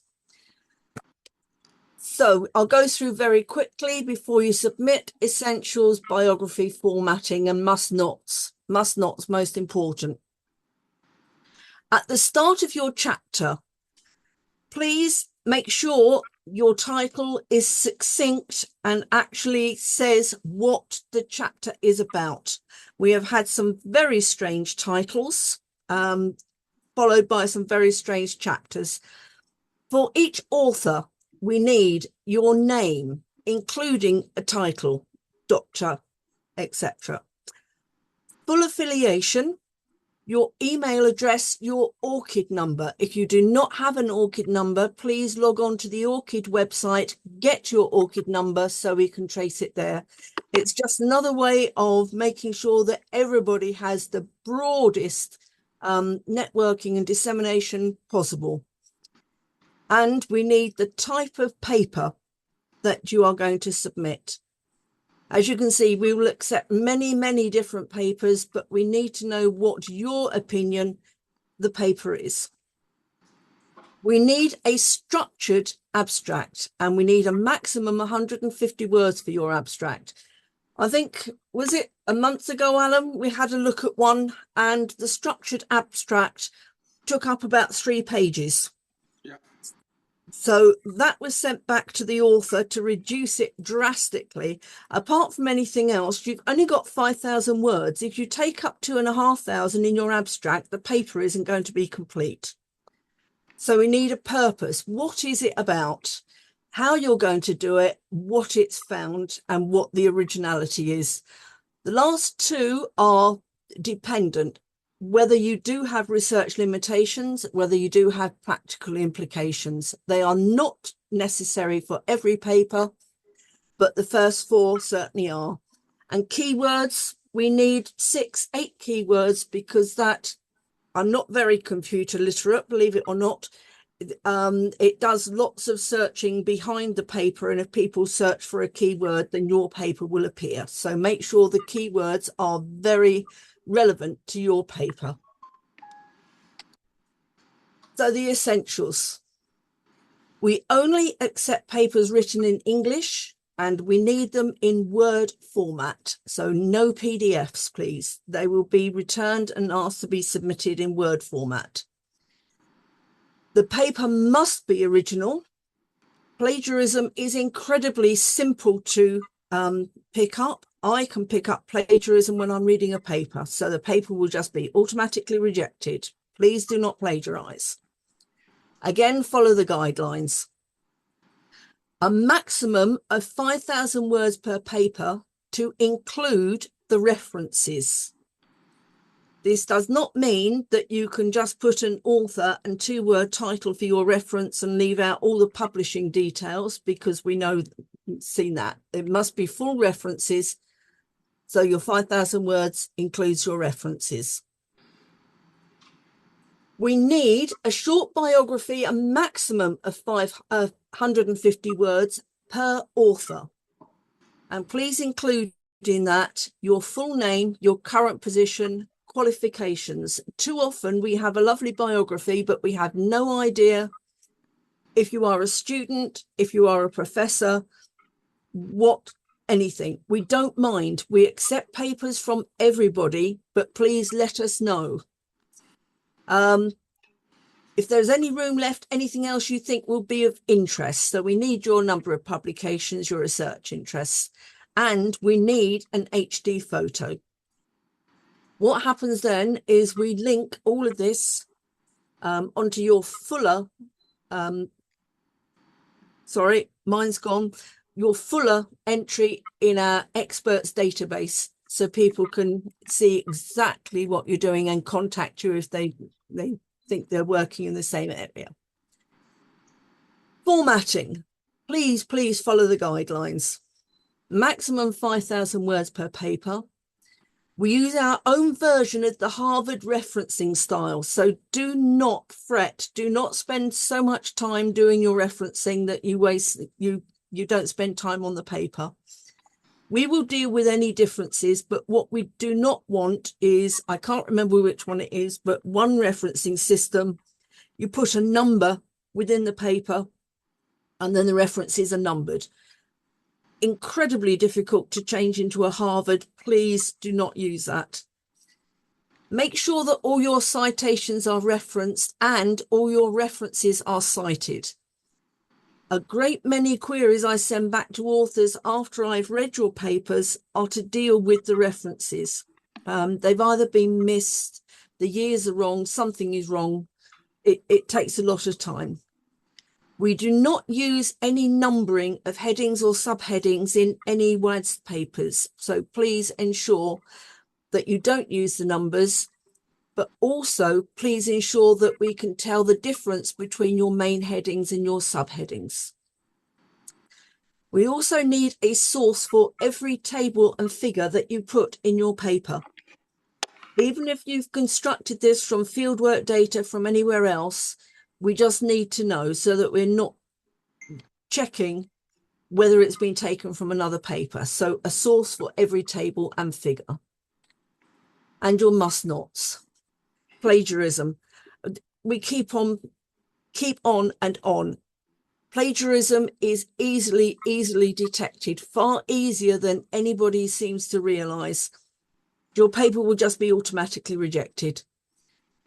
Papers over 5,000 words, if accepted, you would be asked to reduce the paper down to 5,000 words. So please try and keep it as close as possible to 5,000, and no PDFs. I can read and proofread and check and alter PDFs, but it takes far longer than it does to deal with that than with a Word program.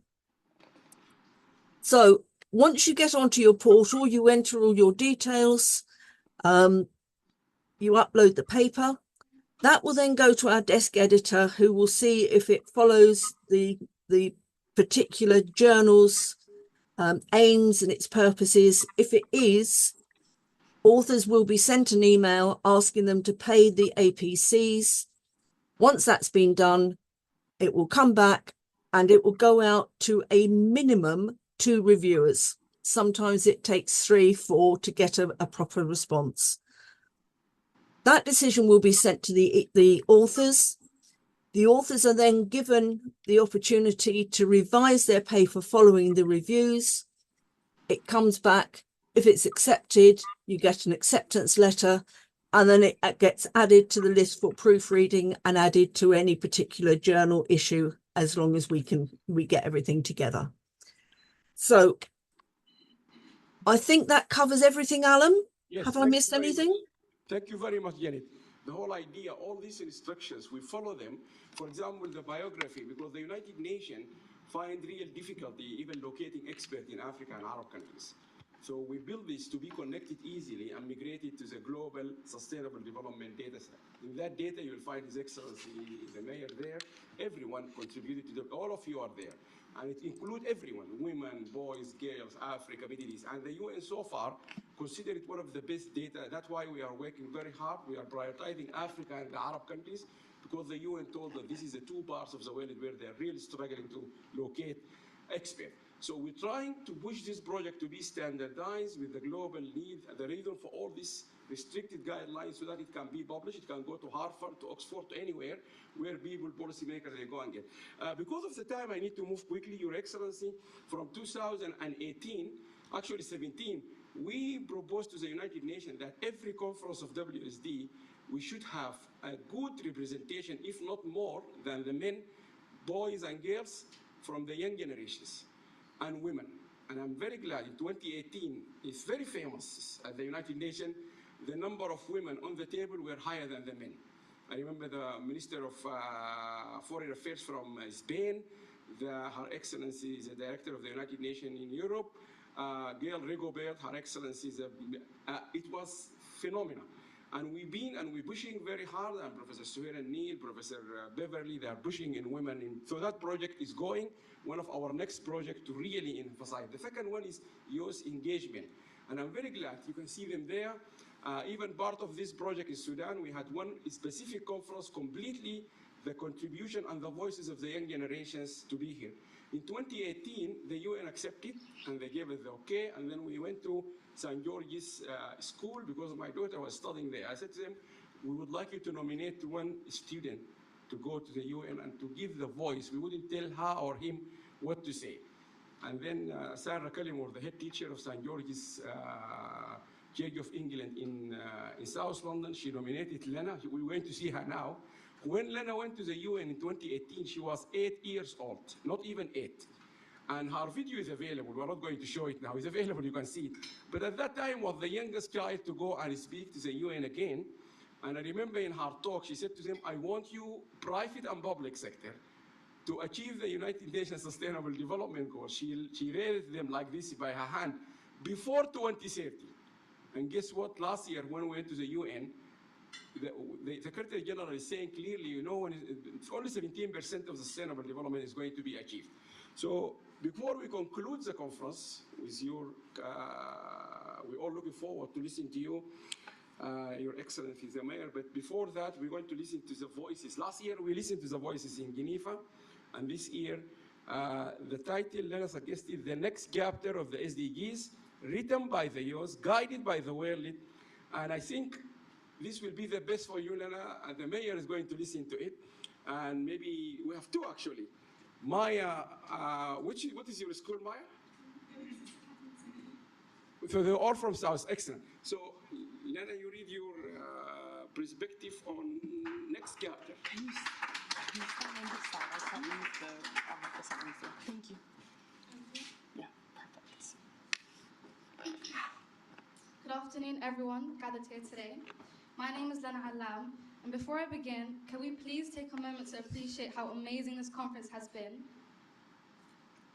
All the speakers, moderators, those behind the scenes, the amazing photographer Mazin, who's been nothing but kind, and oddly reminds me of my uncle, and more importantly, you guys. So please, just a quick round of applause for everyone.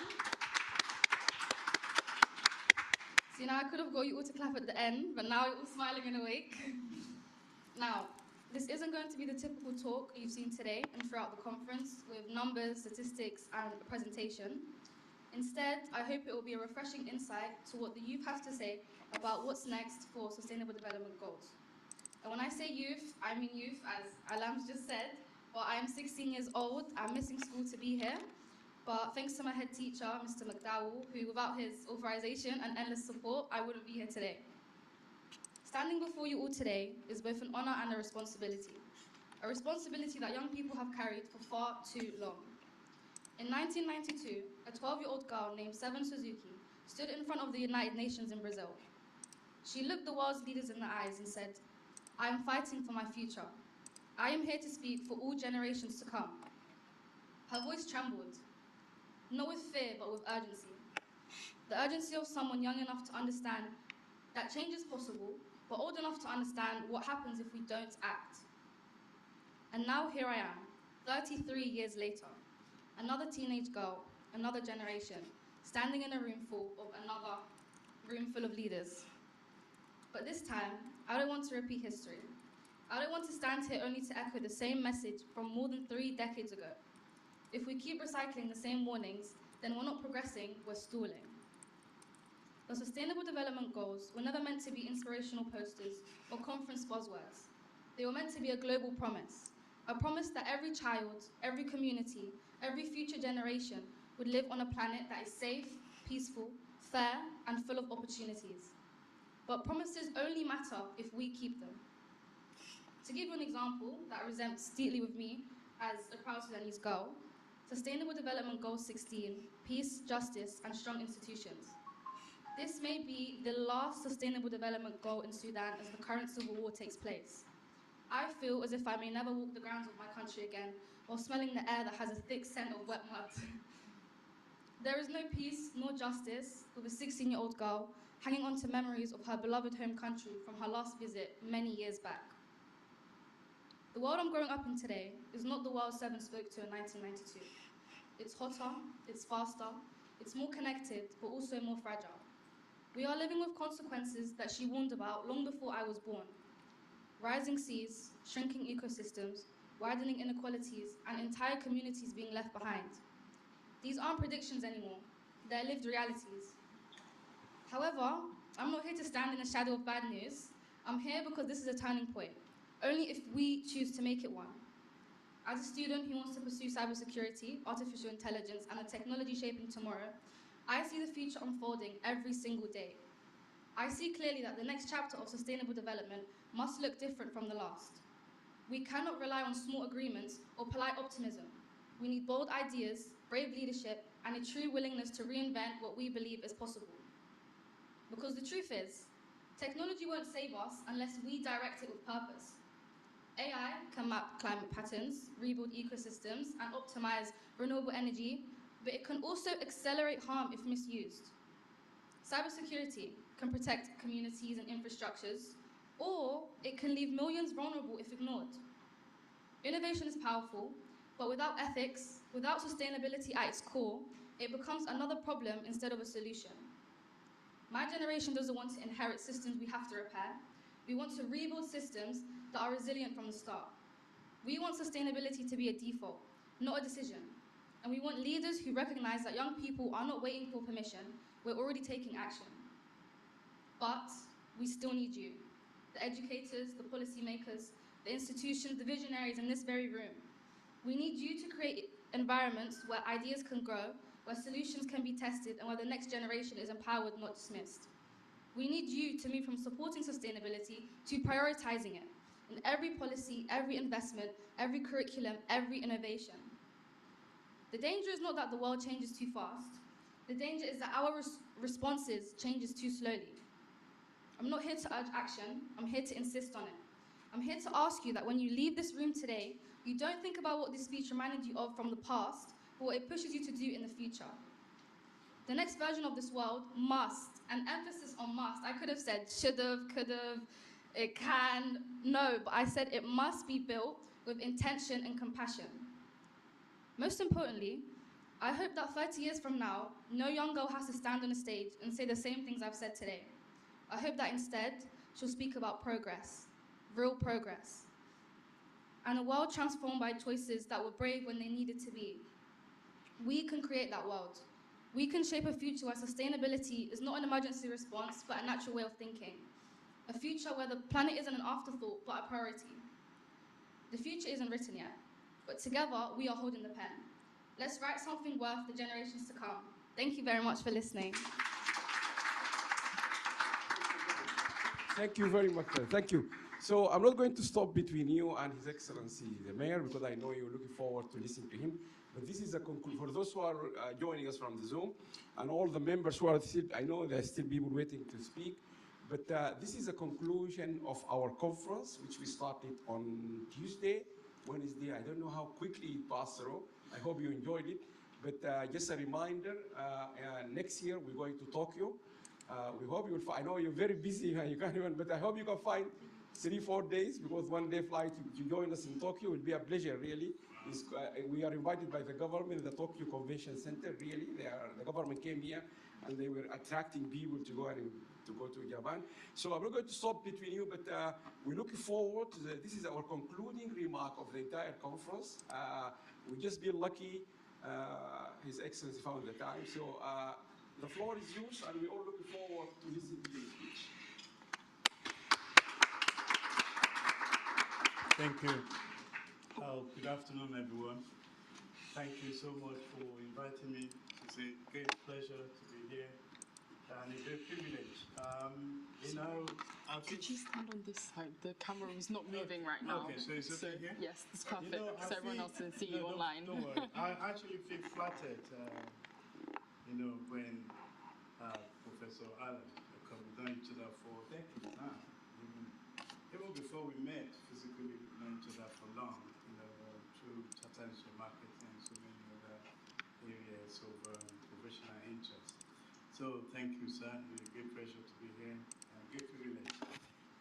I felt a bit flattered when I read, I saw the message saying you have been invited as a keynote speaker. It puts a lot of necessary pressure on me, to be honest, because if I understand, a keynote speaker is somebody, everybody, the attention is focusing on what is he or she going to say. You want to listen. To be honest, I'm not an expert in environmental issues. So I'm going to speak from 3 angles. My general experience growing up in Nigeria, what I knew about the environment, and even when I was doing my MBA, what influenced why I decided to devote a few pages to the environmental management, even before it became popular. I'm talking about early 90s, late 80s. So if we are talking about environmental issues then, and there are some people who have already been talking about even longer, then it's not something new to us Africans. I'm sorry, I want to focus on Africans. So therefore, why is it that almost every time we are being led, being dictated to by the global north, by the West? This is what we need to ask ourselves.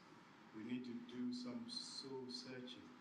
So it's a great privilege and honor to be invited to this 23rd Annual World Association for Sustainable Development, and you focus on International Stability Conference and United Nations What Next After 2030 and SDGs, right? Sustainable Development Goals. Now, as I was saying, I have the privilege of attending a few previous events, through Professor Alan, and therefore, it's a double whammy for me, as I said, because it's quite difficult. So I will share my own perspectives. So please know that my views expressed here are mainly my personal views and do not in any way represent the views of my London Borough of Southwark, where I'm mayor at the moment, mayor until May next year, nor the environmental policy of the council or government. I'm just sharing my own personal perspective. So now let's start. The logical approach to climate change, the story.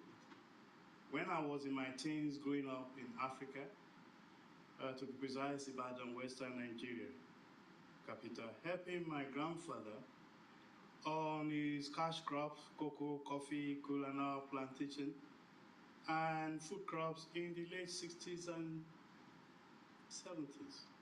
Of course, I look very young. You will believe how. Yes, true. I'm in my 60s, I believe. I'm 66. So, you know, Africans, you know, we are blessed, isn't it? Maybe because of the weather. However, my grandfather was not a modern farmer, a scientist or PhD holder in agronomy, nor environmental management, or nor an environmental management scientist. However, he knew very well that over cultivation of a piece of land for whatever kind of farming might lead to environmental degradation and disaster, which could lead to lower production yields or harvest future. It's basic logic, isn't it? Simple logic. Well, some of us are privileged to go to university, you know, especially. So I'm not going to compete with my colleagues who are especially in certain areas. That's why I'm saying I'm just going to give a generic perspective. And this is why I trace it back to while I was growing up, so that it's not just academics. The young lady that spoke, the young people, our grandmothers, those people who are working on farms, using their cutlass or using mechanized farming, they are all part of this conversation. It's not something we can just, you know, sit in a classroom somewhere or the global law dictate it to us. We need to go to the field, we need to go to the farms. So, after 10, 20 years farming on the same land, my granddad said they will have to leave that land to rest for a while. Rest for a while before using it for any other major farming and agriculture in the future. So sometime after many years, following allowing the land to recover, they might decide to use same land for planting vegetables or different kinds of crops that might help the land recover properly from drought, over farming, or allow the land to recover from environmental degradation. It used to work successfully. So which means we need to look within. Africa needs to look within. Sometimes, I'm sorry, we probably give too much credit to the West, to the global West. The answer is our own. It's always with us. I'm not saying we can't learn from our next door neighbors from the global West, because I remember I used the word, what did I when I was doing my MBA, you know, this technology transfer and so on. But it's not, is there any real technology transfer from the West? No, it's technology leftover. Technological leftover. Why? Because your rival, your competitor will not want you to catch up. Look at where China is today. Nigeria and China used to be at the same level when I was growing up in the 70s. But look at where China is today, look at where Nigeria is. That tells you something. So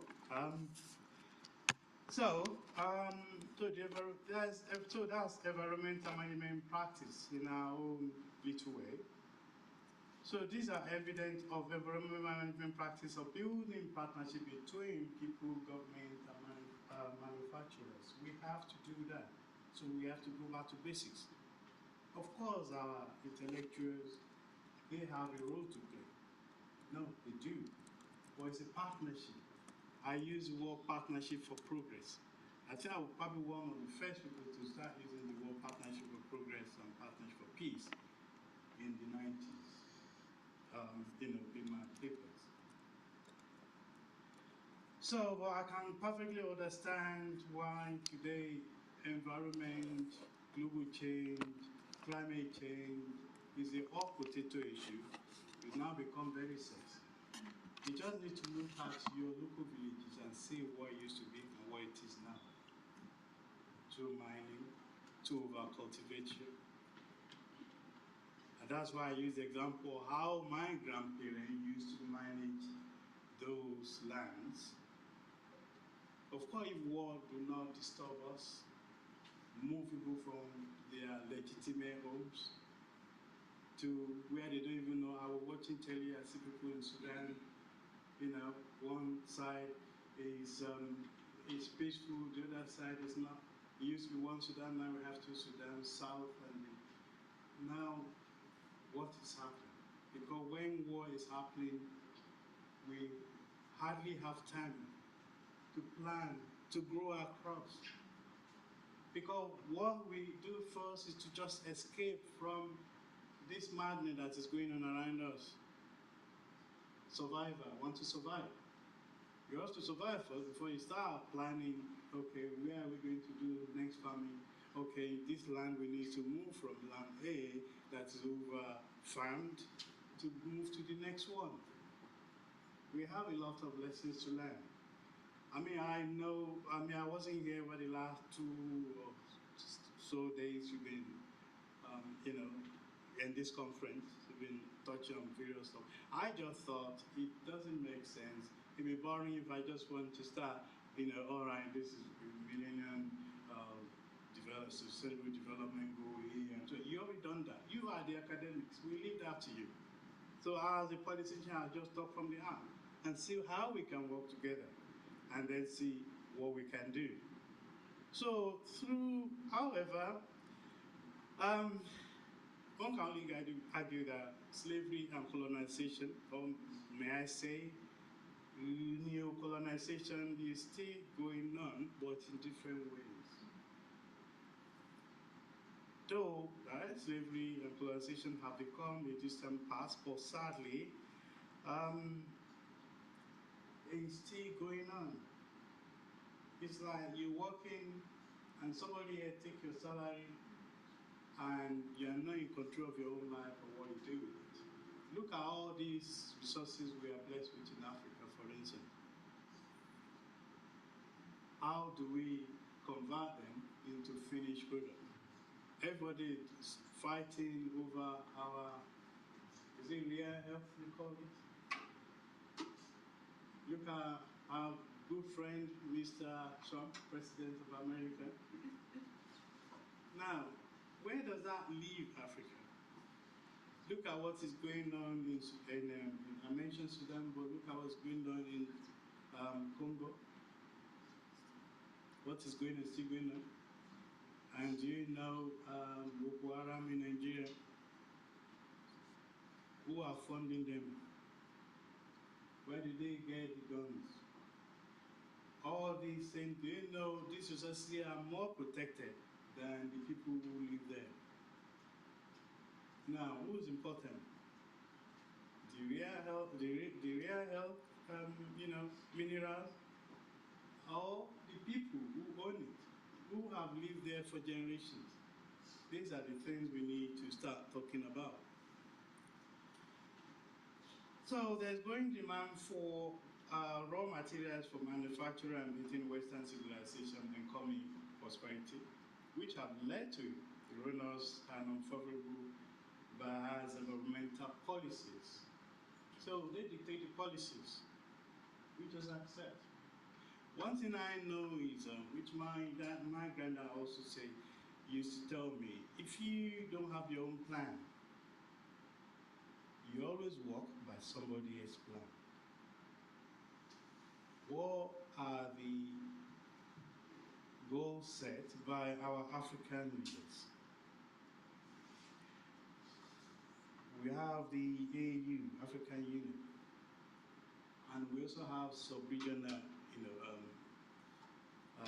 organizations as well, whether in the east or in the west, in the north. Their own policies on cultivating and use of these minerals. What are the universities, how influential are our universities, our institutions of learning in influencing those policies? Or are we just order takers? We just take whatever they tell us. Of course, I understand why, because some leaders who have stood up to the global west, where are they today? Are they the next? Or they are in prison. Now this is where the younger generation, you are part of the future. You are the future, actually. Because you need to do things differently. You are privileged to be in the Western world where you have access to information where you can use to help shape the future policies of the world. Because those policies will affect the kind of future you will have and the generation after you.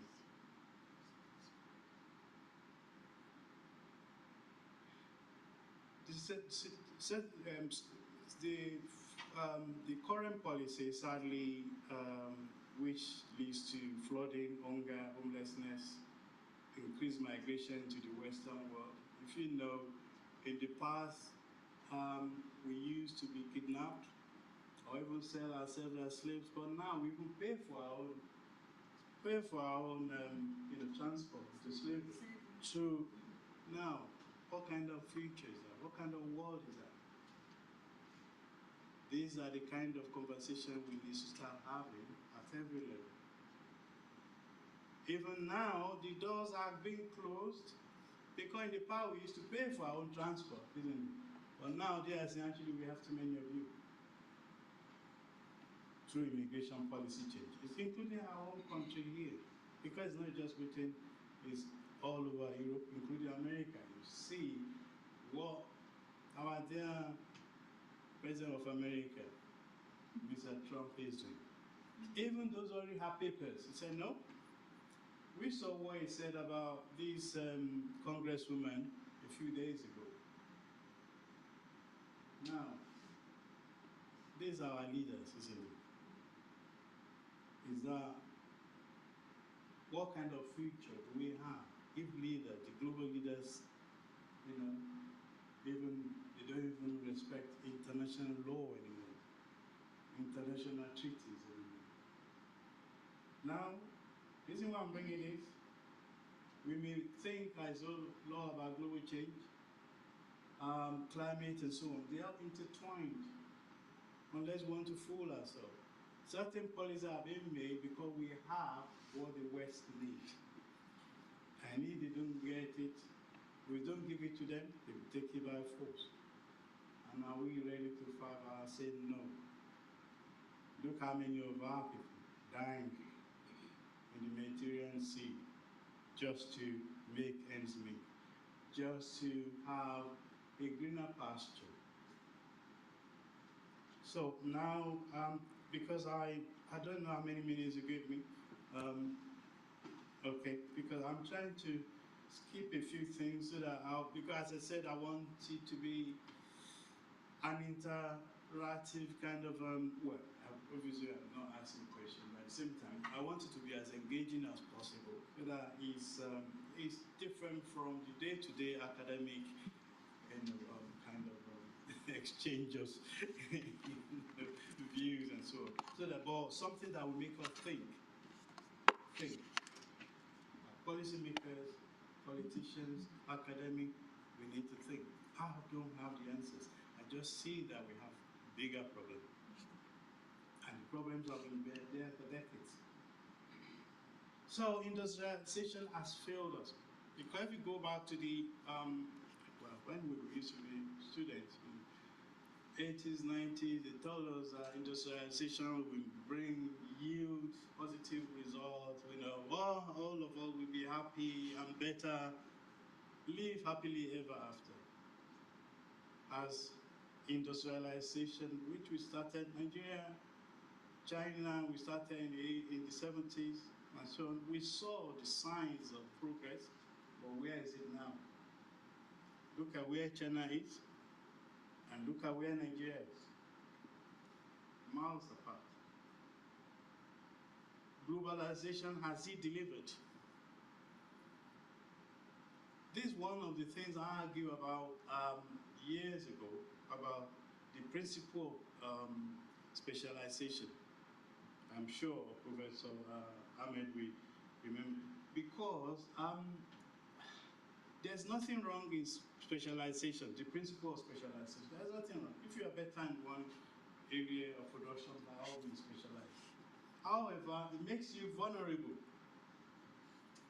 you become extremely vulnerable when things don't go well.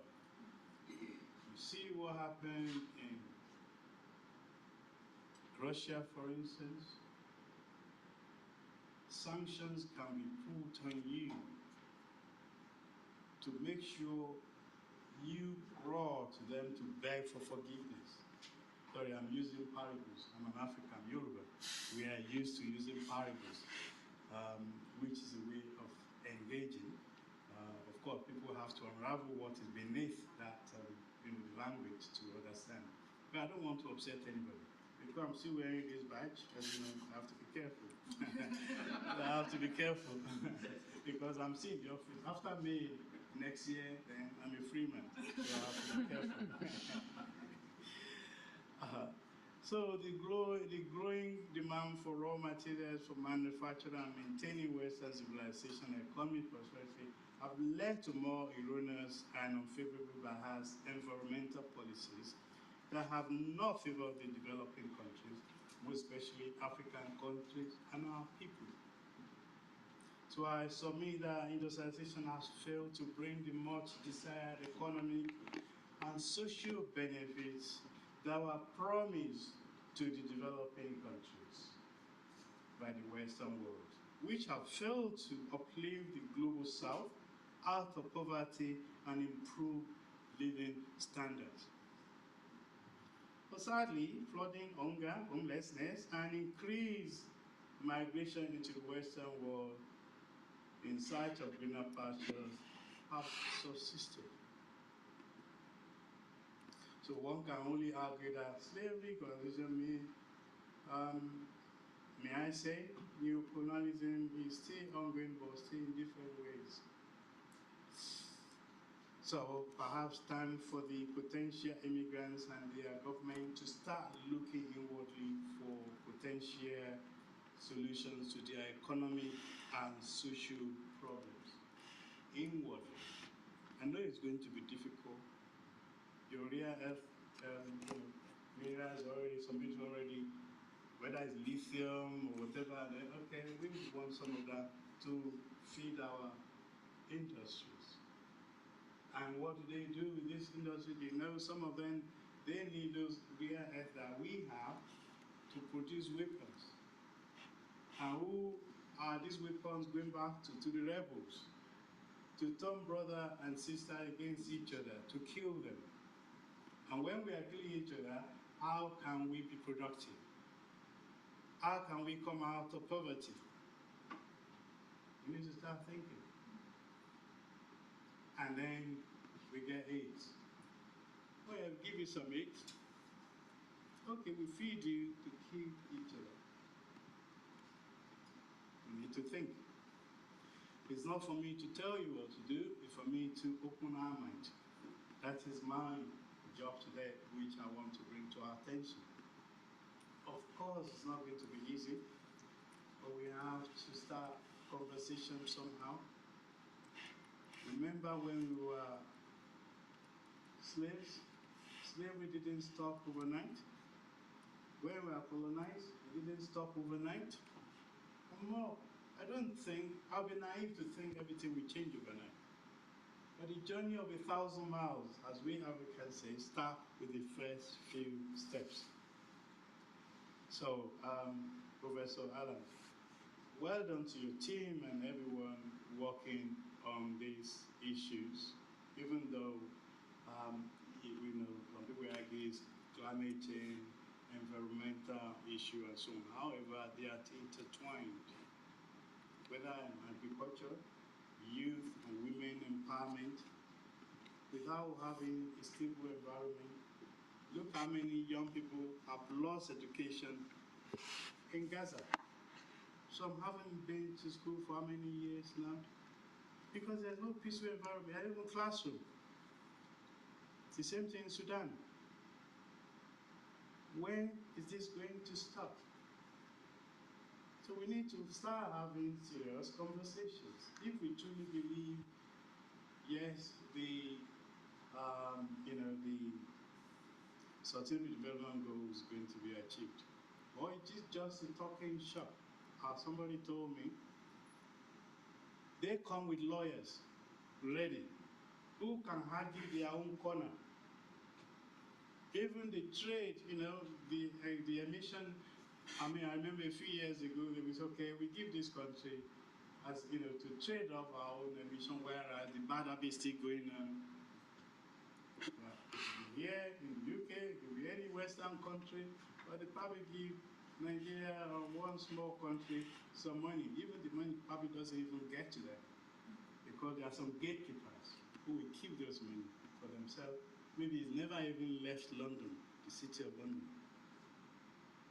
Yet people are dying. We need to wake up. We need to have specialists, lawyers, baristas, and so on who can help engage in these conversations.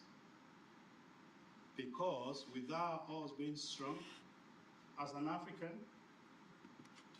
and negotiate better deals for ourselves and our people, 5-10 years time we will be saying the same thing. Look at COP29 and COP30, they just finished. What do we gain from it? Ask ourselves, what have we gained from it? What was the outcome that benefit poor countries? Whether they're in Africa or in Latin America, does it benefit them? And do you know why there's likely to be war in Venezuela?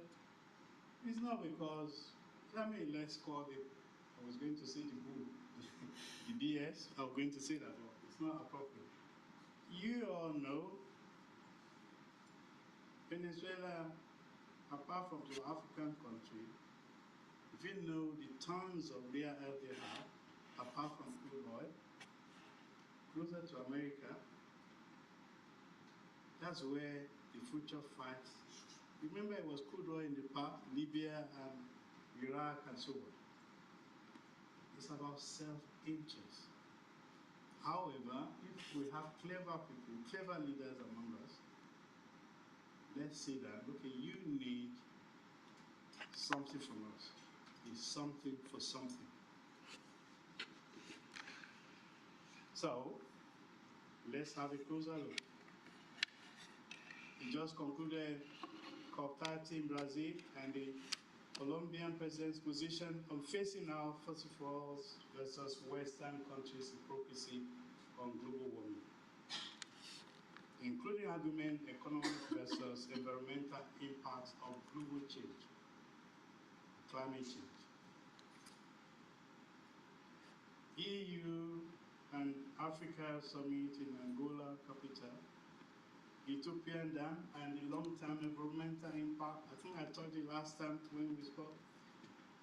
When you look at Nigeria and Niger decades ago, they negotiated how to make sure an electric dam, how to make, first of all, build better relationship with each other, and also see how we can benefit each other.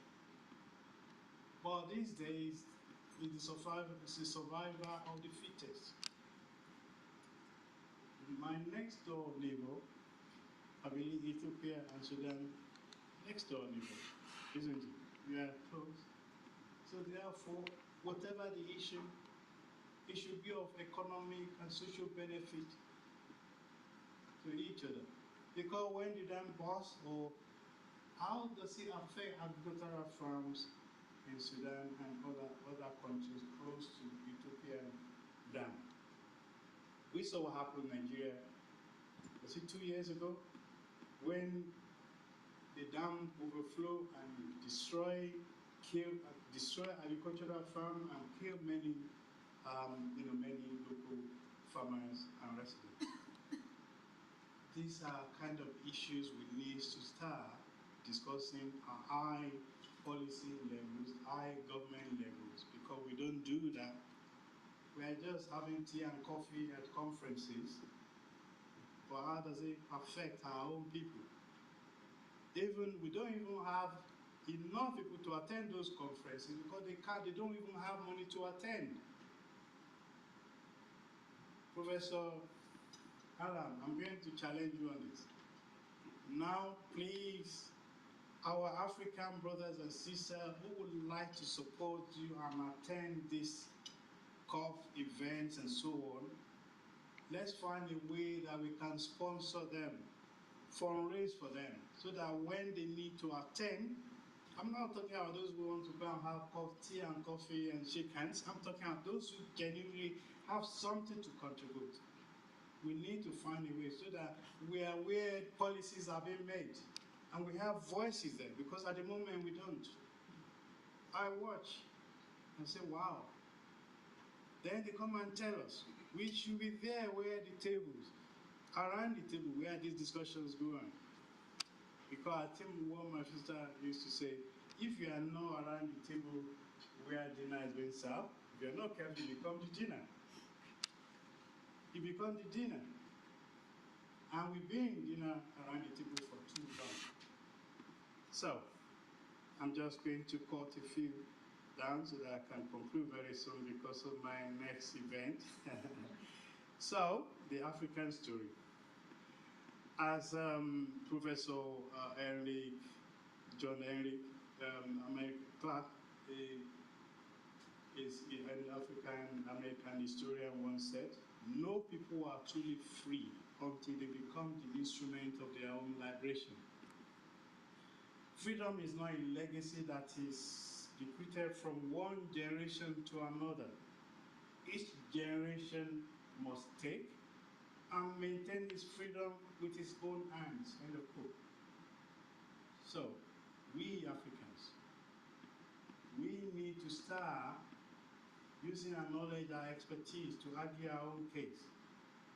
Because we continue to become diners around the table. Not even diners, we dinner. That other people will eat. So therefore, issue around adaptation, migration, mitigation, climate finance, capacity building, youth and women empowerment, all this must be central to every discussion, every debate, in every opportunity we have. So, if I'm going to conclude, why are Africans lagging behind in meeting the sustainable development? Nearly 2,000 fossil fuel lobbyists attend the COP conferences every year, as I mentioned. But how many of our own people are there? Knowledgeable enough? Probably none. Even if they are in, they are not in the next circle where discussion are being made. Geographical tensions cause uncertainty. It could be worth anything. We need to look at it. We need to put our house in order. It's difficult.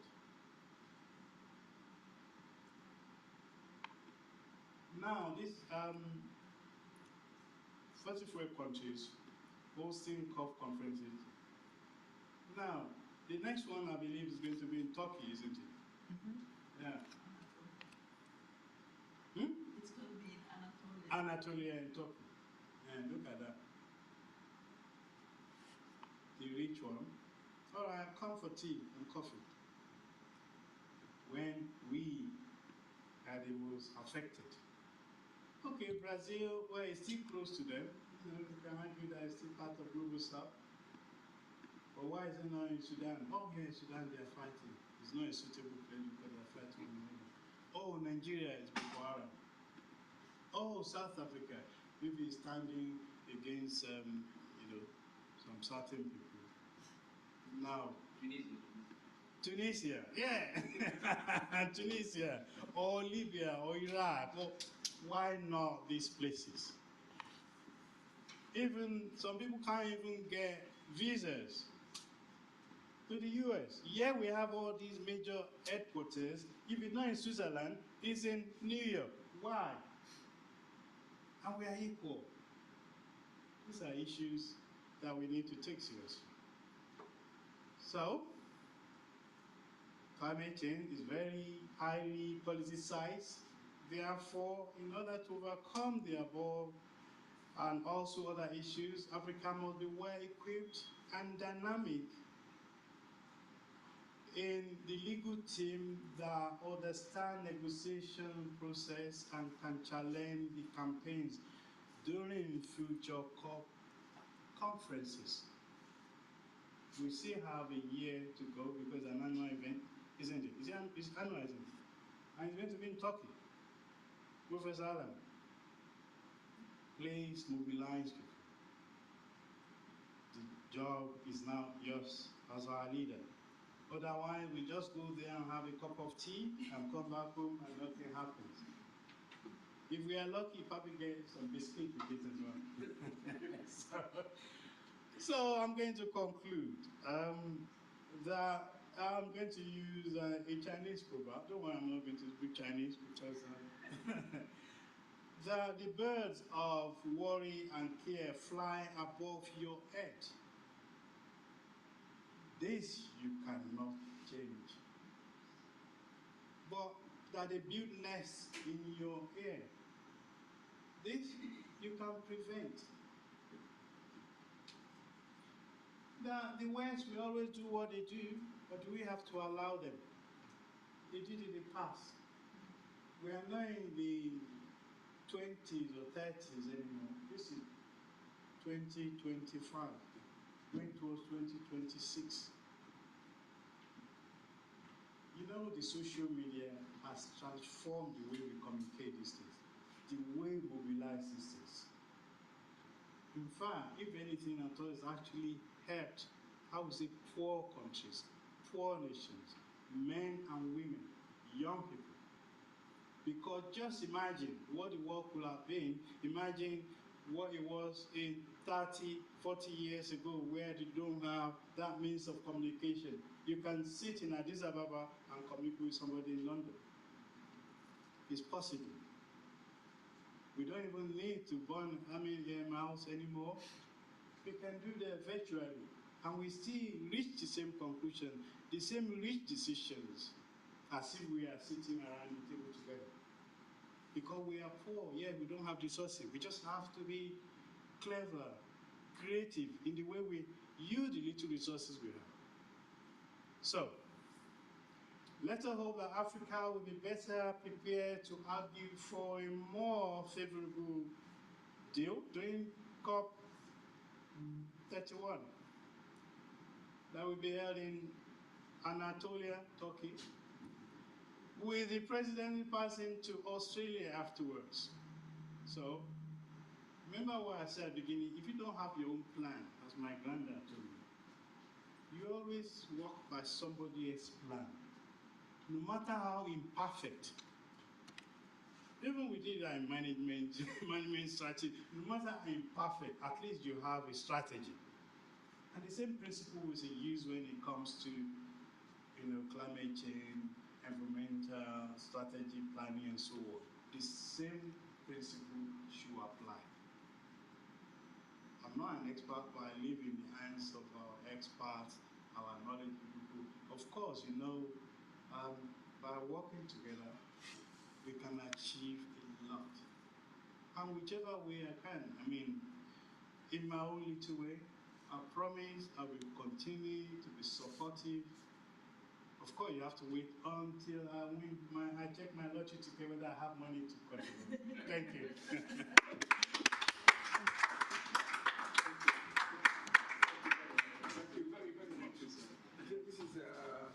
I don't know what to say, but maybe, I think rather than I say, I'll give it to one of the youngest to comment. I think I'm overwhelmed really with, and when you said this talking interactive, it's not just being interactive, it's being very relaxing talk, listening to you really, as usual. Anyone, I'll give one chance to one of our youngest. You want Muhammad to comment on this? I think it was absolutely...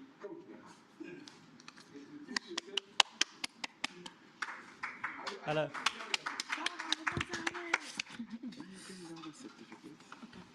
I think it was really interesting. I was engaged throughout the entire time.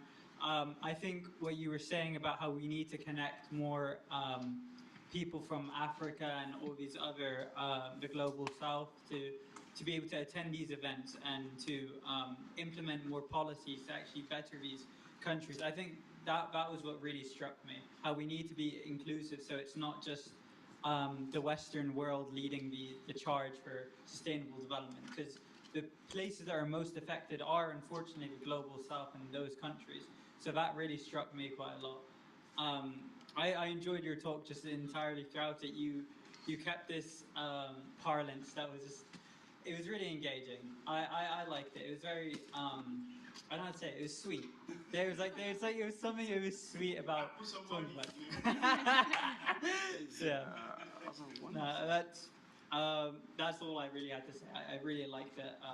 And the part that just really moved me was how we need to get other people involved as much as possible. You know? Yeah. So, thank you very much, Muhammad. Our protocol here, we give appreciation award to every session it finishes. But those people, not because they are more special than the others, but we thought they will get the privilege of getting that from you, because they have done, I see in my opinion, extraordinary work, the first extraordinary work, because we moved to this building twice. We mean the change of, even this is the vice chancellor has to intervene to get the room, because it's very busy. So we're struggling because we can't order food, because this has to be 1 week notice. So we got two people. One of them is Nihad. If you come here, she was struggling across London to get us food to eat. So I think we will give you the privilege, Nihad. We will give you the award from the mayor. This is for your outstanding contribution as a volunteer. These are all the best volunteers we have here.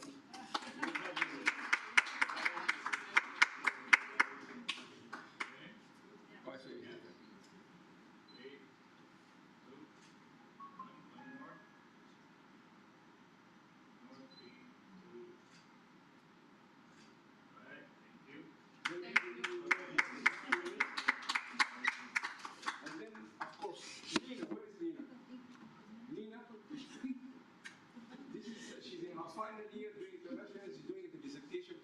Despite that, she's been here from 8 o'clock, not 8, before 8 o'clock, because to come here to 8 o'clock, we need to by 7.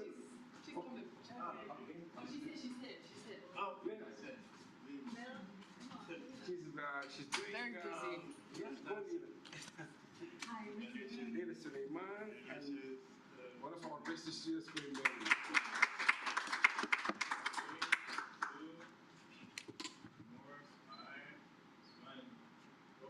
Yes, it's fine. Thank you. Congratulations. And Lena, very good work. I think we have other certificates there. Yeah, there's another one from Mahmoud. Yeah.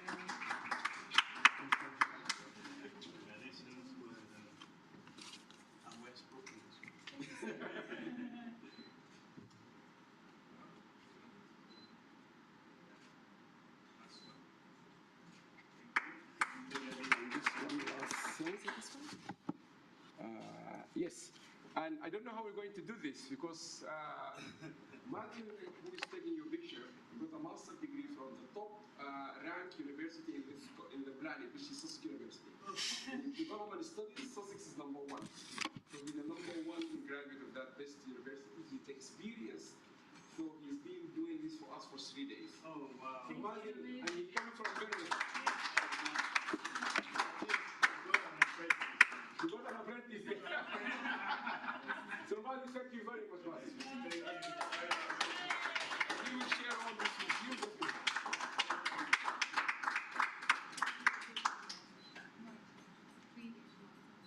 Thank you. Well, I hope you train your apprentice very well. Now, I think we got one last. Thank you very much. We have one more somewhere. There's one here, On your left. computer. There is one. Was he looking for this?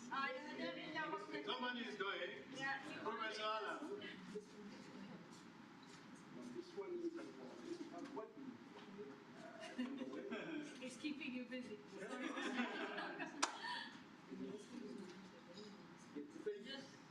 The one, I'm sure I have seen it, I don't know where is it. The one, whom do you think we are missing now? Yuan. Yes. Yuan. Did you intentionally hide your certificate? Come.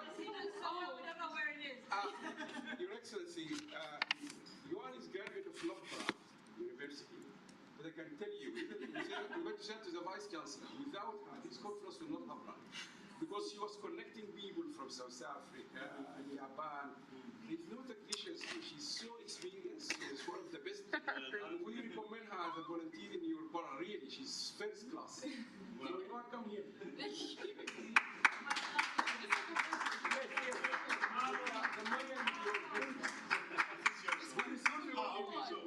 But you somewhere should be there, by the way. Take anyone out of it. Nobody will want it. Yeah, we will do that then. No, it's not me. Lena's the one who brought them, by the way. If you find her, but anyway, we can just check this way. But really, without her, this will not have run. Yeah.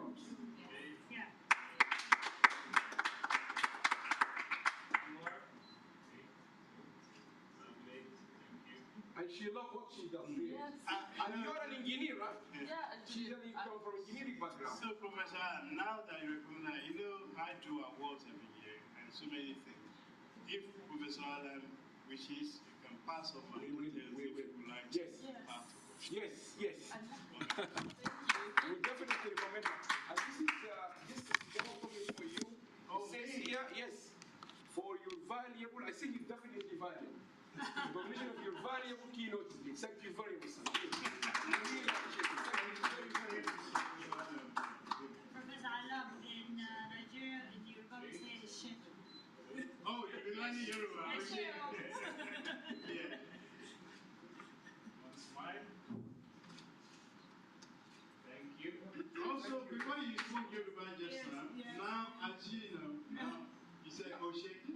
Now, Oshe, I will say that to my age group or somebody younger. You see, Bella, So, because Professor Dala is my big brother, so I will say Eshe. Eshe.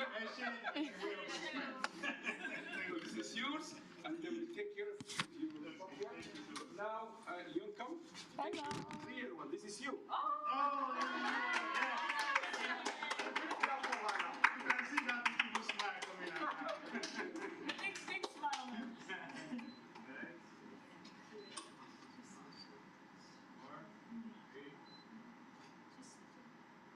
Right, thank you. I know the way it has to rush quickly, but how quickly you can do it in 1 or 2 minutes because you need to go to another. Can you want a group picture between you?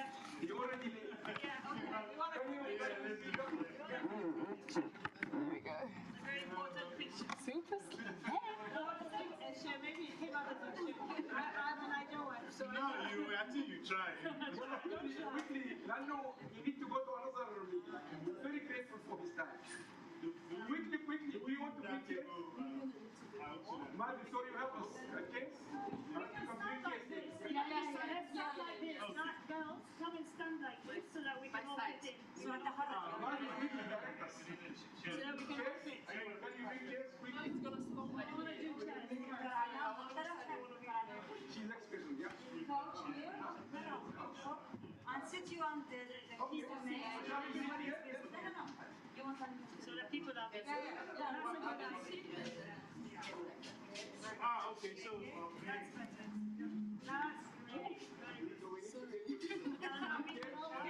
That's great. all right, so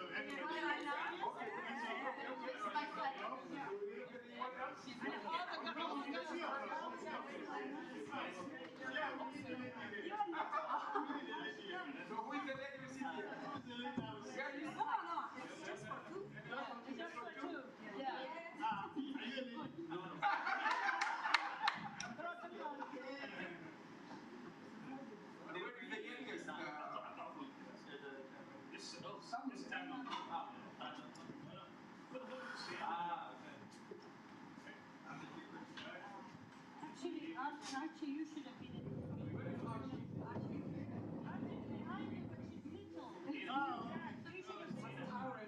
But we all have to hang on. Turn around like this, like side. And then we have to but Just quickly before. okay. Why don't you come here? You give me a touch of your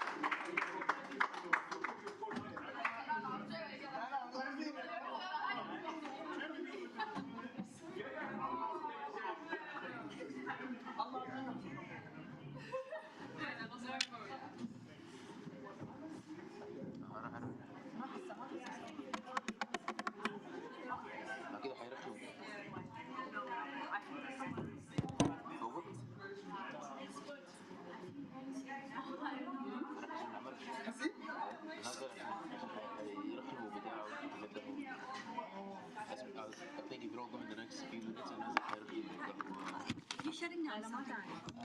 Are you shutting down? No. Yeah. I want my. I think we still have the rest of the session. After that, I can put your photo on. You take a photo of it? Yeah. Yes, okay. Because yesterday you were there, we were down, and you didn't come. That's okay. I'll do that for you. Just make sure you do it. Stop me from leaving if I forget. Yeah, okay. I got you. Thank you. We're going to now be continuing on with the previous session that we missed, which is session 13. Give me 1 second so I can get everything up for you.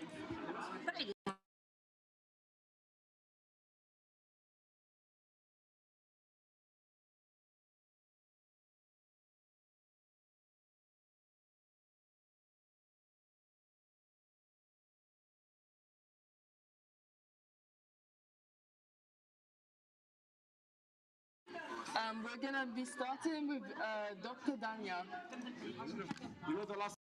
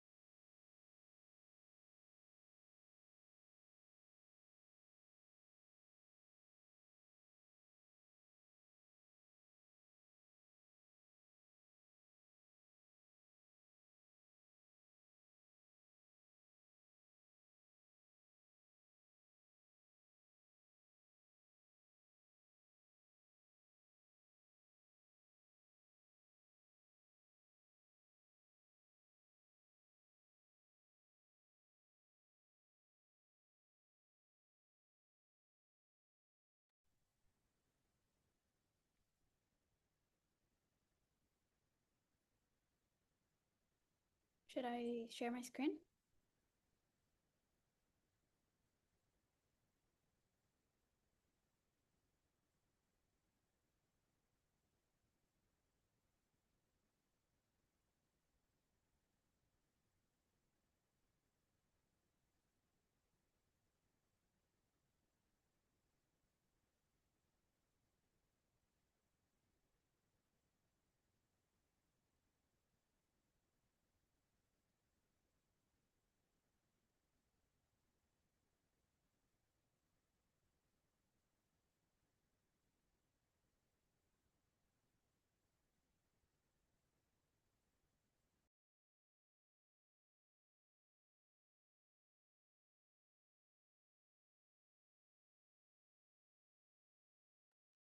I'm sorry, you're muted. Should I share my screen now?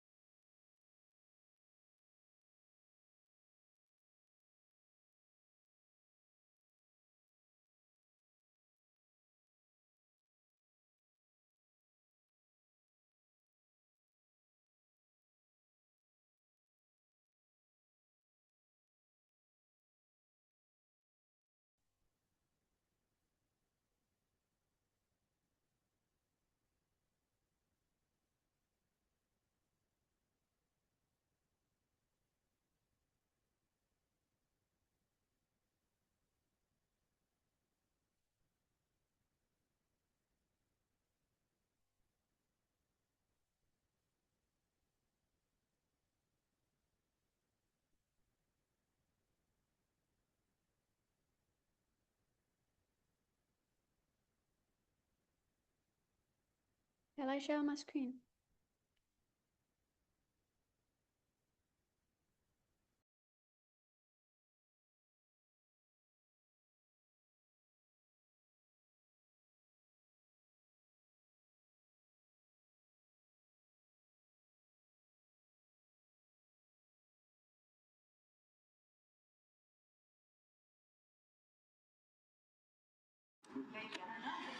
Dr. Salahuddin, are you ready? You're up next.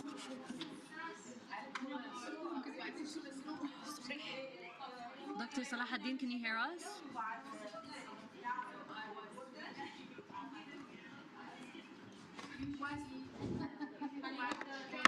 Dr. Salahuddin, can you hear us? Yeah. No, there's another presentation right now. Dr. Salahuddin, you're up next. Are you ready? Yes, I'm ready. Sorry? Yes, I'm ready. Okay, perfect. I'll let you know when we're about to start. Oh, hi. Hi.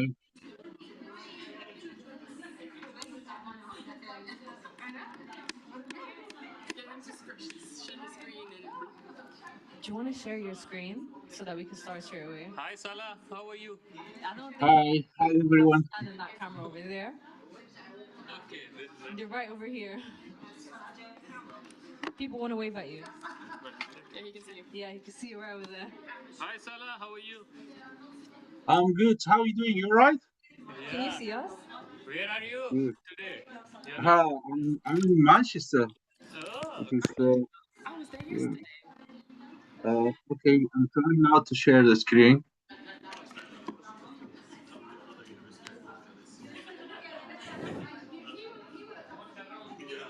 I need everyone to sit down. Could you share the screen from We're your going to side? be Because continuing the session, so if you could sit so we can continue the session, please. yeah, the problem is Continue the I'm session. trying to share. We have Could you a share this? Could you share the slides from your side? Yes, sorry. From the no, not from Sleep the well. You did so well. Yes. It's a not an easy topic. Yeah, Like, Alina, really could you share the screen from your side, please? Doctor, I think he wants to speak to you. No, I just want one group picture with my new book. Afterwards. Okay, can we do it at Yes, the end? afterwards. Yeah. Could everyone sit down, please, so we can continue on with the last session, please? Thank you. Who's chairing the last session? We are. In that case, all right, we're all out now. You're demotivating the youth. Could you please? I'm trying to share it, but if you can share it from your side, please. Okay, 1 second. Is Dr. Hadi gonna be present? I mean, she can, but it might be at the very, very end because we're a whole session behind at the moment. I just want you to put her picture so I can. Okay, we can do that.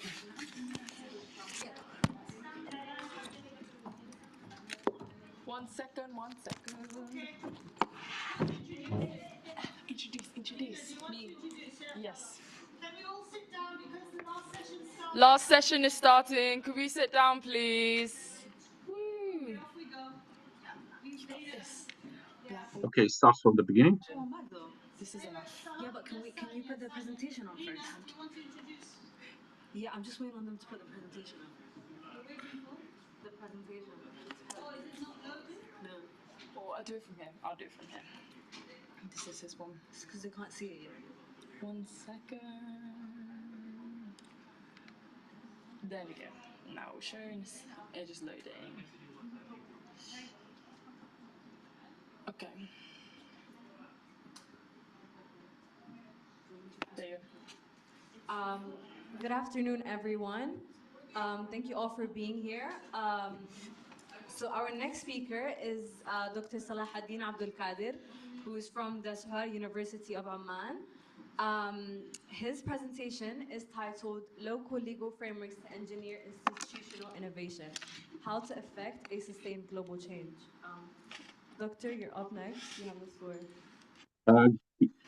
floor. Good afternoon, everyone. Assalamu alaikum.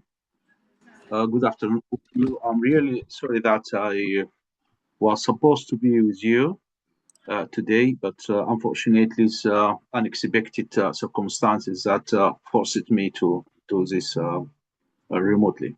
So I was really keen to be among you today, but it's come against my will. My presentation today is based on my paper titled Local Legal Framework to Engineer Institutional Innovations, How to Effect Sustained Global Change. The central message of my presentation is straightforward, but it's powerful, which is global change cannot be achieved unless national and local legal systems are strong, innovative, and forward-looking. The next one, introduction. Okay, thank you. When we speak about global agenda, SDG, climate commitments, AI governance, and sustainability, we often think in the term of high-level international cooperation. But I think a real transformation takes place at the local level, in our national laws, in our regulatory system, in the institution that implement and enforce this law. Without strong local legal frameworks, even the most ambitious global goals remain only aspirations. So in this presentation, I will show how law can actually be a powerful enabler of innovation and sustainable development. Next. Why local legal framework is so much matter? There's three reasons to answer these questions. Law creates the environment where innovation can happen. It provides certainty, protects rights, and sets clear rules. Second, law shapes institutions, their mandates, their power, and their accountability. So a strong institution always delivers strong results. Third, global challenges are always implemented locally. So whether we talk about climate change, digital transformation, public health, or consumer protections, everything ultimately depends on national legislation and local enforcement. So, number 4, please. Slide number 4, please. My fault, sorry. No, it's okay. Institution innovation, key barriers. Institutions do not innovate on their own. They face many structural and legal barriers, like outdated legislation that does not match modern reality. So here, when I say outdated legislation or regulation, that mean many countries have very rigid and traditional regulations and legislation that is not aligned with the development and revolution that occurred in the world. So many countries need to review their regulation, include UK and some Arab countries. Their regulation is very outdated and traditional. So to align with these revolutions that happen in the world, need to be really updated. Also, overlapping mandates that create an inefficiency and weak enforcement capacity also shape a barrier for institutional innovation. And administrative culture that also is often resistant to change. So understanding these barriers is essential because they tell us where legal reform is needed to support innovation. Next. Role of law in driving innovation. Law is not just a set of rules. Law can be a tool of transformation. A well-designed legal system can modernize institutions and accelerate digital transformation, also can reduce corruption and increase accountability. So, for example, regulatory sandboxes allow controlled experimentations. Digital governance laws introduce efficiency and transparency, and modern regulatory tools help countries anticipate future risk. So, this how law drives institutional innovations.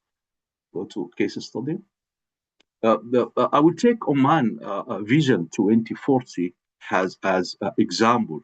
Oman Vision 2040 has been supported by strong legal reform.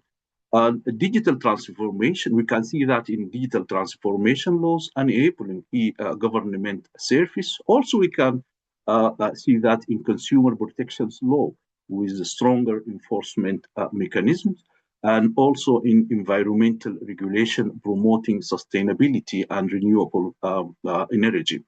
This reform demonstrates how legal modernization directly supports national development strategies and institutional performance.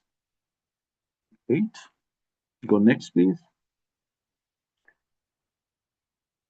Law and SDGs. How law can connect it or relate it to SDGs? The SDGs offer global roadmap, but success of the SDGs deeply depend on legal framework. Like, for example, SDG 16, peace and justice and strong institutions, and SDG 9, industry, innovation, and infrastructure, require legal support of data governance, AI, intellectual property, and technology. Also, we can take SD 13. Climate actions depend entirely on environmental law, carbon regulations, and enforcement. So SDGs are not just development goals, they are in fact legal goals. Next, please. Post 2030 legal roadmap. We approach 2030 new legal roadmap needed for the next global era. This roadmap should include integration, integrate sustainability into national laws, and adaptive and smart regulation, data driving governance, and institutional capacity building. The roadmap ensures that our institutions are ready for the next decades. So the next, please. So the next, please. LISM model. In my paper, I propose the legal innovation and sustainability integration model. I call LISIM. This model has four interconnected layers: strong legislative foundation, institutional innovation layer, societal engagement layer, and continuous improvement. LISIM help governments create institutions that are responsive and innovations driving. Slide conclusion. I know that everyone want to go to do somewhat, but that's why I do it very quick. And I reach a conclusion. I want to emphasize that three key messages in my conclusions. First, global change is built on local legal foundations. Without strong and innovative laws, no global agenda can succeed. Second, institutional innovation is not an option. It is a necessity. A country that reforms their legal system will be better prepared for the challenge of the next decades. Third, the post-2030 era require a new mindset. Law must be adaptive, forward-looking, technology-friendly, and aligned with sustainability. I just finished my presentation, and thank you very much for intentions. I'm ready to take any questions.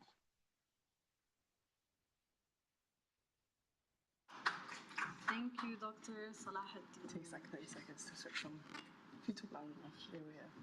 I'm not going to scream. That's the microphone. Okay, go. Hello. Thank you, Dr. Salahuddin, for such an insightful presentation. I think it's important now more than ever that sustainability goals are integrated into laws, and I feel like that's the only way we could accelerate their achievement. So thank you so much. Thank you. Hopefully next time you could join us. Inshallah.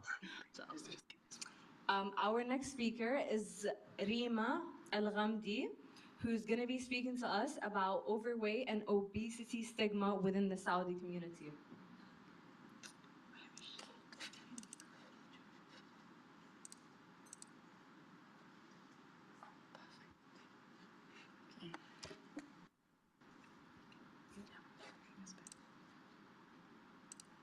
Can you guys hear me?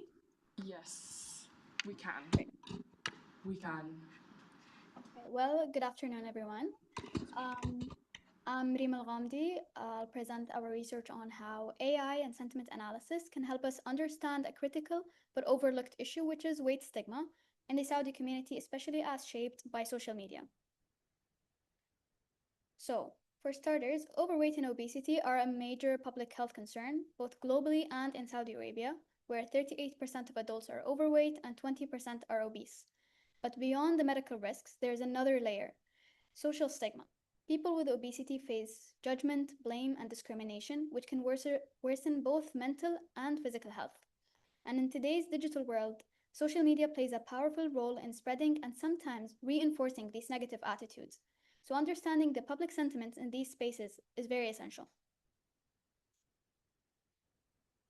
Our study aimed to analyze the public sentiment in Saudi Arabia about overweight and obesity, explore how these perceptions shifted during COVID-19.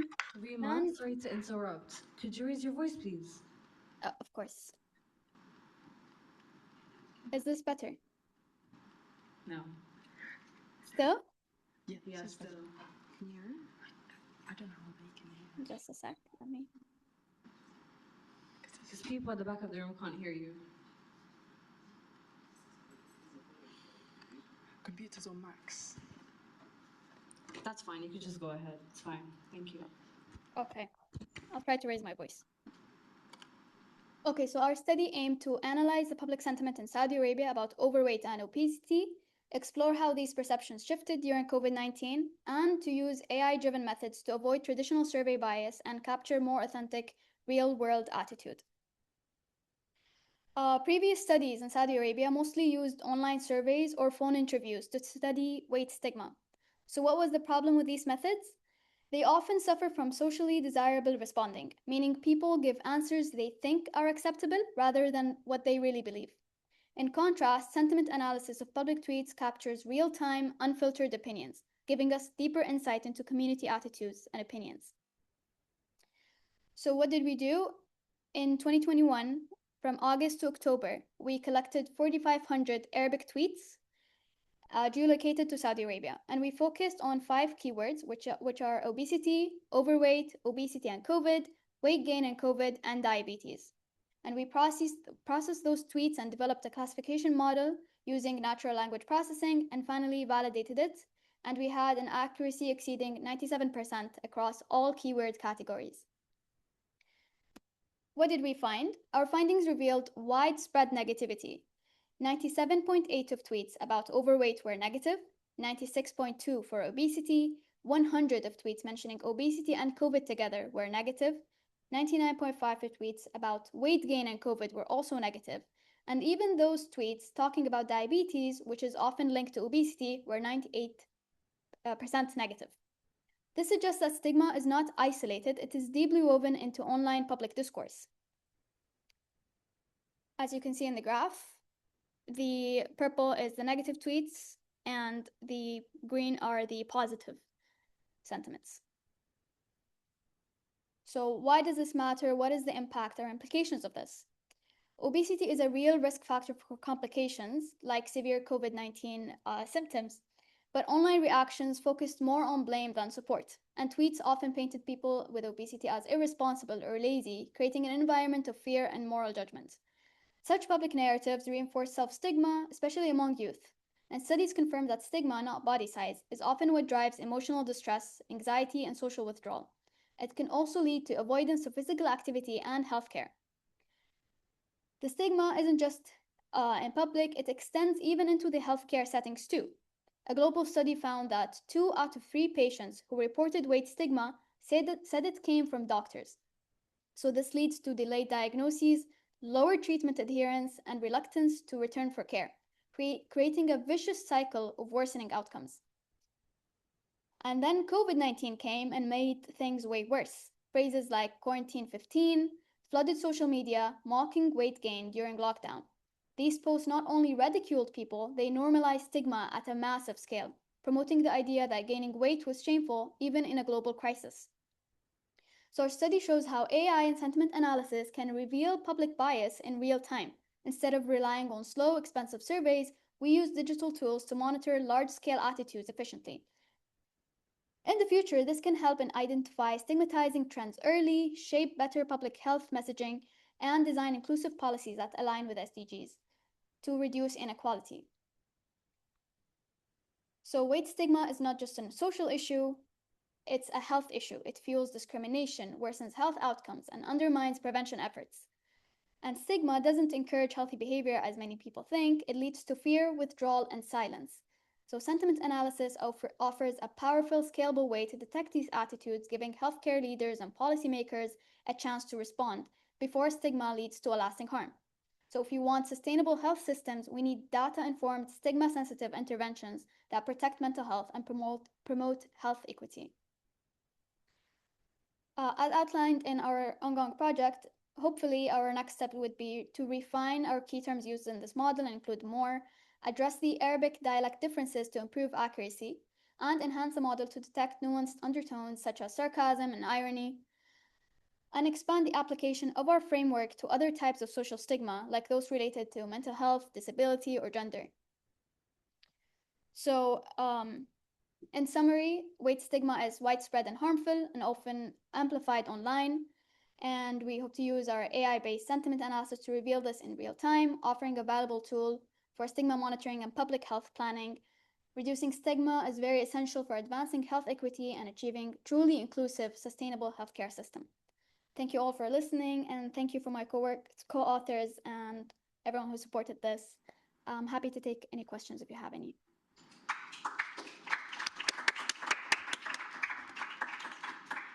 Thank you, Rima, for your presentation, and thank you for joining us.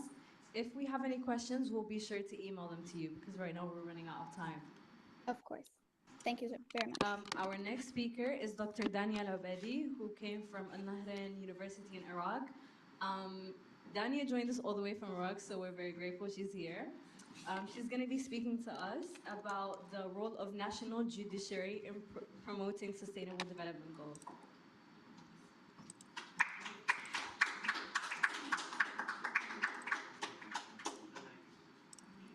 Okay, ladies and gentlemen, good evening, everyone. It's an honor to meet you here in London. I'm Dr. Dania Al-Abadi. I'm here to represent my university, Al-Nahrain University, the College of Political Science.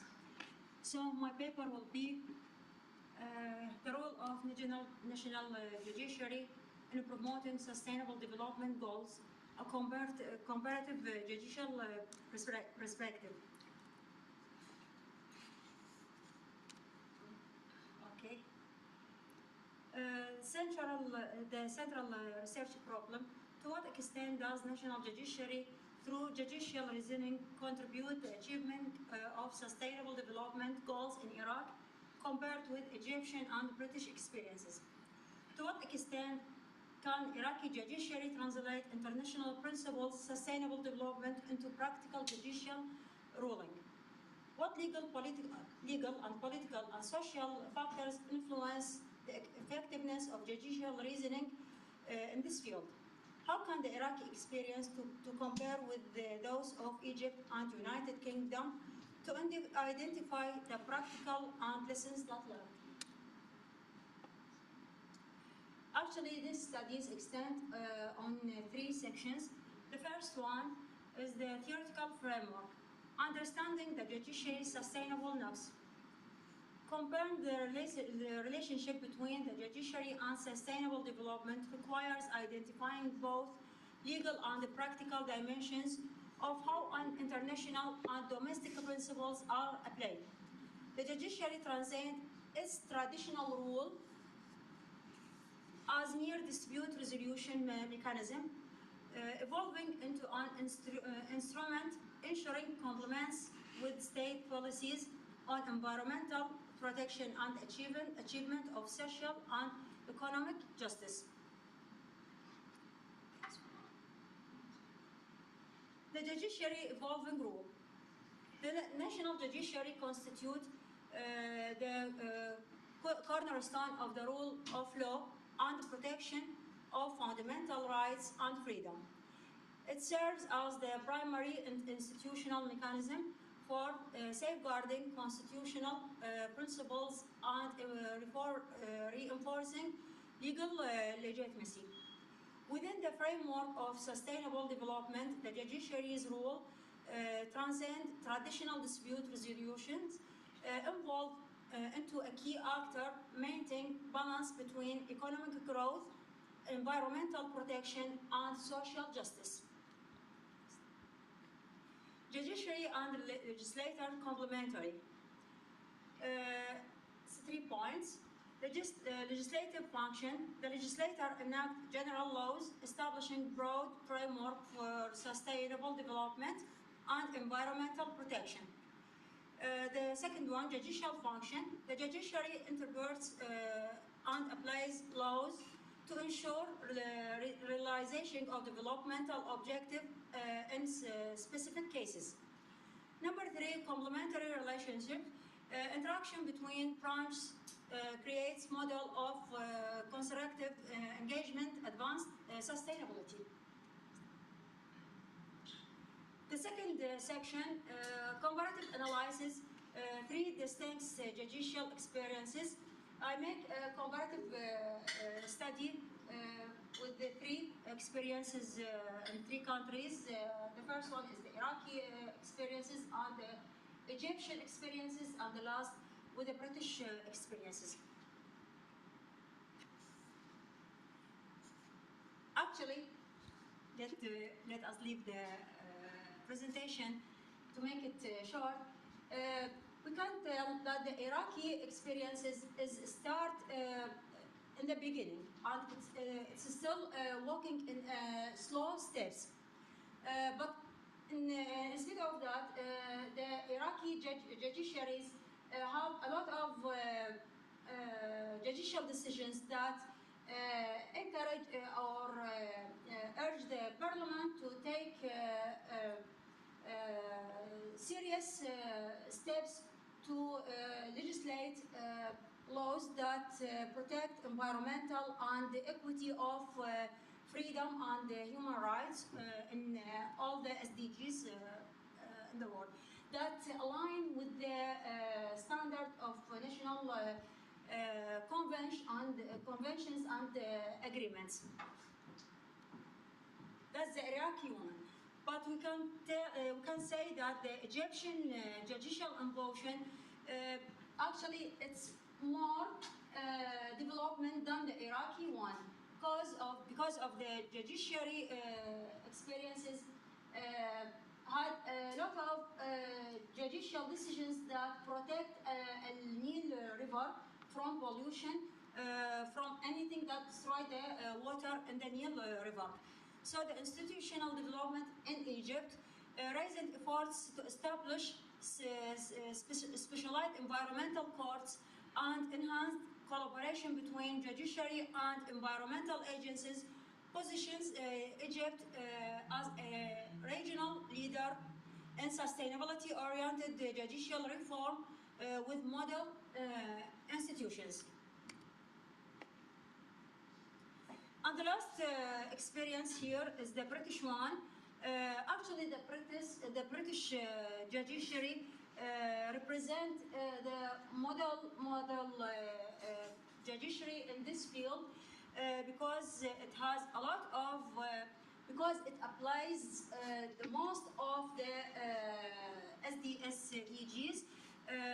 One of these judicial decisions is that the prevention of Heathrow Airport expansion cases exemplified approach because the High Courts ruled that the project conflicted with the United Kingdom's commitment under Paris Agreement, reinforcing principles, environmental accountability, and fearing that rule of law extend to protecting and strengths of future generations. So that's why we can tell that the British experience is, we can consider it developed one. Section 3, developing judicial capacity, challenges and strategic response. Disputes progress achieved in certain countries, national judiciaries continue facing numerous challenges in enhancing sustainable development. These challenges include limited experiences. That's the first one and the most important one. The limited experience influence legislation and political or economical influence that may undermine judicial independence. We can see that in the countries of the free world. Iraq, one of them, unfortunately.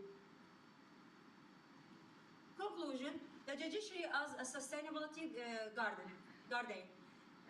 This study demonstrates that the national judiciary plays a pivotal role in advancing sustainable development goals, not merely as dispute resolution mechanism, but a powerful institutional tool ensuring both public and private sectors comply the national and international legal framework governing environmental, social, and economic rights.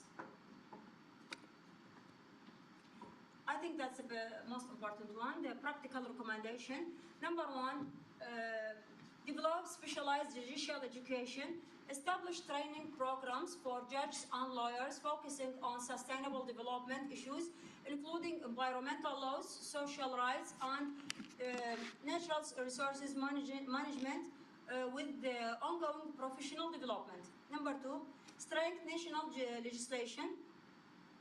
I think this point is the cornerstone for the whole things.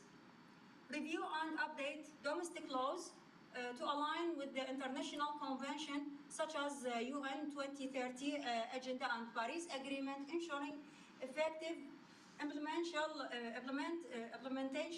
mechanism and clear enforcing procedures. 3. Establish a specialized judicial unit, and that is the practical article in this whole study. Create independent judicial units within Iraq courts, especially in Iraq, we need that very much, within Iraqi courts to handle sustainability-related cases staffed by qualified legal and environmental experiences with appropriate technical resources. And the last one, enhance oversight and accountability. That's the end of the line, the accountability. Yes, it is with time. So if you want, you can stand here and read from here. That's easier. Okay. Yeah, you can read from here though, so it's easier. Okay. The last one, development mechanisms ensuring enforcement of judicial decisions and holding both the public institutions and private entities accountable for legal non-compliance through transparent monitoring system. Actually, what I want to say that the benefit of all these conventions, all these agreements, cannot be practicing on the ground without legal legal observation. So the courts in everywhere, from my point of view, has to take two rules. The first one is the previous observation that prevents any project or any act that can be harm for the environment in all the world, in the region specifically.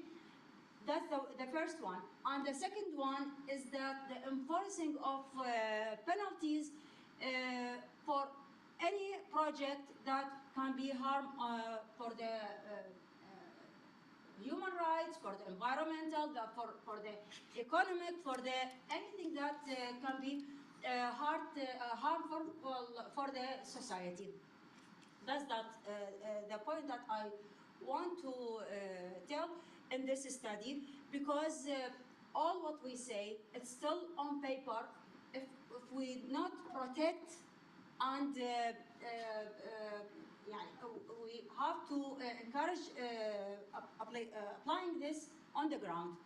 So thank you, and it's a pleasure that I meet you here, this amazing group, and I'm grateful to Professor Alam and his amazing team.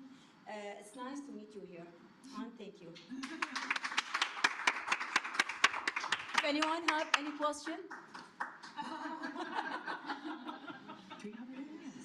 No, I'm joking. Yes. How easy do you think it's going to be to implement this? How easy? I mean, is it a matter of organize it? Will it take a few years? Is it possible? How quickly is it going to happen? Okay. It depends on the consciousness of the people, because the SDGs, it's not about the government. It's about every one of us. Like the professor, I forgot his name, yesterday, he said, it's not an optional thing. Yeah.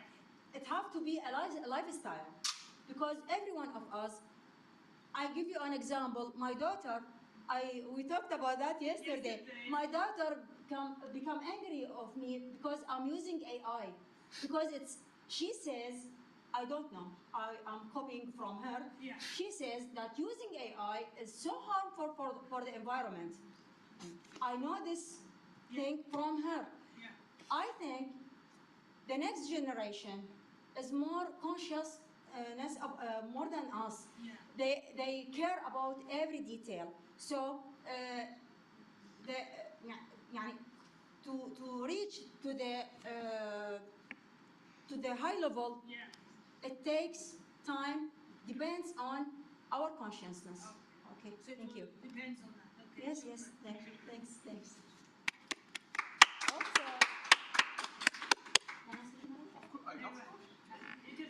تعرفي شو؟ also تعتمد على نزاهة الجفرنس. وانه متى ما كانت الجudiciaries متى ما كانت judiciary on the courts independence without any influence from the government, from the businessmen. Yes, they can do their work independently. Yes, thank you. So maintaining independence is key. Yes, thank you.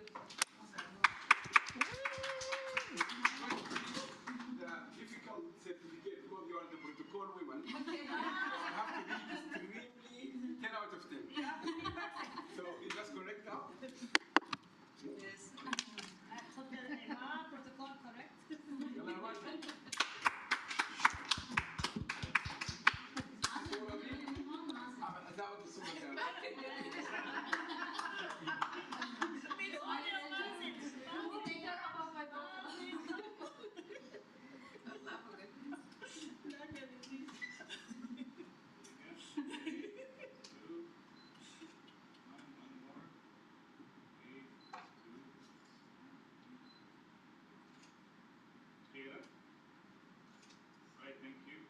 Thank you.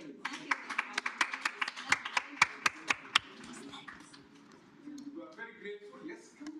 No. Yeah, we really appreciate it. You took the air of the flight. You haven't slept yet. Thank you very much.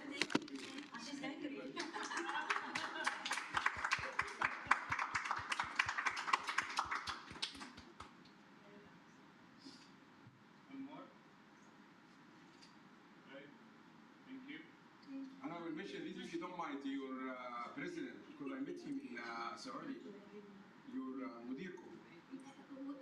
قابلته في الملك خالد. I would write to him on how dedicated you are to your research. Thank you, Professor Hakim. Yes, I met him in Malik Khalid. Yes, he was there. Thank you, Stefan. It's my pleasure. Now we grow to close with the young generation, but that doesn't mean we are not involved. We are going to how is it going to be run this session? No, it's hard. Yeah, okay.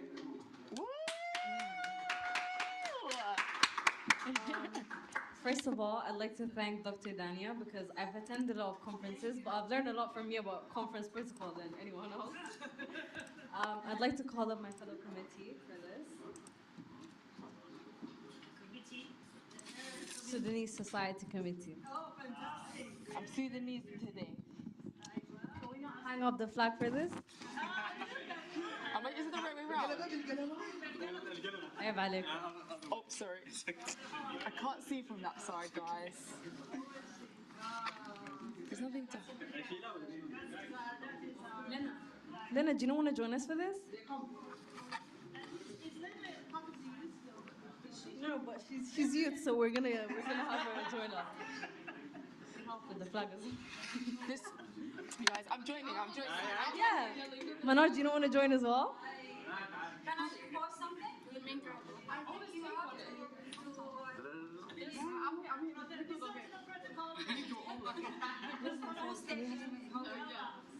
Who's holding from here? Okay. And you stay here. Okay. Where is Lena? Lena, please, can you now memorize this? Yes, exactly. Are you going to share this photograph?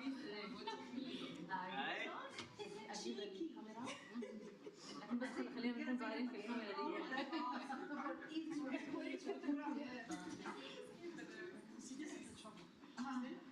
This is business. Where do we look? There, but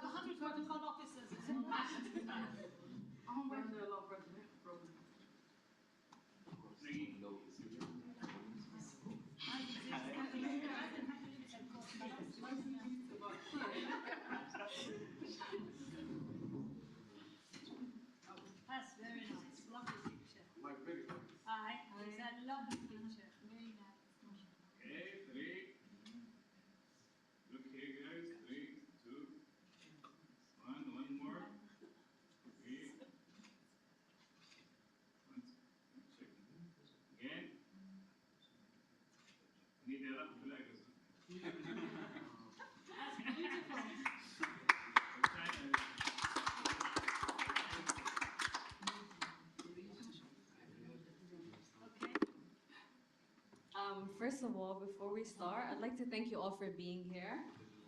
The past few days have been amazing. Hopefully, we can see you again and we could, reunite for future conferences with my fellow committee and more of them joining because a lot of them weren't able to join us today.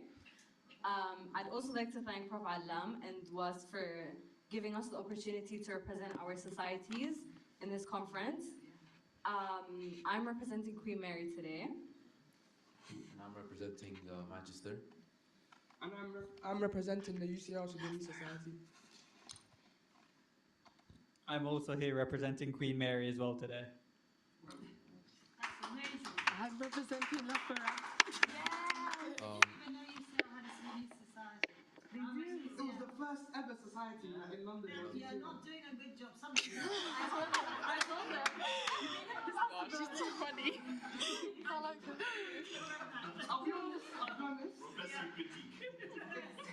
I have nothing to speak. Take it constructive. It's going to be better. In the past 2 years, we've all collaborated together as civil societies. I'd also like to shout out KCL because they have been amazing. They've collaborated with us so many times. None of their committee members were able to join us today, but they have consistently worked with us in every event, and hopefully we're going to continue working together and they could come to future conferences. In the past 2 years, we've all collaborated together, bringing our Sudanese communities together. We've collaborated in academic events, social events. We've held debate nights, educational talks, lectures, movie nights, and they're all to express our culture and to educate our communities about Sudan and explaining what is happening in Sudan, what has happened in Sudan in the past few years. We've also held a few charity events together. We've had Ramadan night, we've had a big charity tournament. By the way, We raised over 3,000. UCL won the first event. Almost 3,000. UCL won the first event. We've raised over almost £3,000 in the last football tournament, and we also got to work with Sudanese brand. We've worked with Kofti. They were one of our sponsors. Basit Styling was our other sponsor as well. So it's very nice to have all our Sudanese communities working together and bringing the youth together. I'd like to add on to his point, and that we've raised thousands of pounds for charity through football events, through bake sales, and through hikes, and we continue to do so, obviously, to aid displaced people, to raise awareness, just to obviously enhance community cohesion amongst the diaspora here in the UK. We think it's just paramount to, generate as much aid as we can for Sudan. Also, it's important to highlight that our societies have contributed to, say, 3 SDGs. One of them is quality education because we host educational events. Another one is reduce inequality because we're very diverse and inclusive. Everyone comes. Everyone comes, Sudanese, non-Sudanese, all of it. Partnerships, SDG 16, partnerships. 17, my bad. SDG 17. Just one. Partnerships because, we collaborate with societies from different cities. We collaborate with different brands. And Visionos, yeah. Visionos is important to highlight. Obviously, moving forward, I think this conference has taught us a lot. And hopefully, I think it was very inspiring and it motivated me to implement SDGs further in our events and in everything we do, actually. Do you guys have anything to add? Firstly, I appreciate being here. I'd like to thank Professor Alam for the opportunity. I've learned so much. And Lena, the society is in your hands after we go. Yeah. We're in our final years. It's in your hands. Just to add on with the thank yous, thank you all, every single one of you speakers. Thank you, Yuan, for how well you conducted everything. Thank you, Professor Alam, for facilitating this event so meticulously. Just that. Thank you. Oh, حنبنيه أيوه.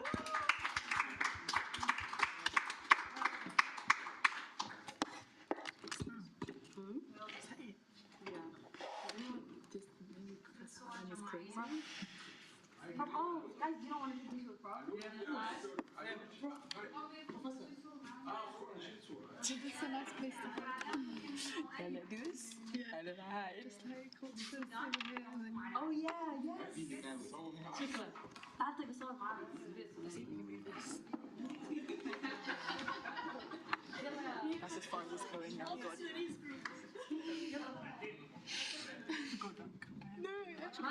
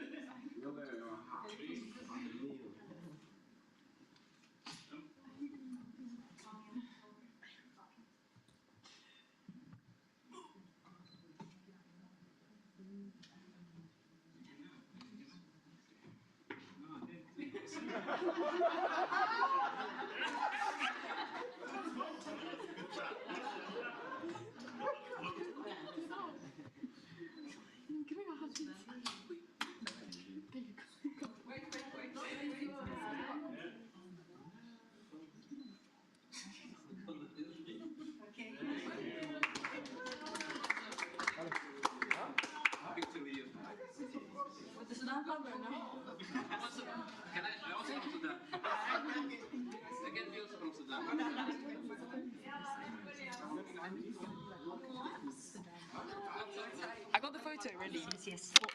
Wait, I don't think they might be taking another one, but I have the photo of your friend already on the laptop, so I can automatically just. My friend? The Hadiya? Yes. Yeah, okay, can you pick it? Okay. Oh. Okay, now. Oh, wait. Who's got the. Which should I drink? Is this Arab?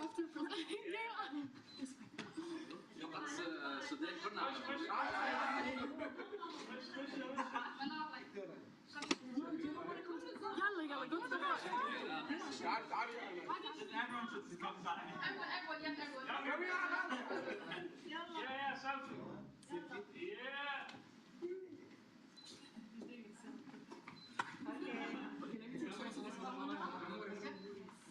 ايوه خلي الصوت صور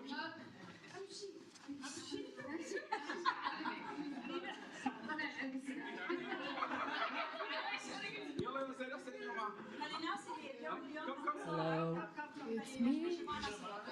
Lena is the best. Shout out to Mary. It's still recording.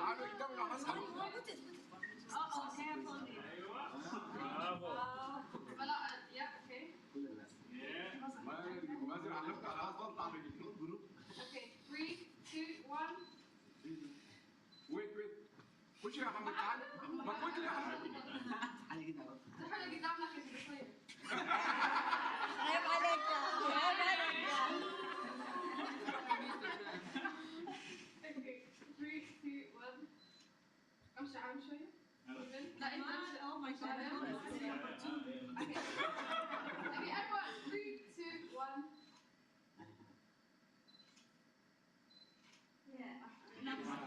I do now. Yes, of course. This one? Sure. Can you get the background of the 1 second. She needs to take a photo of this first, and then we can do it. Oh yeah. Hello. Shout out to Mary. A few remarks when before you finally close, yeah? Okay. Let her take this photo. Thank you, Queen Mary and Lena, for inviting me to this DJ conference. What a conference. Wait. Let me make Thank it bigger. you, Queen Mary, and thank you, Queen Mary, and particularly Lena, for inviting me to this lovely conference. Learned so much. I appreciate it.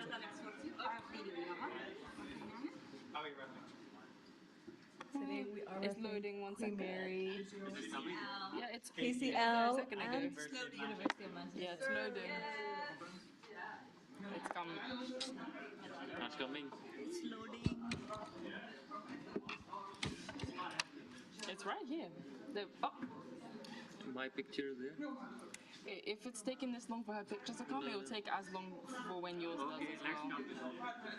Okay. Ooh, ooh. Yeah. Why is it? Now, you can do Anuj's picture also. Pardon? Anuj in my picture also. Okay. Let me just wait for Because I told you I'll catch you. Yes, you did. Yes. It will be in the link. हाँ मैं कर रही हूँ वो photo खींच रही है ना उसकी वजह से Okay. Yeah, done. Where is your photo? It's in the. Anuj, where is your picture? It's in the link. Link in the schedule. In the schedule. My picture? Yes, sorry, Just one at a 1 time, minute. It's in the schedule. Just 1 In the minute. His schedule. picture Okay, there. so I can do it from here. Schedule. Picture लगा रही है. I'll do it from the website. It'll be Yeah, do it from the website. Thank you for reminding me. Thank you. I honestly really appreciate it because I'm always the one that forgets and then everyone asks for everything. कर रही है तो Control, fine.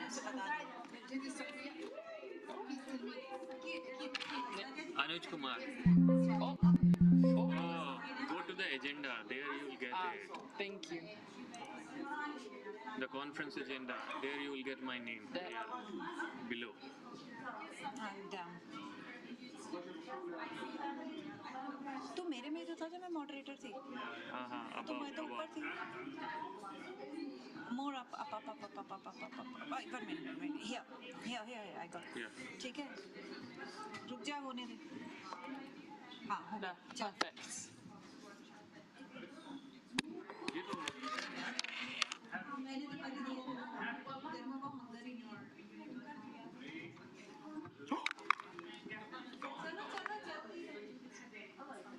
Hi, we may have your attention, please.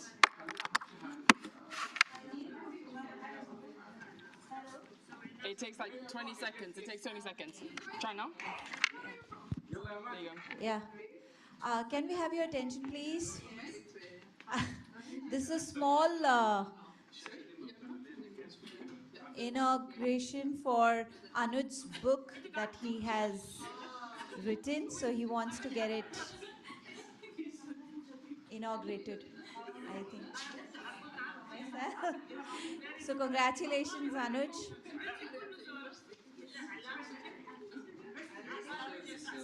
Yeah, it's his book. Yeah, another book. Yeah. Green policies and practices. It's sustainability in one way. So can you have my picture now? If you let her go first because she's before, then I will do your one. Yeah. Mine is, I'll tell you. Can I with all of you?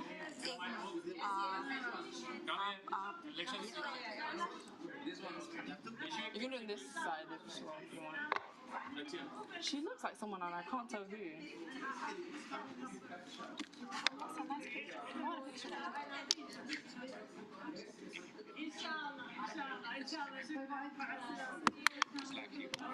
Oh, I didn't say bye to her.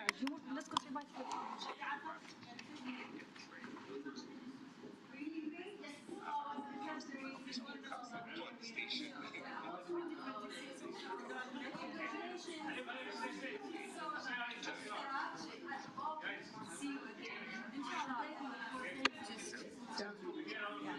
चलो खींचो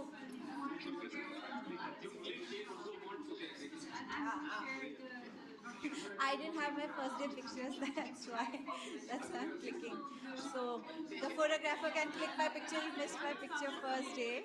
Hello. Yes. You said you are from Loughborough. Yeah. I went to uni no there. video, because I'm not speaking anything. Yeah, just this July. Oh, okay. Because I'm going tomorrow. Oh, enjoy. Okay. Welcome. Because I know that you're engineer there. So I'm going to meet him tomorrow. I'm looking at him. No, Yeah? I just graduated in July. Before he joined. Yeah. Well, enjoy your travels. Yeah. I mean, even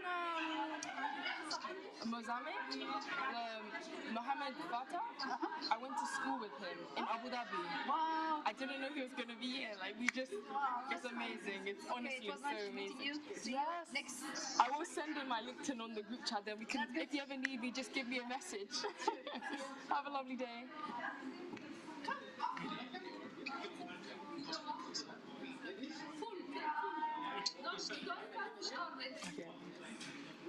No, did you take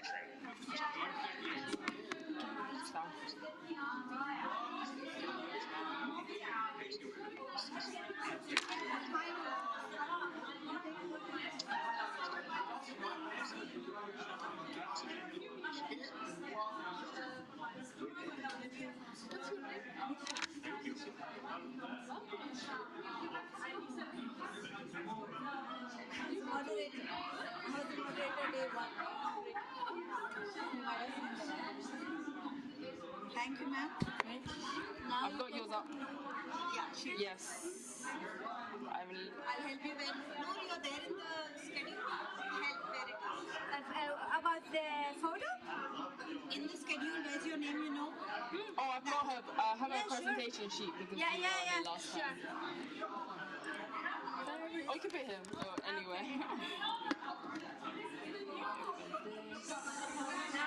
I have to give it to them to take the photo. Oh, yes, that's smart. Okay. Okay.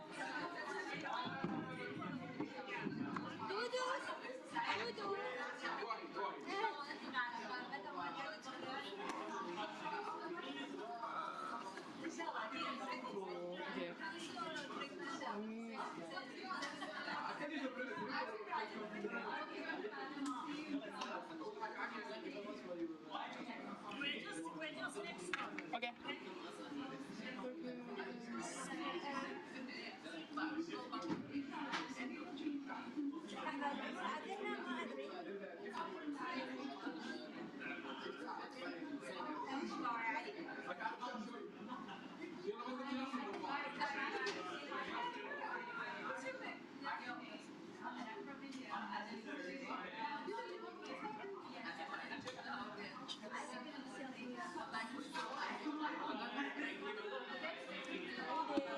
London. Do you want a video? Yeah. I mean, you made it all the way. It's a minimum.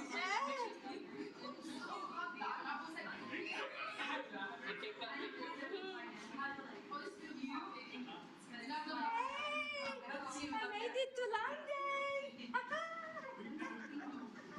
This amazing group of people. I did it. Yes. Thank you so much. Thank you for all your effort. No worries. Let me get your thing up. Let me get your thing up because I have it on here. We can have a picture together and I can get your photo up as well because I just saw it now. Boom. Boom. She's famous.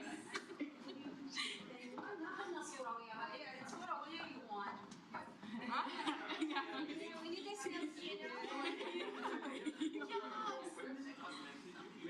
Selfie for you. Selfie for you.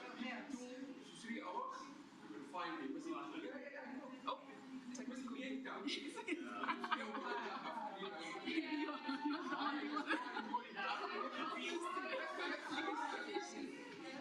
think it's better you without the Yes, the custom. Such a nice color. Is your watch? Sorry.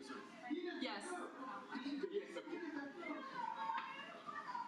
علي يا محمد ما تحسن موضوع Okay, thank you.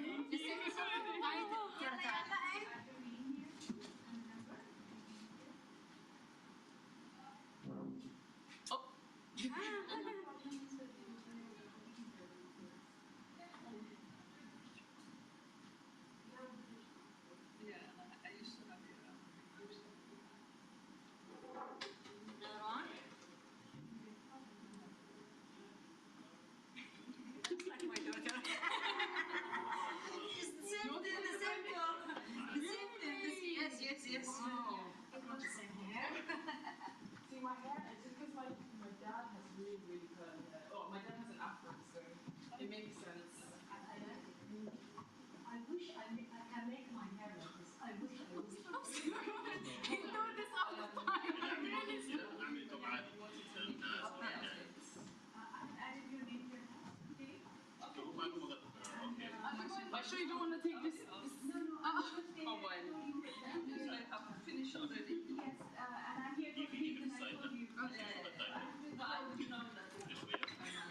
Let me hide this as well.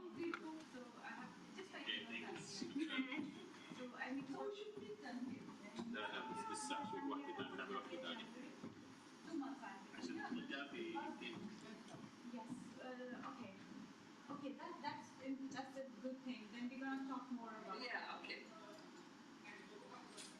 Okay, can you also take mine? Me? Yes. Let me get this one up for you instead.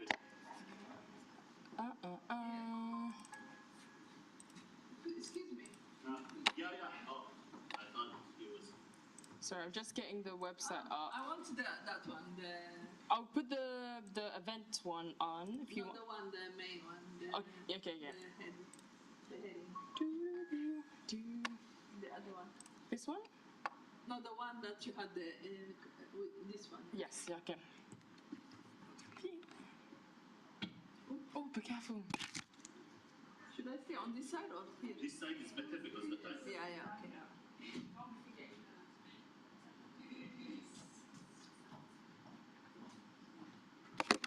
Okay. Shukran. And you have the title. Yeah. All this way and no sit up. Oh.